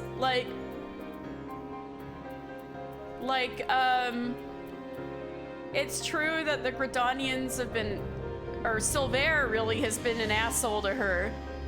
But at the same time, Pawa is literally like a thief and a murderer, so like... I'll be nice though. She's got her own free will, right? As you wish. Mister. Made your peace with your little friend, have you? Right then, let's get on with it. Shoot the bastard! Uh-oh. No! Ain't no love lost twixt ye and the guild, is there? Then what's the problem with feathering a bloody venturer? No bugger'll miss him. Oh, they don't know who I am! Isn't that cute? I'll miss him, all right? So just stop! Dear me. I knew you should have chose violence, right? I might have to choose violence anyway, just to defend myself. Dear me, and I had such high hopes for you, Miss Aleopo. Waste of bloody time. A keeper what's lost her nerves about as much use to me as a glass bow. But there's no sport in killing captured prey. Ah, I better not see neither of you again, because if I do, I'll show you what happens to prey what's daft enough to get caught twice. Away, sisters, away! Well, I guess you're not going with them, Lee. How do you do it, mister? How do you live in this place with these people?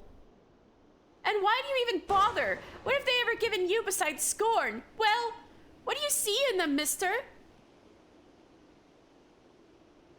You can't... Well, I'm in a cutscene, to be fair, in the middle of the South Shroud. Even though you joined the guild after I did, you've come so far, so quickly. Maybe you've even surpassed me. I have to know how you've done it. I have to know what it is that I'm doing wrong. You're doing nothing wrong, girl. Lee, you're doing nothing wrong. And there's only one way I can think of to find out. Meet me at the Bannock. Alright, well, meow meow. I'm going to the Bannock in the Central Shroud.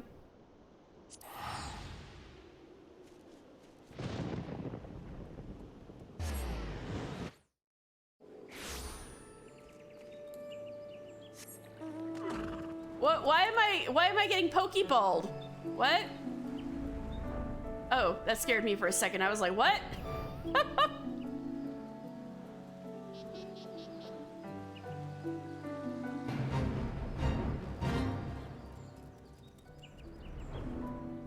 Alright, I'm here in the Bannock in the Central Shroud.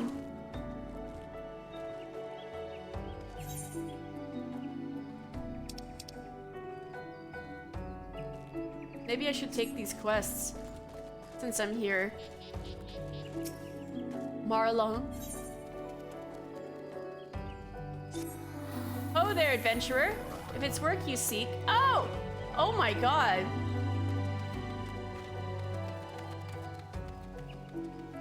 Wow. You've got the whole Moogle outfit. You got little claws. Yeah, this is, what axe are you using? Oh, you got a little bunny! What axe are you using? Do you have an axe with the glam? You're just a little guy. Oh my god. This is amazing. This is... Oh, I see the axe now, so... That's like the... You're still leveling up, so that's like the Magitech one. Ironworks one. Yeah. Oh my god. Amazing. Spectacular. Big Meow Meow tank heels. Or Meow Meow big tanks. His journey begins. Amazing. The little pink tail sticking out. I can't. Amazing. Meow Meow big tanks. Yeah. You need the Moogle axe. You do. Oh my goodness. Amazing. Simply amazing. Oh there, adventurer. If it's work you seek, then look no further. Instructor Mario Stell needs a volunteer to bring him some bog Yarzon shells for the recruits to practice on. You'll find Yarzons in the river south of here. Once you pry the carapaces from 4 of the creatures, take them to the instructor. I think you can buy them on the market board, can't you, Rowan? Oh my god, this is a spectacular Mikote name. Look at this. Tsub Kamazom.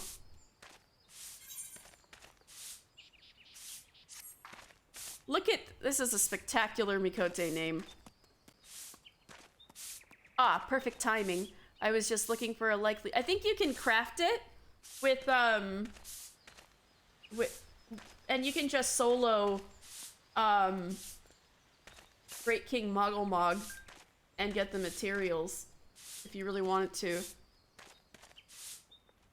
True. Yeah, you can just craft it. Ah, perfect timing. I was just looking for a likely lad to track down some Twin Adder initiates. 3 of our newest recruits have failed to report for training. Exhausted from a month of solid drills, I expect. Considering their current physical state, I rather doubt they've wandered far. Oh gods, please don't mention wild beasts. Or blood. They're fine. I'm certain of it. Seek out my wayward troops and tell them to report back to me on the double. If you say so. But first, I've got stuff happening here. Hi, Lee.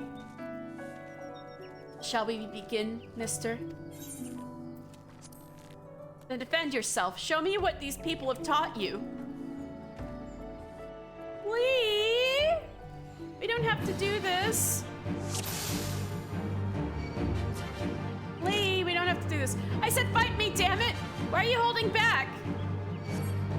Okay, she's shooting me.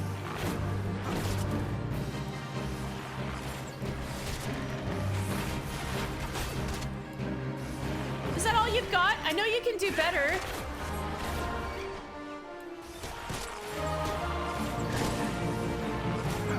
All these archers are like, yeah, yeah. Fight, fight, fight! Not bad, but I'm not finished yet. Lee, it's okay, you don't have to do that.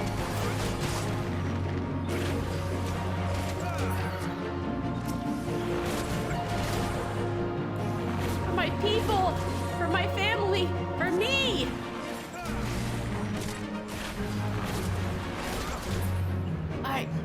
I see now.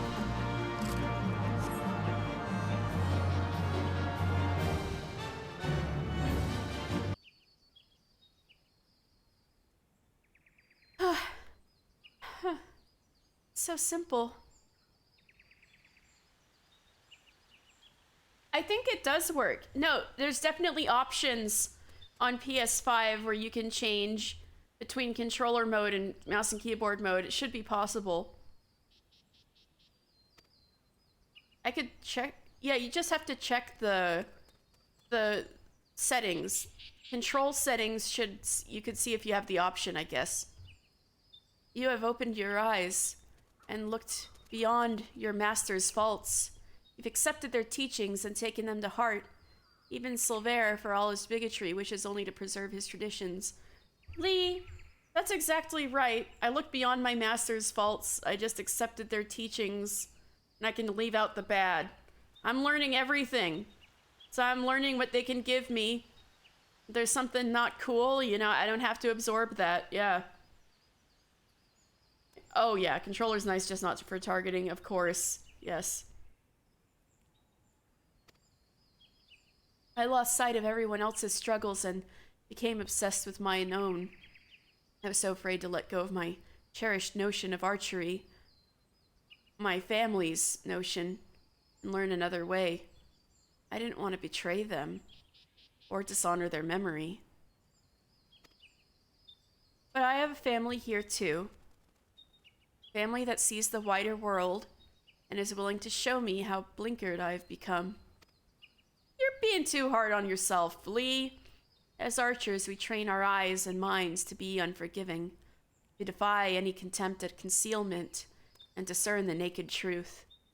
It is little wonder, then, that I've neglected to look inside myself until now.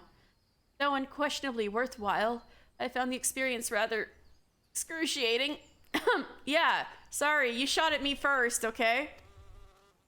Thank you, mister.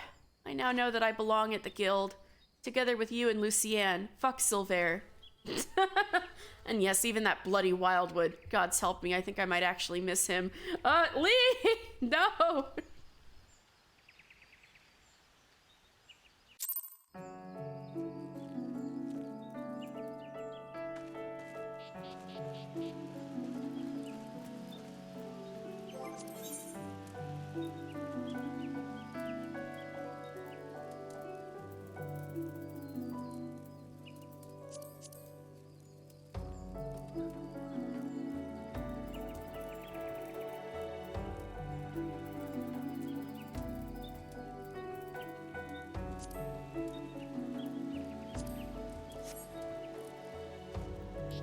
I'll just grab these little initiates real fast. Hey, it's the Kagome cosplay. Ah! Meow disappeared!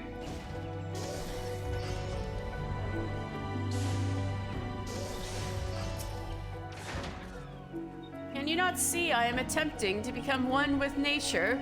Leave me be, good sir.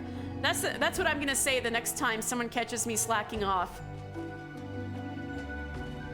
What?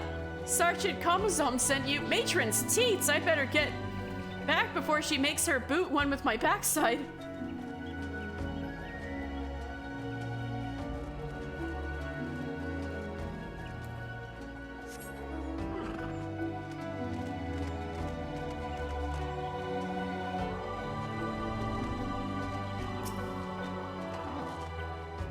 Just a few more moments, mother.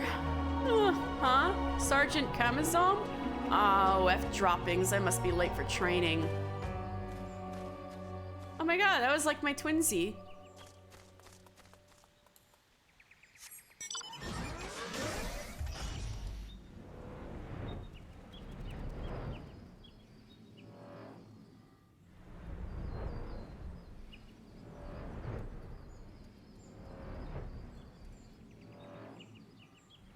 Where's this third piece of shit hiding?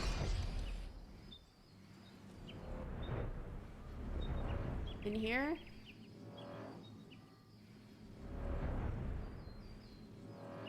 Meow Meow's back! And Meow Meow's gone again. Last one is by the river. Oh. Thank you.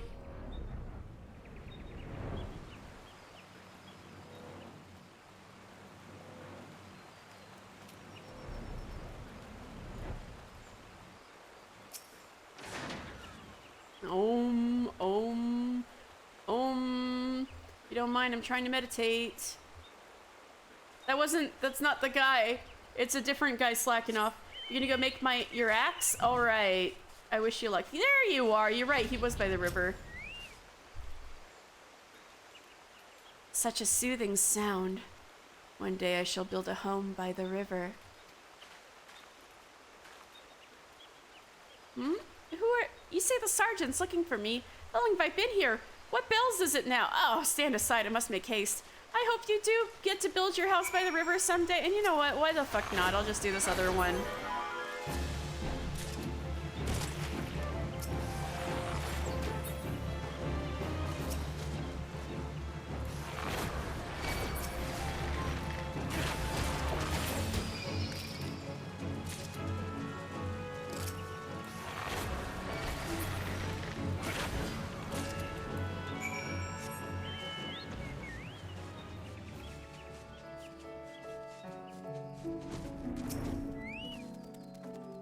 Thank you, mister. All the initiates are now present and accounted for.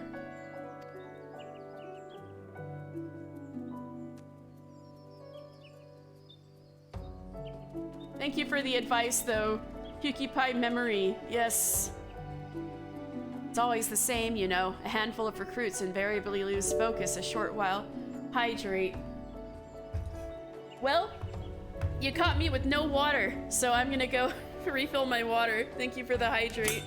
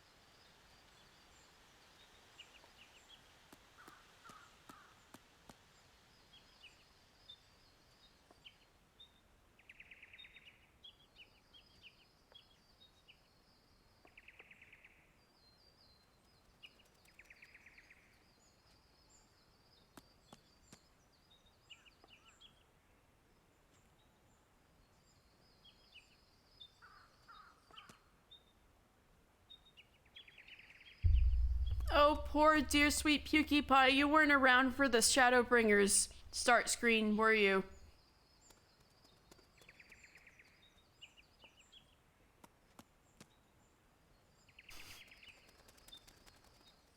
That was the one blasting people's ears out way more than Tales of loss and fire and faith, because you'd forget how loud your device is, and then Shadowbringers hits you with the home.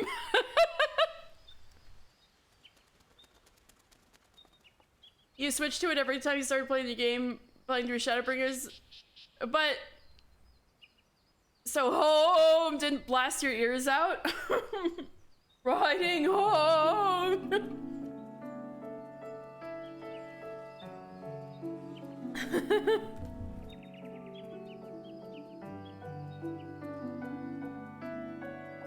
That first rush of tension and excitement wears off, and then the strain from constant drills begins to show.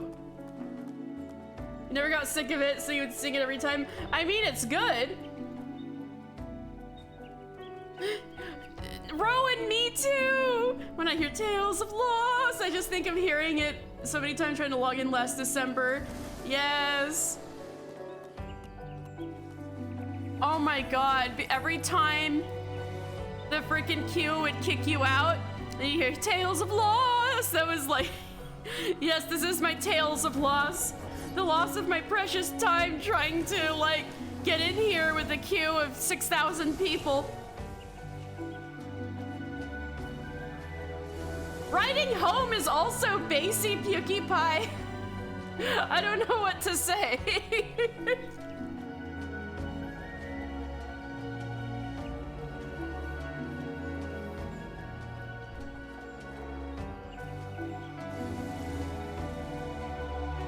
Oh my god. Yes, it sure does hit you. But I wouldn't say it blasts my eardrums quite as much as home. Not to say home is bad, home is very good, but still. Sometimes you're not expecting it and it scares the shit out of you. I also remember streaming your way through Stormblood Shadowbringers, and every time I finished my stream, the tile springs so we could just hear home. Yeah. I remember that. Reprimanding them isn't always the best solution, though. I have their morale to think about, after all. Still, I might give them a quick blast for good measure. What can I say? This is one battle I'm not afraid to fight. Ooh, she's tough. Meals here at the Bannock are filling, but once in a while it'd be nice to have something with a dash of, well, flavor. Well, that's what you get for joining the Gridanian army.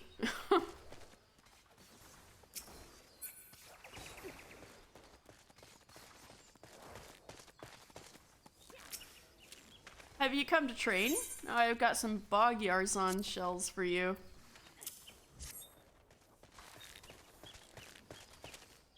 What's skooma? Wait, Endwalker's opening has the same resonance frequency as your desk? Wait, that's awesome. So your whole room rumbles or something? Oh, alcohol in Skyrim, gotcha.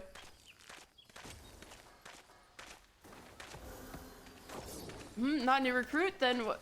Oh, the Yarzon shells I ordered Marlin to requisition. I see he's learned to delegate authority, if nothing else.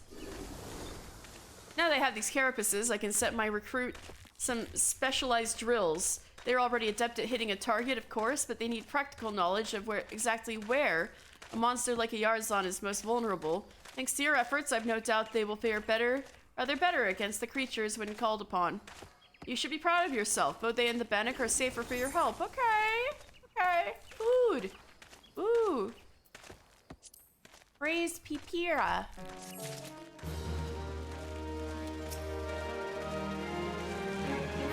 No matter how true their arrows fly, archers with eyes only for their targets have no place on the battlefield.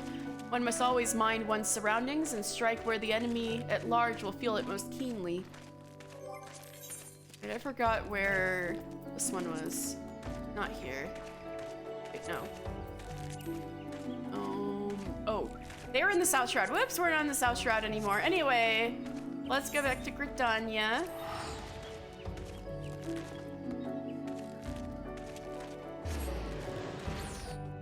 A just remember seeing a clip of someone eating like 500 at a time, and as soon as they left the menu, their characters instantly died. Don't do 500 skooma kids. Oh no! Oh no! Oh no!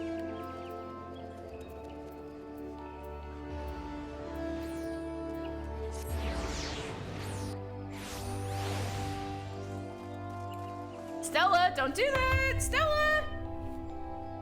Alright, you want me to feed you that bad? But I shouldn't reward bad behavior. I'm just gonna chase you off for now. Get out of there! Ah! No! Kitty! Wouldn't have happened if it wasn't for you. Kitty.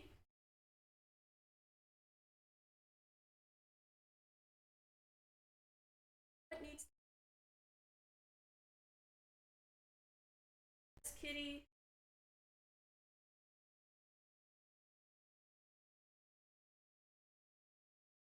Not it. Must be the cord.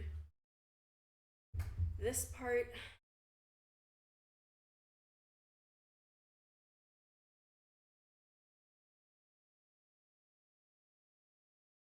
Ah!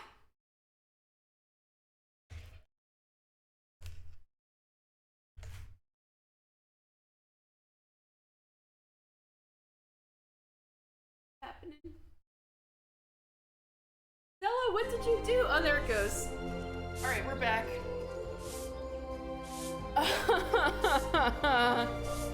Alright, let me fix the camera.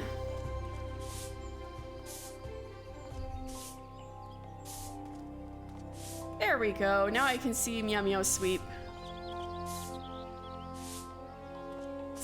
Oh my goodness.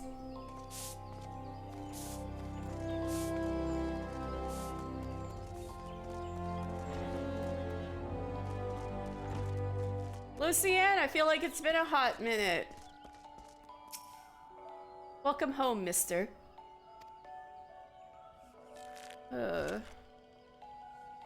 You need not say a word. One look at Lee's eyes was enough. Thank you for returning her to us. Ooh, I love you, Lucienne. When we focus on a single goal and pursue it with passion and fervor, it becomes easy to lose sight of what else lies before us. With your skill and vision, mister, you can help your fellow archers to look beyond themselves and remember their comrades. I hope I can count on your support in the future. Yes, ma'am.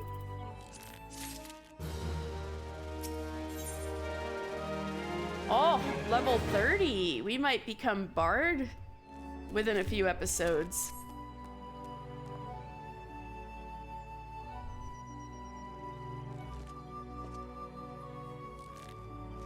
Thank the gods you've come, mister. Perhaps you can talk some sense into this stubborn fool.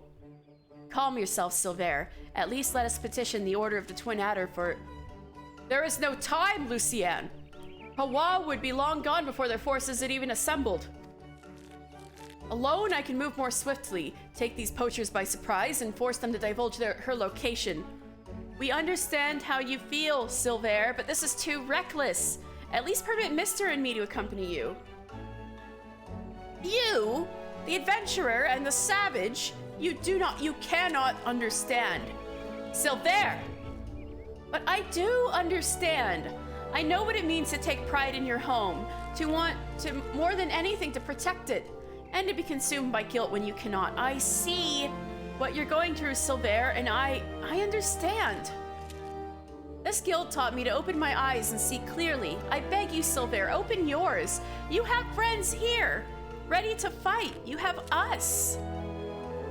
I have never considered you my friends. Do not follow me. Fuck you, we're gonna follow you. Well, his lying certainly hasn't improved.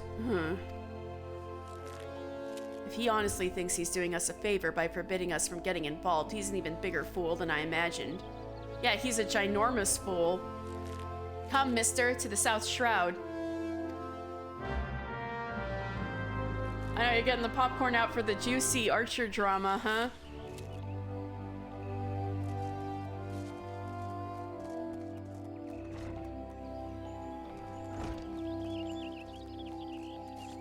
Before that, though, I gotta finish my mail job. I gotta finish my job for the post office. The Moogle post office.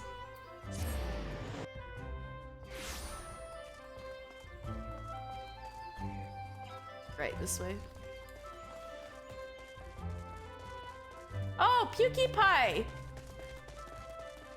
Oh, sorry, I ran right past you. I'm so sorry.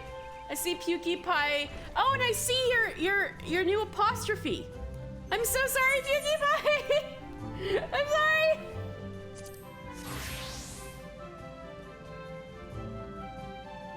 I'm in here. Spencer of the Bottomless Cup. And here I thought that name only a wives' tale dreamed up to steer young children away from the bottle. I must confess, I'm somewhat relieved to discover that the spirits that plagued the man were of a more worldly sort. Ha! But tish! Though that is small solace to the poor souls who must suffer this his mead-induced wrath.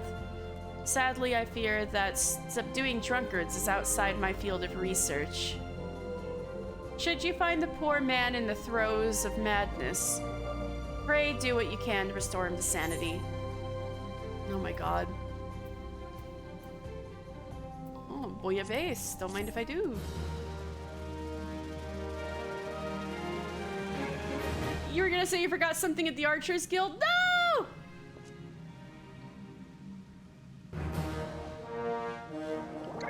I'm sorry, Bingy Mate! You want me to go back to the Archers Guild?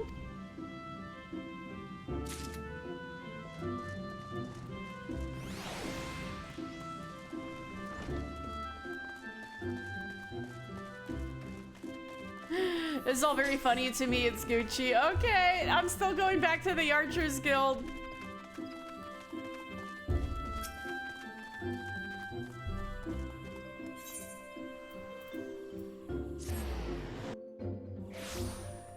Hey! Where are you?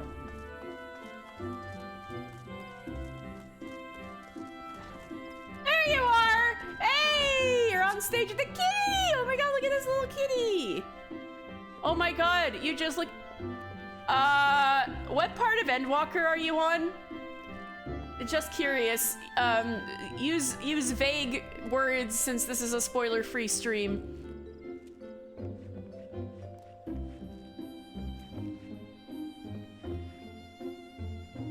Also, I love the name change to put Yuki Pie. You really did it. The large looming objects have just started appearing. No outfits change yet.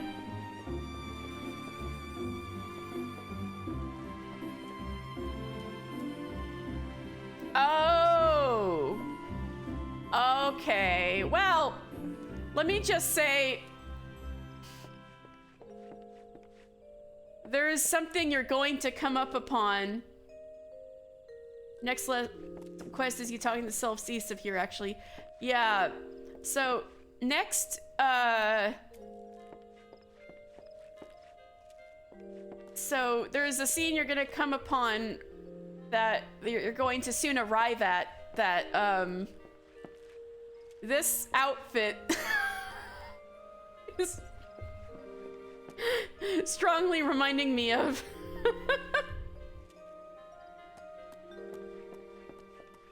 Alright, let's go Pukey Pie.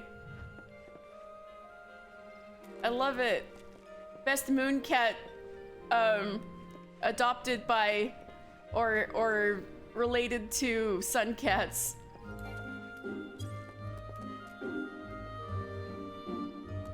Oh, I did learn a new dance. Wait, I do have Manderville dance. We both have Manderville dance now. Let's go. See, Rowan understands.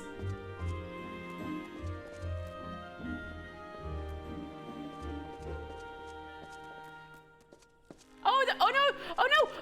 Look, they're interacting. Our doggy and kitty. No, they're gonna have a fight. Oh no! Did you see that? They're growling at each other.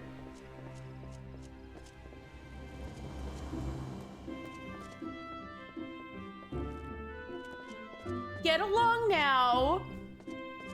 You two.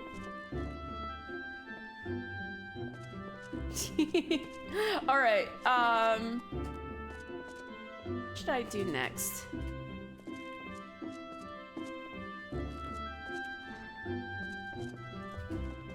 I think we should do this other. No. I'm gonna do my botanist quest. Wait. Maybe I should just go to Old Daw and do turn in stuff. Yeah, I'm gonna go to Old Daw. A Sprout is watching us? Oh. Hello, Sprout.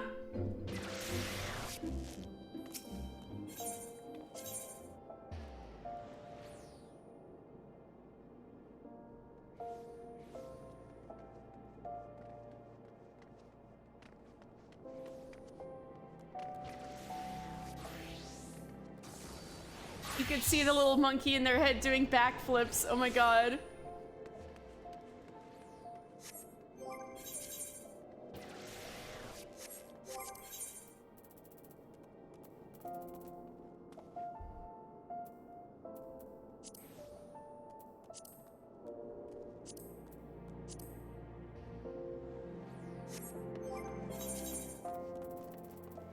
Right, I believe we have turn-ins for everything in Old Daw.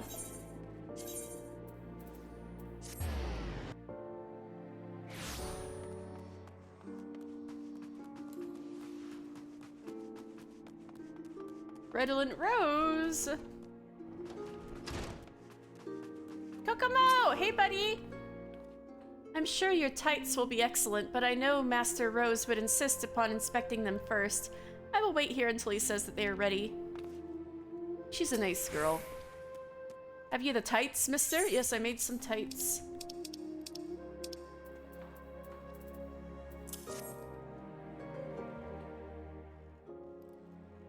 Miss, if you would come with me.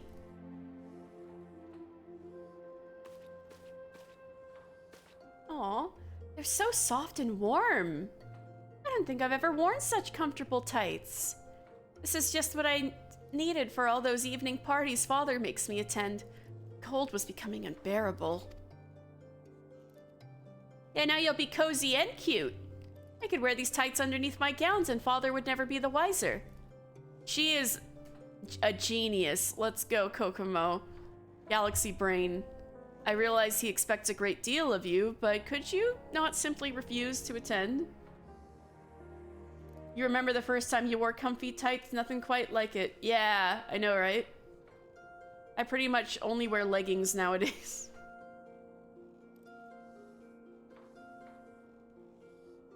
Surely you do not wish to devote your entire life to his business. Redolent Rose is like, live your life, girl!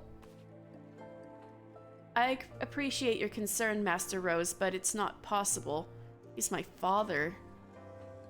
In that case, why not view it as an opportunity? Perhaps some enchanted evening you'll meet a charming young man.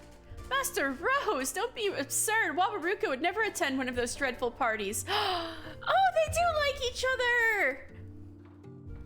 Ah, forgive me. I had no idea that you had already made the acquaintance of one such gentleman.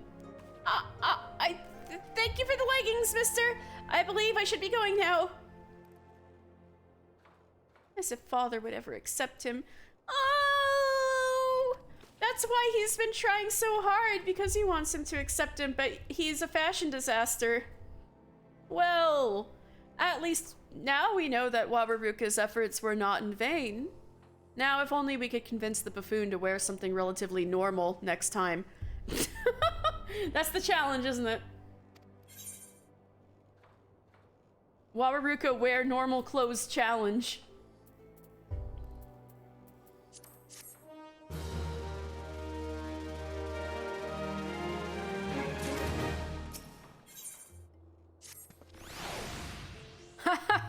It was all so simple. I've conceived of a plan to help poor Wawaruka. He came to me again with another ridiculous commission, and I was completely at a loss of how to proceed, but then A stroke of genius. We simply change his order and dress him as we see fit. Oh, genius! If we ignore his terrible taste in clothing and give him a stylish outfit, Baba White will have no cause to chase him away, and he will finally have his chance to speak with Kokomo. And I've just the outfit in mind for this occasion, a beret, gown, and gaskins, all made from the finest wool. You're still giving him a shot to wear terrible gloves and boots, okay? This might not go as well as you think. I dare say he'll be a man reborn when we finished. He still could fuck up the gloves and shoes, I'm telling you. Of course, it is necessary that we gain his approval before changing his commission like this, but I'm confident that he will see the wisdom in my proposal.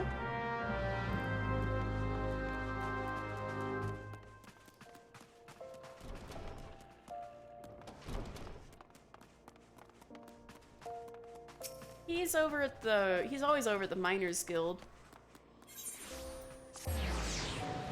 Which is good, because we need to go to the Miners Guild anyway. Mister? What are you doing here? I already told Big Rose what I wanted this time. Oh, he wants to change my order. Well, I suppose that's all right. Tess! Happy New Year! I know I told you Happy New Year at the New Year. Happy New Year again! Yeah, how's everybody doing? I'm doing good. This has been a good day so far. I got to, use this game to tell somebody's fortune. And it turned out to be a really good fortune.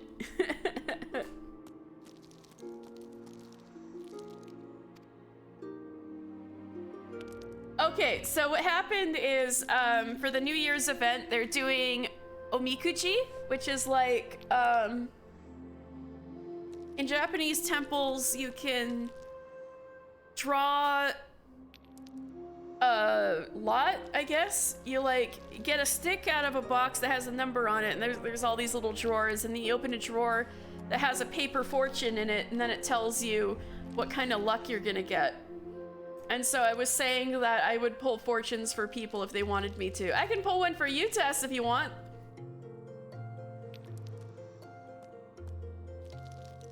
I know I'm a fool when it comes to fashion and all that. Seems I only make things worse when I try harder, too. A woolen beret, gown, and gaskins, was it? Yeah, that sounds nice. I'll meet you there, mister. Alright, sweet. I'll go there. Alright, let's go to Limsa.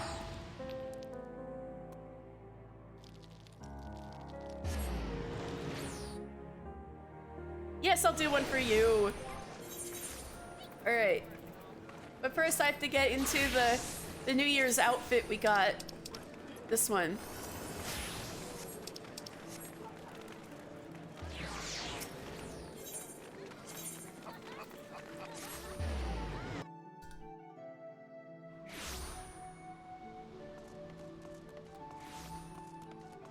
So this is the New Year's spread. Got nice decorations up. And all these little snowmen mochi things.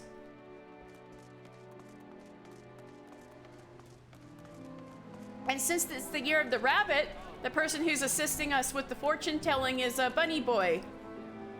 This guy. It's good to see you, my friend. Tell me. He's a popular guy. Look at this. Tell me, how may I be of service? Draw no Mikuji. You may draw as many as you like, but know that you must pay a fee of 100 gil per draw. No problem. So many people. I know everybody is doing the New Year's quest at once. Very good. I shall be happy to oblige. Alright. So this is for Tess. This is for Tess. Fortune for Tess.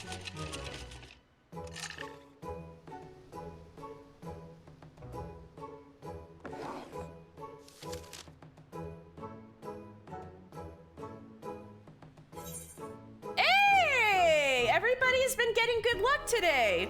And better luck than Mr. Mr. had small fortune. Golden Apologist earlier had, like, great fortune. And you're getting fair fortune. That's good. This is moderately awesome luck. Thou shalt experience moderate fortune. Keep these words of guidance in thy heart. Adventure! Look closely at the weave of the lands thou seest, and thou shalt make new discoveries. Relationships. Nothing good will come of waiting. Participate in a gathering hosted by adventurers. Prosperity. A chance for profit shall come by way of a friend. Conflict. Dwell not overmuch in sweet victory, or bitter defeat shall follow. Favor. Be steadfast like unto the keeper, and thou shalt not be led astray.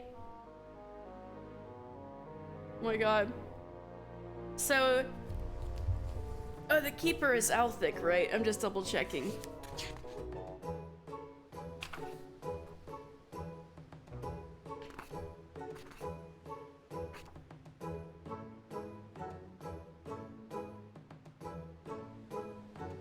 Yeah, Althic is the keeper. So, so the keeper refers to the god Althic, who is, surveyor of change and god of space and time. He commands the element of earth and is associated with... anyway,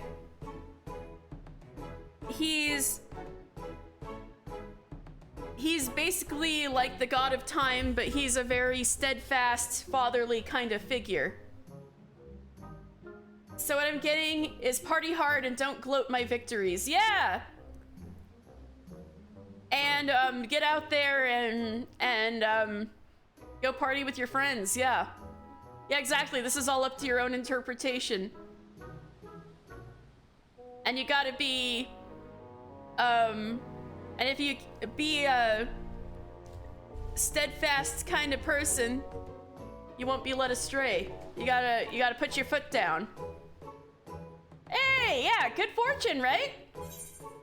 Oh, you can take a screenshot if you want. Let me know when you're ready for me to leave the screen.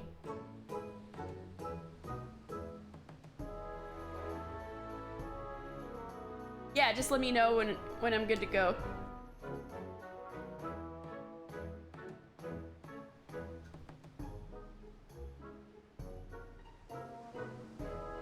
All right. That was fun, huh? Yeah, of course. You have good luck bringing good luck into the new year.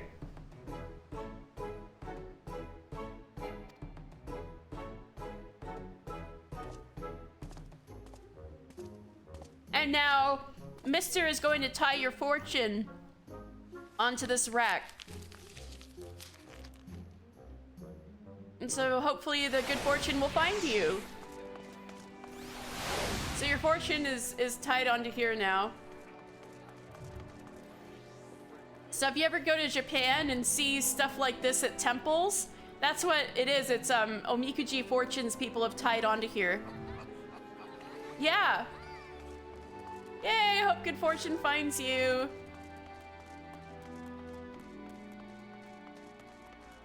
Oh, that was fun.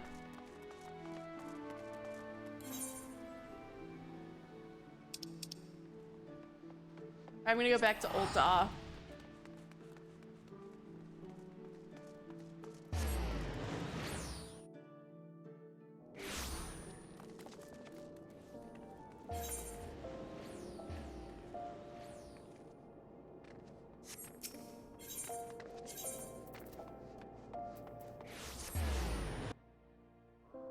How late am I playing? Oh, right! When did you want to... Are we... Oh, right, the movie. I can play till whatever. I'm kind of just doing whatever right now.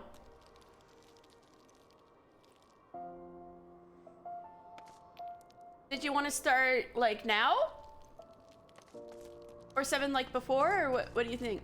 Because I'm just doing quests, really. Nothing super pressing.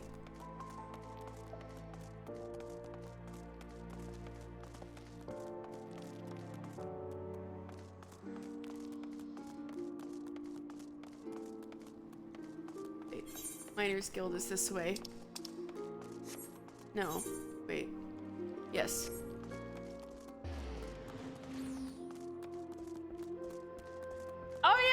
that's fine. I'll be there by 7. Or even 7:30. No, sounds good.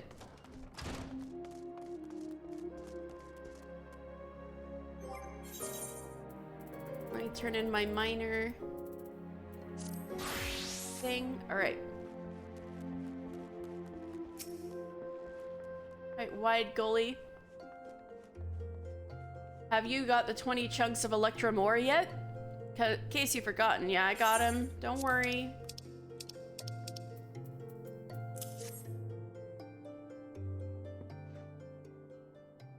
I couldn't have mined better ore myself. You've done me a great kindness. Gratitude rolls queerly off my lips, does it?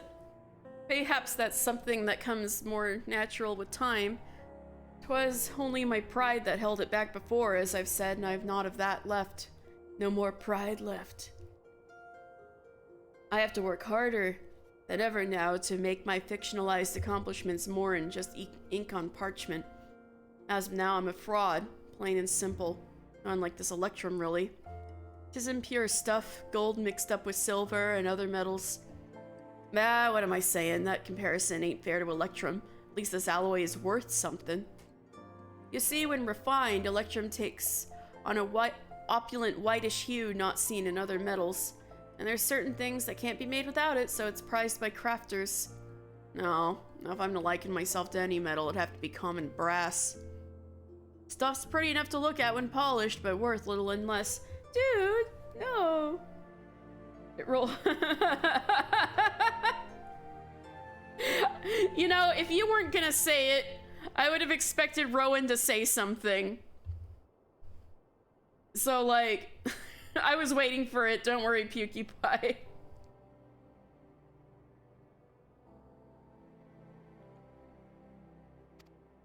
Yeah, I had dreams of being special. One of a kind type of miner everyone respected, but now I just... Enough of this brooding.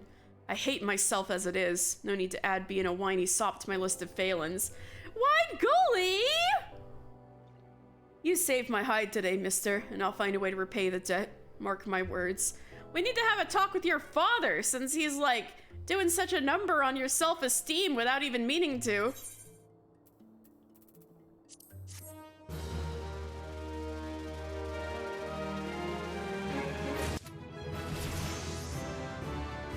Adelberta! Everything's fucked with Wide Goalie. Mister, thank the gods you're here. It's Wide Goalie. He's gone and filed a complaint against his father to the concern, citing an abuse of power. Good for him. I was just saying something. He should do something like that. It has forced Deep Canyon into a difficult position, to say the least. And though the two of us haven't exactly seen eye to eye of late, I still owe the man a great debt. I would go to him and offer what aid I could, but he's like to spurn even the attempt. I know full well how much I've already asked of you, but I would be eternally grateful if you'd lend Deep Canyon aid in my stead. To get started, it might be best to see what possessed his son to inform on his own flesh and blood. Oh god, no, actually this incited a lot of drama, didn't it? You're at the Guildmaster's bidding again. Well, I see no reason not to tell you about the situation. You know most everything, Any Road? My old man was foisting dangerous jobs on the guild, forcing its members to risk life and limb for his own agenda. If that ain't the very definition of abuse, I don't know what is. You yourself were on the receiving end of this, as I'm sure you recall. Kin or no, I couldn't stand by and watch my guild mates being used by pawns in his game. So I went to the concern's upper management and filed a complaint. He hasn't said a word to me since, but I have a guess he might be willing to speak with you. You've certainly done your fair share for the guild. He's out by the entrance right now, in case you want to hear his side of the story. Oh god, why am I mediating a colossal miners guild clusterfuck? It's been some time, mister. You're doubtless here as regards to my son's accusations. Well, it's just as he claims. Now, this ain't gonna spare me what's coming, but I had a reason for my actions. Vengeance. Vengeance? Excuse me? I was supposed to become the master of the Miners Guild. Everyone knew I had the best claim, but Adelberta robbed me of the honor. Me, the man who taught her nigh everything she knows about her trade. I don't think revenge against Adelberta, no. She went behind my back and conspired with her predecessor, and then Fancy, who ended up being chosen to lead. By way of payback, ever since I became vice foreman, I've striven to make Adelberta's life harder than trying to mine with a dull pickaxe. No! Adelberta would never! Okay, you do deserve what's coming to you, Deep Canyon. Because Adelberta would never. All those outrageous demands to make her look incompetent. At the same time, I went about ensuring my son was well placed to take over as guild master. And my plan was about to bear fruit, too. Till you came along and ruined it all by being my son's better. Oh, I'm one of those meddling kids, huh? By your expression, I take it you're doubtful of my tale. Well, you need only ask your dear guildmaster. She can vouch for everything I said. I don't believe you. Adelberta would never.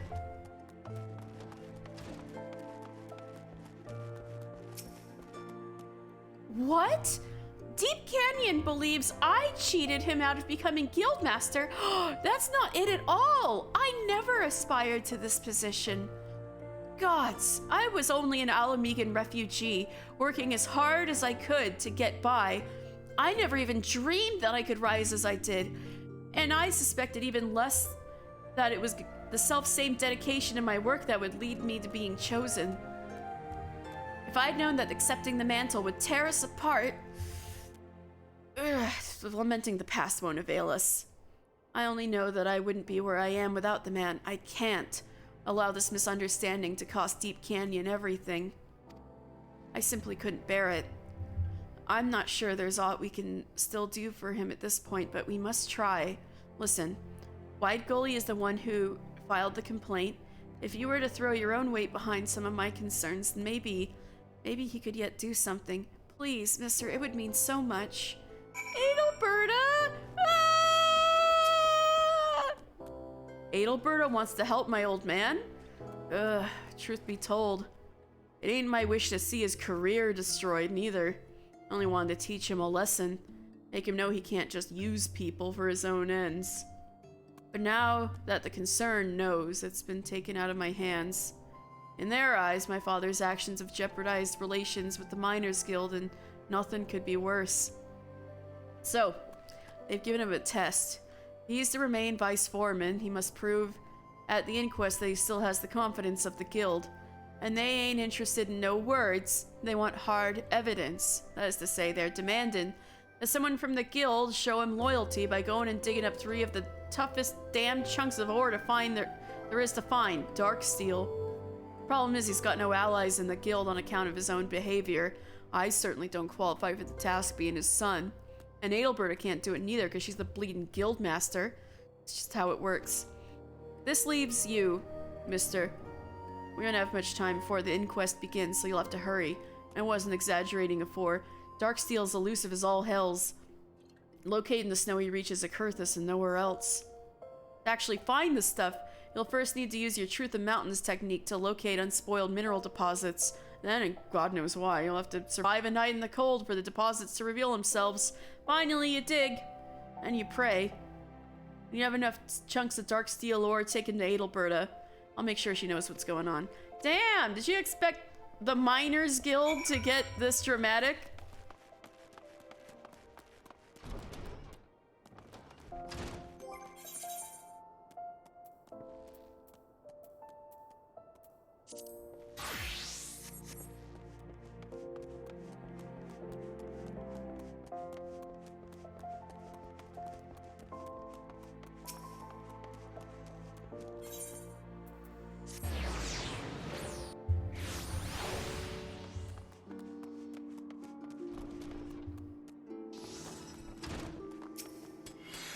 Remember, Rurotone requested 1 circlet set with amber, 1 set with spinel, or spinal. I'm still like, is it spinal or is it like Steven Universe? And 1 set with zircon. Whenever they're ready, bring them here and I'll take a work. Look, here you go.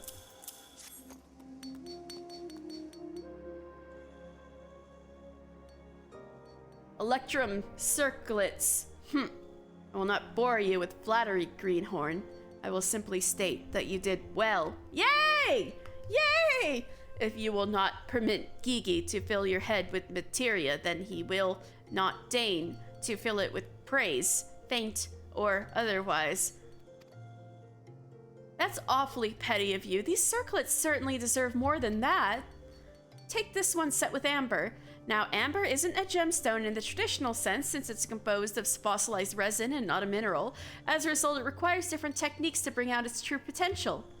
But you've managed to do just that, creating a piece which is both pleasing to the eye and beneficial to the wearer, especially one who wishes to more effectively channel his earth magics. In contrast to the natural vibrance of amber, the zircon in this circlet imparts a sense of wisdom and worldliness. Of course, it also improves one's affinity with ice-aspected ether. Now that I think about it, zircon is not unlike ice in that the presence of impurities can radically alter its appearance. As for the circlet set with spinel, I would say it strikes me as a symbol of confidence and power. Though, perhaps I'm only saying that because I know spinel is elementally aspected to lightning.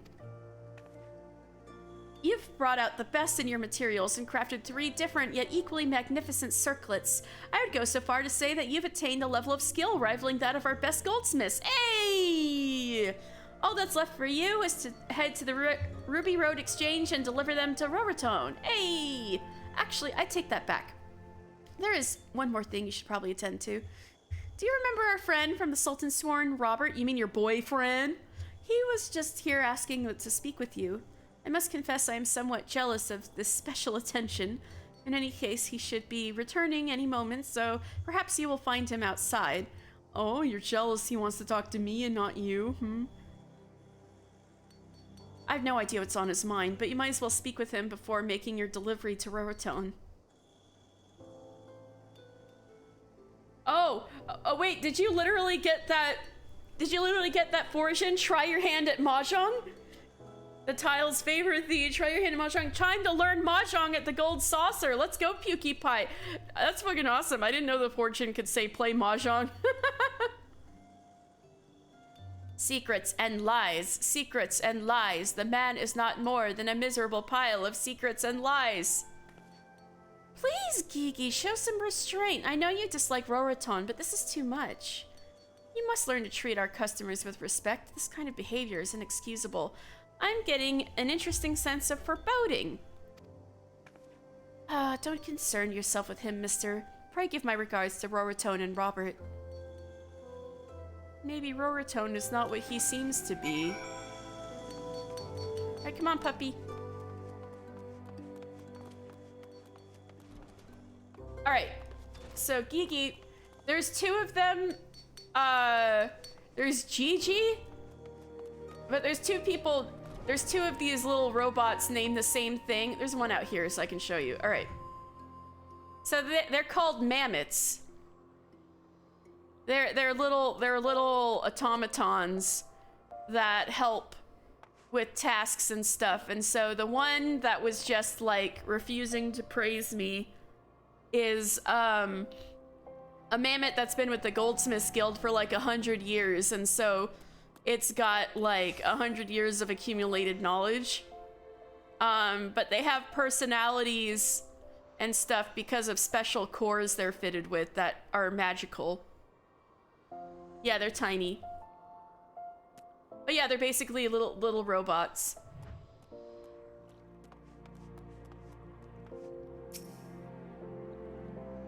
Mister, there you are. I'm glad that I finally found you. I understand you're helping Mistress Serendipity with some orders for the Sultana's name day celebration. I know you must be busy, so I'll get to the point. The Sultan Sworn have learned that the Jade Fox, a notorious thief, may be plotting to infiltrate the festivities and rob our distinguished guests. We will not allow this to happen, of course. However, the identity of the thief has yet to be determined. Therefore, we have decided to discreetly investigate several of our guests, including your patron, Roraton. I knew this was coming. He has no ties to the 77 Caravans or any other major trade organization. We can find no relatives, His activities prior to his arrival in the city are unknown. Well, isn't that suspicious? You've met with this so-called merchant several times and filled numerous commissions for him, have you not? Yet I wager he has shared little, if any, personal information. Can you honestly say that you know the man? I mean, good point. I tell you this because, if he is indeed the Jade Fox, I fear you may be part of his plans. Do not turn your back on him, mister. Okay. I can handle him. Let's see what happens then. Oh. Wait, I think I can just run there if I go through here. Oh yeah, this central part's all set up for New Year's too. Whee! Oh, these little snowmen that look like mochi.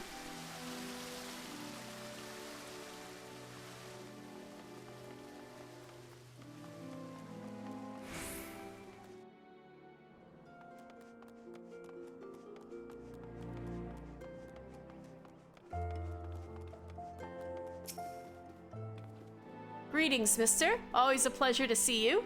Have you brought the circlets I commissioned? I sure did. You little thief. They're spectacular, simply spectacular.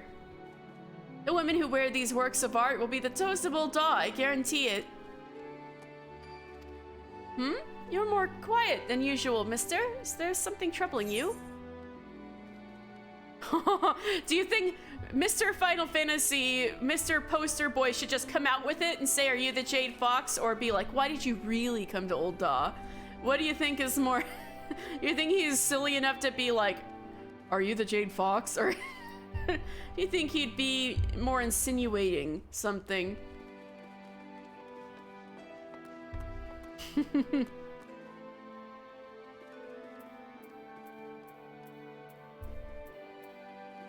I could go either way on this.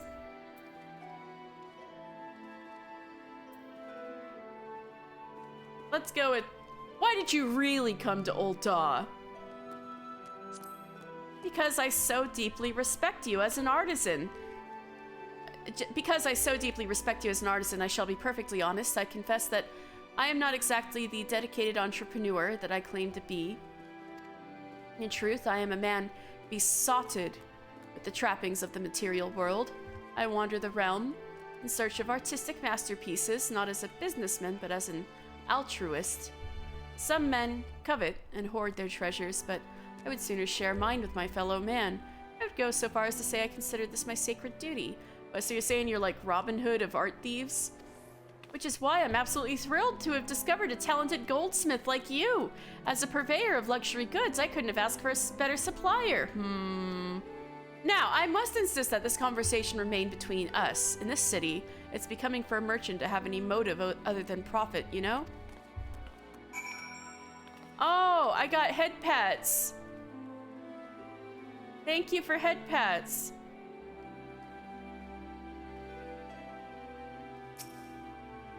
We're all richer for your presence, mister. I pray that you continue to share your artistic gifts with the world. I don't know about you, dude.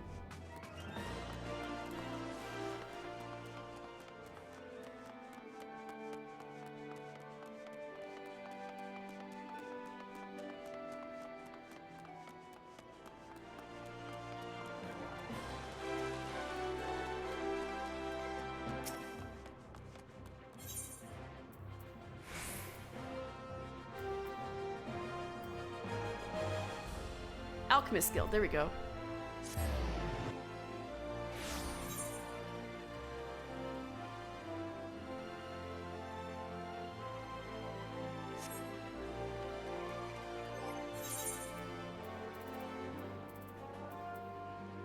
Well, I know this one's about to get really dramatic.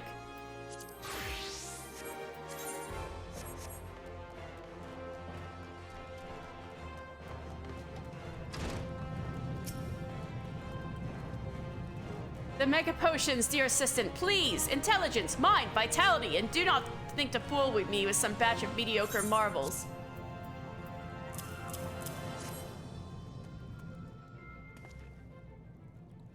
Yes, yes! These are suitably superb. As ever, your work is swift, precise, and uncommonly brilliant. Black scorpion to sharpen one's wit. Arimon membrane for the mind. Boiled grenade ash to fuel vitality. All are necessary components in the alchemical process I attempted earlier. The self-same one that ended so abominably. On that matter, I offer my apologies. I was so unwaveringly confident of success that my failure put me in a frenzy to gather a new batch of reagents post-haste. And to manage such a feat quickly meant I could not do it alone. I was able, however, to prepare another incomparable mega potion of strength while you were at work with these potations. Properly combine these 4 of the primary attributes, strength, vitality, intelligence, and mind, can effect mortal resurrection. And now, my dear assistant, you understand what I hope to achieve with this highest of alchemy.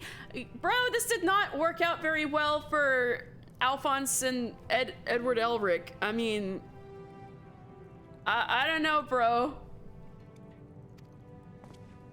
Does this revelation shock you? Did you think the dead beyond our reach? That is certainly the common perception, and even I am forced to acknowledge the seeming insanity of my actions.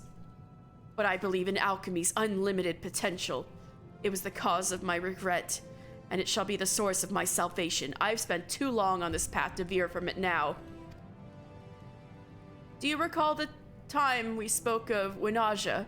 She was the elder sister of Ubulia, the Mikote to whom you delivered these potions of blindness. Winaja is my one and only love. She was taken from me during the calamity. But I will see her live again. I will not rest until the day I can tell her the one thing she must know.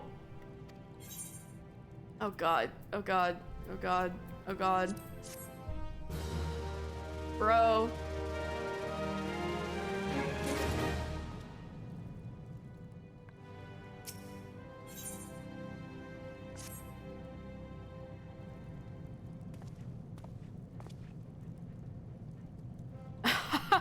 Is that you, my loyal assistant?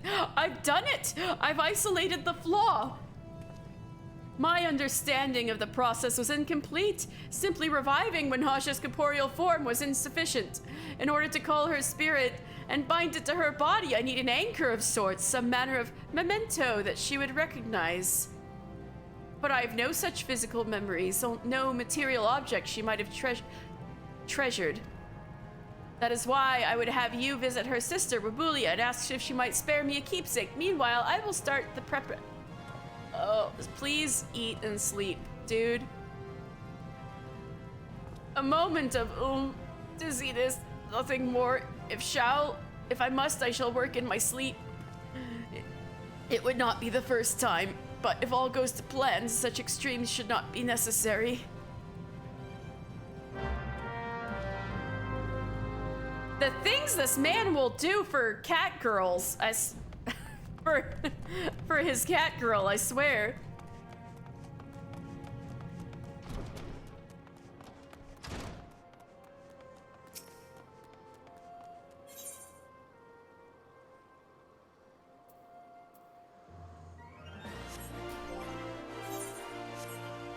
Where is she? She was at Pearl Avenue before.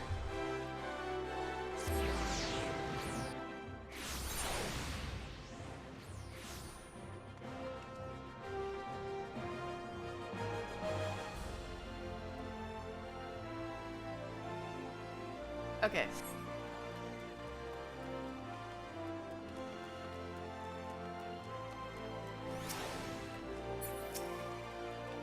Severia needs something of Winaja's, something she treasured. He yet persists in this madness of his. I do not, as Severian believes, seek to forget my sister. There are still nights when I lie awake wishing I had the power to change the past. Winaja and I were once insatiable wanderers, you see. We traveled the world, practicing the arts of conjuring. It was in Ul'dah, however, where we found a home, and where Winaja found Severian. Though the son of a wealthy noble house, he spoke constantly of mastering the secrets of alchemy. My sister thought his childlike passion endearing, and he was smitten with her by her gentle attentions. I wished them naught but happiness. Yet, as was true for many an Eorzean, the night of the calamity brought a brutal end to their joy. I had volunteered to join the Allied forces, and perhaps feeling a twinge of our old wanderlust, Winaja chose to join me. It became her last adventure. I have nothing left to remember her by. And even so, that means she died at Cartano, probably. And even if I did, I would not give it to you. But to forestall Severian's inevitable insistence, I will at least provide you with a direction for your futile quest. You might try speaking with adventurers in the Quicksand or merchants at the Ruby Road Exchange. My sister had her fair share of admirers. Perhaps one of them will hold the key you seek.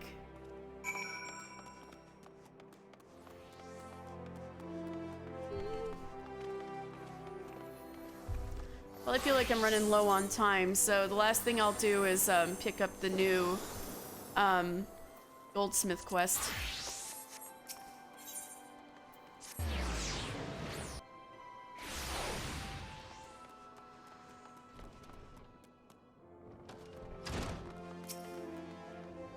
Welcome back, mister. I'd ask if Roratone approved of your circlets, but I've no reason to believe he didn't. By the way, I spoke with Robert after you left. He told me of this rumor that the Jade Fox might target the Sultana's name day celebration. One can solo them if they're strong enough. I don't know if I'm high enough level to do that. Oh my god, someone's like, holy shit, it's Mr. Final Fantasy.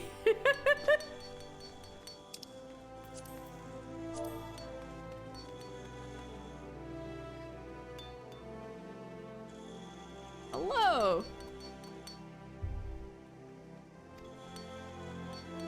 It's terrible that the rogue would even consider ruining a royal gala. Gods, what is the world coming to? I hope Robert catches the fiend and personally teaches him a lesson. Oh, what you need to do is, you need to go to Duty Finder. Yes, you need to go to Duty Finder and go in as an unrestricted party, and then you can totally solo these things at level 85, and you won't need to wait for queues. That should work. You just need to make sure you're in an unrestricted party. You can also solo extreme trials that way. You should be able, if level 85, you should be able to solo all of the ARR extreme trials at least. Also the Heavensward ones. Raids? You can solo Alliance raids, no, but you can solo 8-man raids. So you can absolutely solo well, some fights, as we proved, are difficult to solo in Coils of Bahamut, but it is possible to solo Coils of Bahamut at your level. I think it might depend somewhat on the job you go in as. But if you can't get through Coils of Bahamut, 1 or 2 high-level people will probably be enough. You may be... I think you might be able to solo some Alexander 8-person raids. I don't know how many, though. I haven't done those so much. But yeah, Alliance raids, you can't do that. Like Crystal Tower or Void Ark, you can't solo those. But let's not dwell on that, shall we? A name day should be a happy occasion. I'm sure that everything will turn out for the best. Yes, I'll show you how to do it real quick. So, in Duty Finder, where you usually queue up, you go up to this little cog. Yeah, dang, can't fight with the strength of 16 people. Yeah, exactly. And then here you have unrestricted party, and you just make sure that's check marked, and then you can go in by yourself.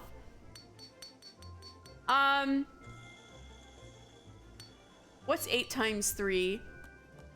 24, I think. You don't have the strength of 24 people.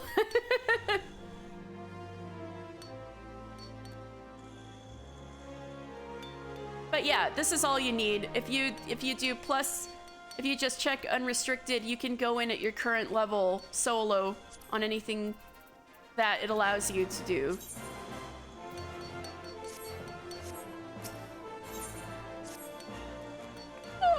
Oh, mister, good evening. It's morning. Sorry, it's been a long...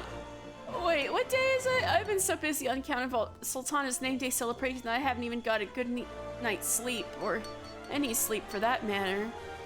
Oh no. Don't worry about me though, I'm fine, see? Perfectly awake. Perfectly fine. But seeing you here reminds me that I had a very important commission for you. Ruraton wants you to craft a ring. A ring he intends to present to the Sultana herself. That sounds like incredibly suspicious. This is the sort of opportunity that comes at once in a lifetime. Your jewelry might be worn by Her Majesty Nanamo Olnamo. Well, she did enjoy the food I made for her. You see, at the celebration, all the Sultana's gifts will be presented to her at once in a grand ceremony. Any guest whose gift receives special recognition is assured of great fame and fortune. Ruraton was adamant that you be the one to craft his gift. He said he could only accept the work of Old Daw's premier goldsmith. Well, that's nice of him, but also this is suspicious AF. After discussing the matter at length, he decided on a flawless black pearl ring as his present. Additionally, he would like it to be melded with materia as a finishing touch. I suggest you use a piety materia.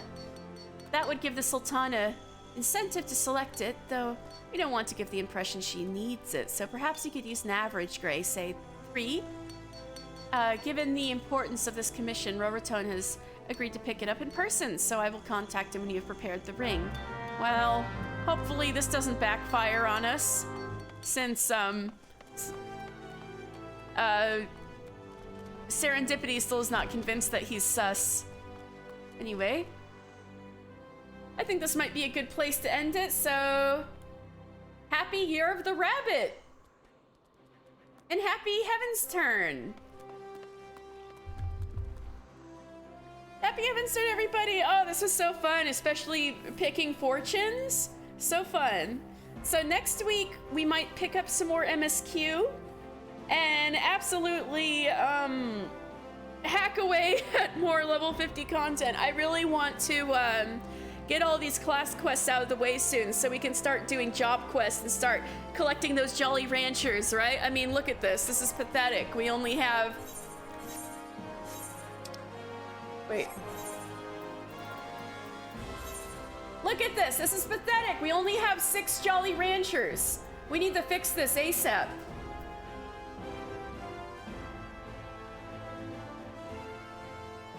So, I want to definitely, and of course, we still have quite a few level 50 dungeons to do too. So yeah, PewDiePie, if you want to solo those so you can come along, you're absolutely welcome and free to. Well, I had a very happy new year with you guys. And I suppose I should find someone to raid.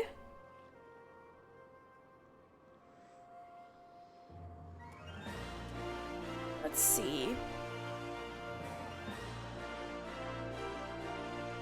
Oh!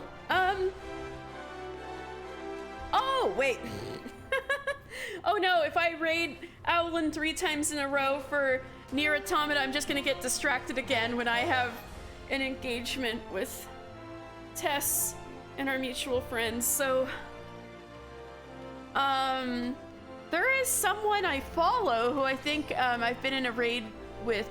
I've been in a group that raided once, so I don't know them all that well, but they are playing Final Fantasy XIV right now. Well, let me see. Yeah, oh, I remember this person. I think this person was playing either Somnium Files or something like that. Oh wait, she's an Adamantoid, so she's literally like in our literally in our world. Oh, this is funny. Anyway, we're going to raid Ishra, who's playing Final Fantasy XIV.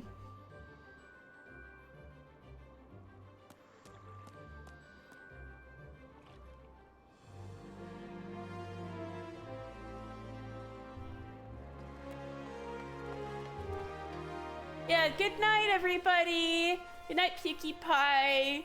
Good night, Rowan. Good night, everybody still here. Happy Heavensturn. Happy Year of the Rabbit. Happy New Year. All right, raid is going out. Oh, and thank you for the to-do list. Oh, of course. I'd love to have you on for future parties. All right, so raid is up, and I'll see you guys next Sunday. Or if not, if you want to join me earlier, I'm going to be starting I Was a Teenage Exocolonist next Wednesday. So either way, I'll see you next week. Bye.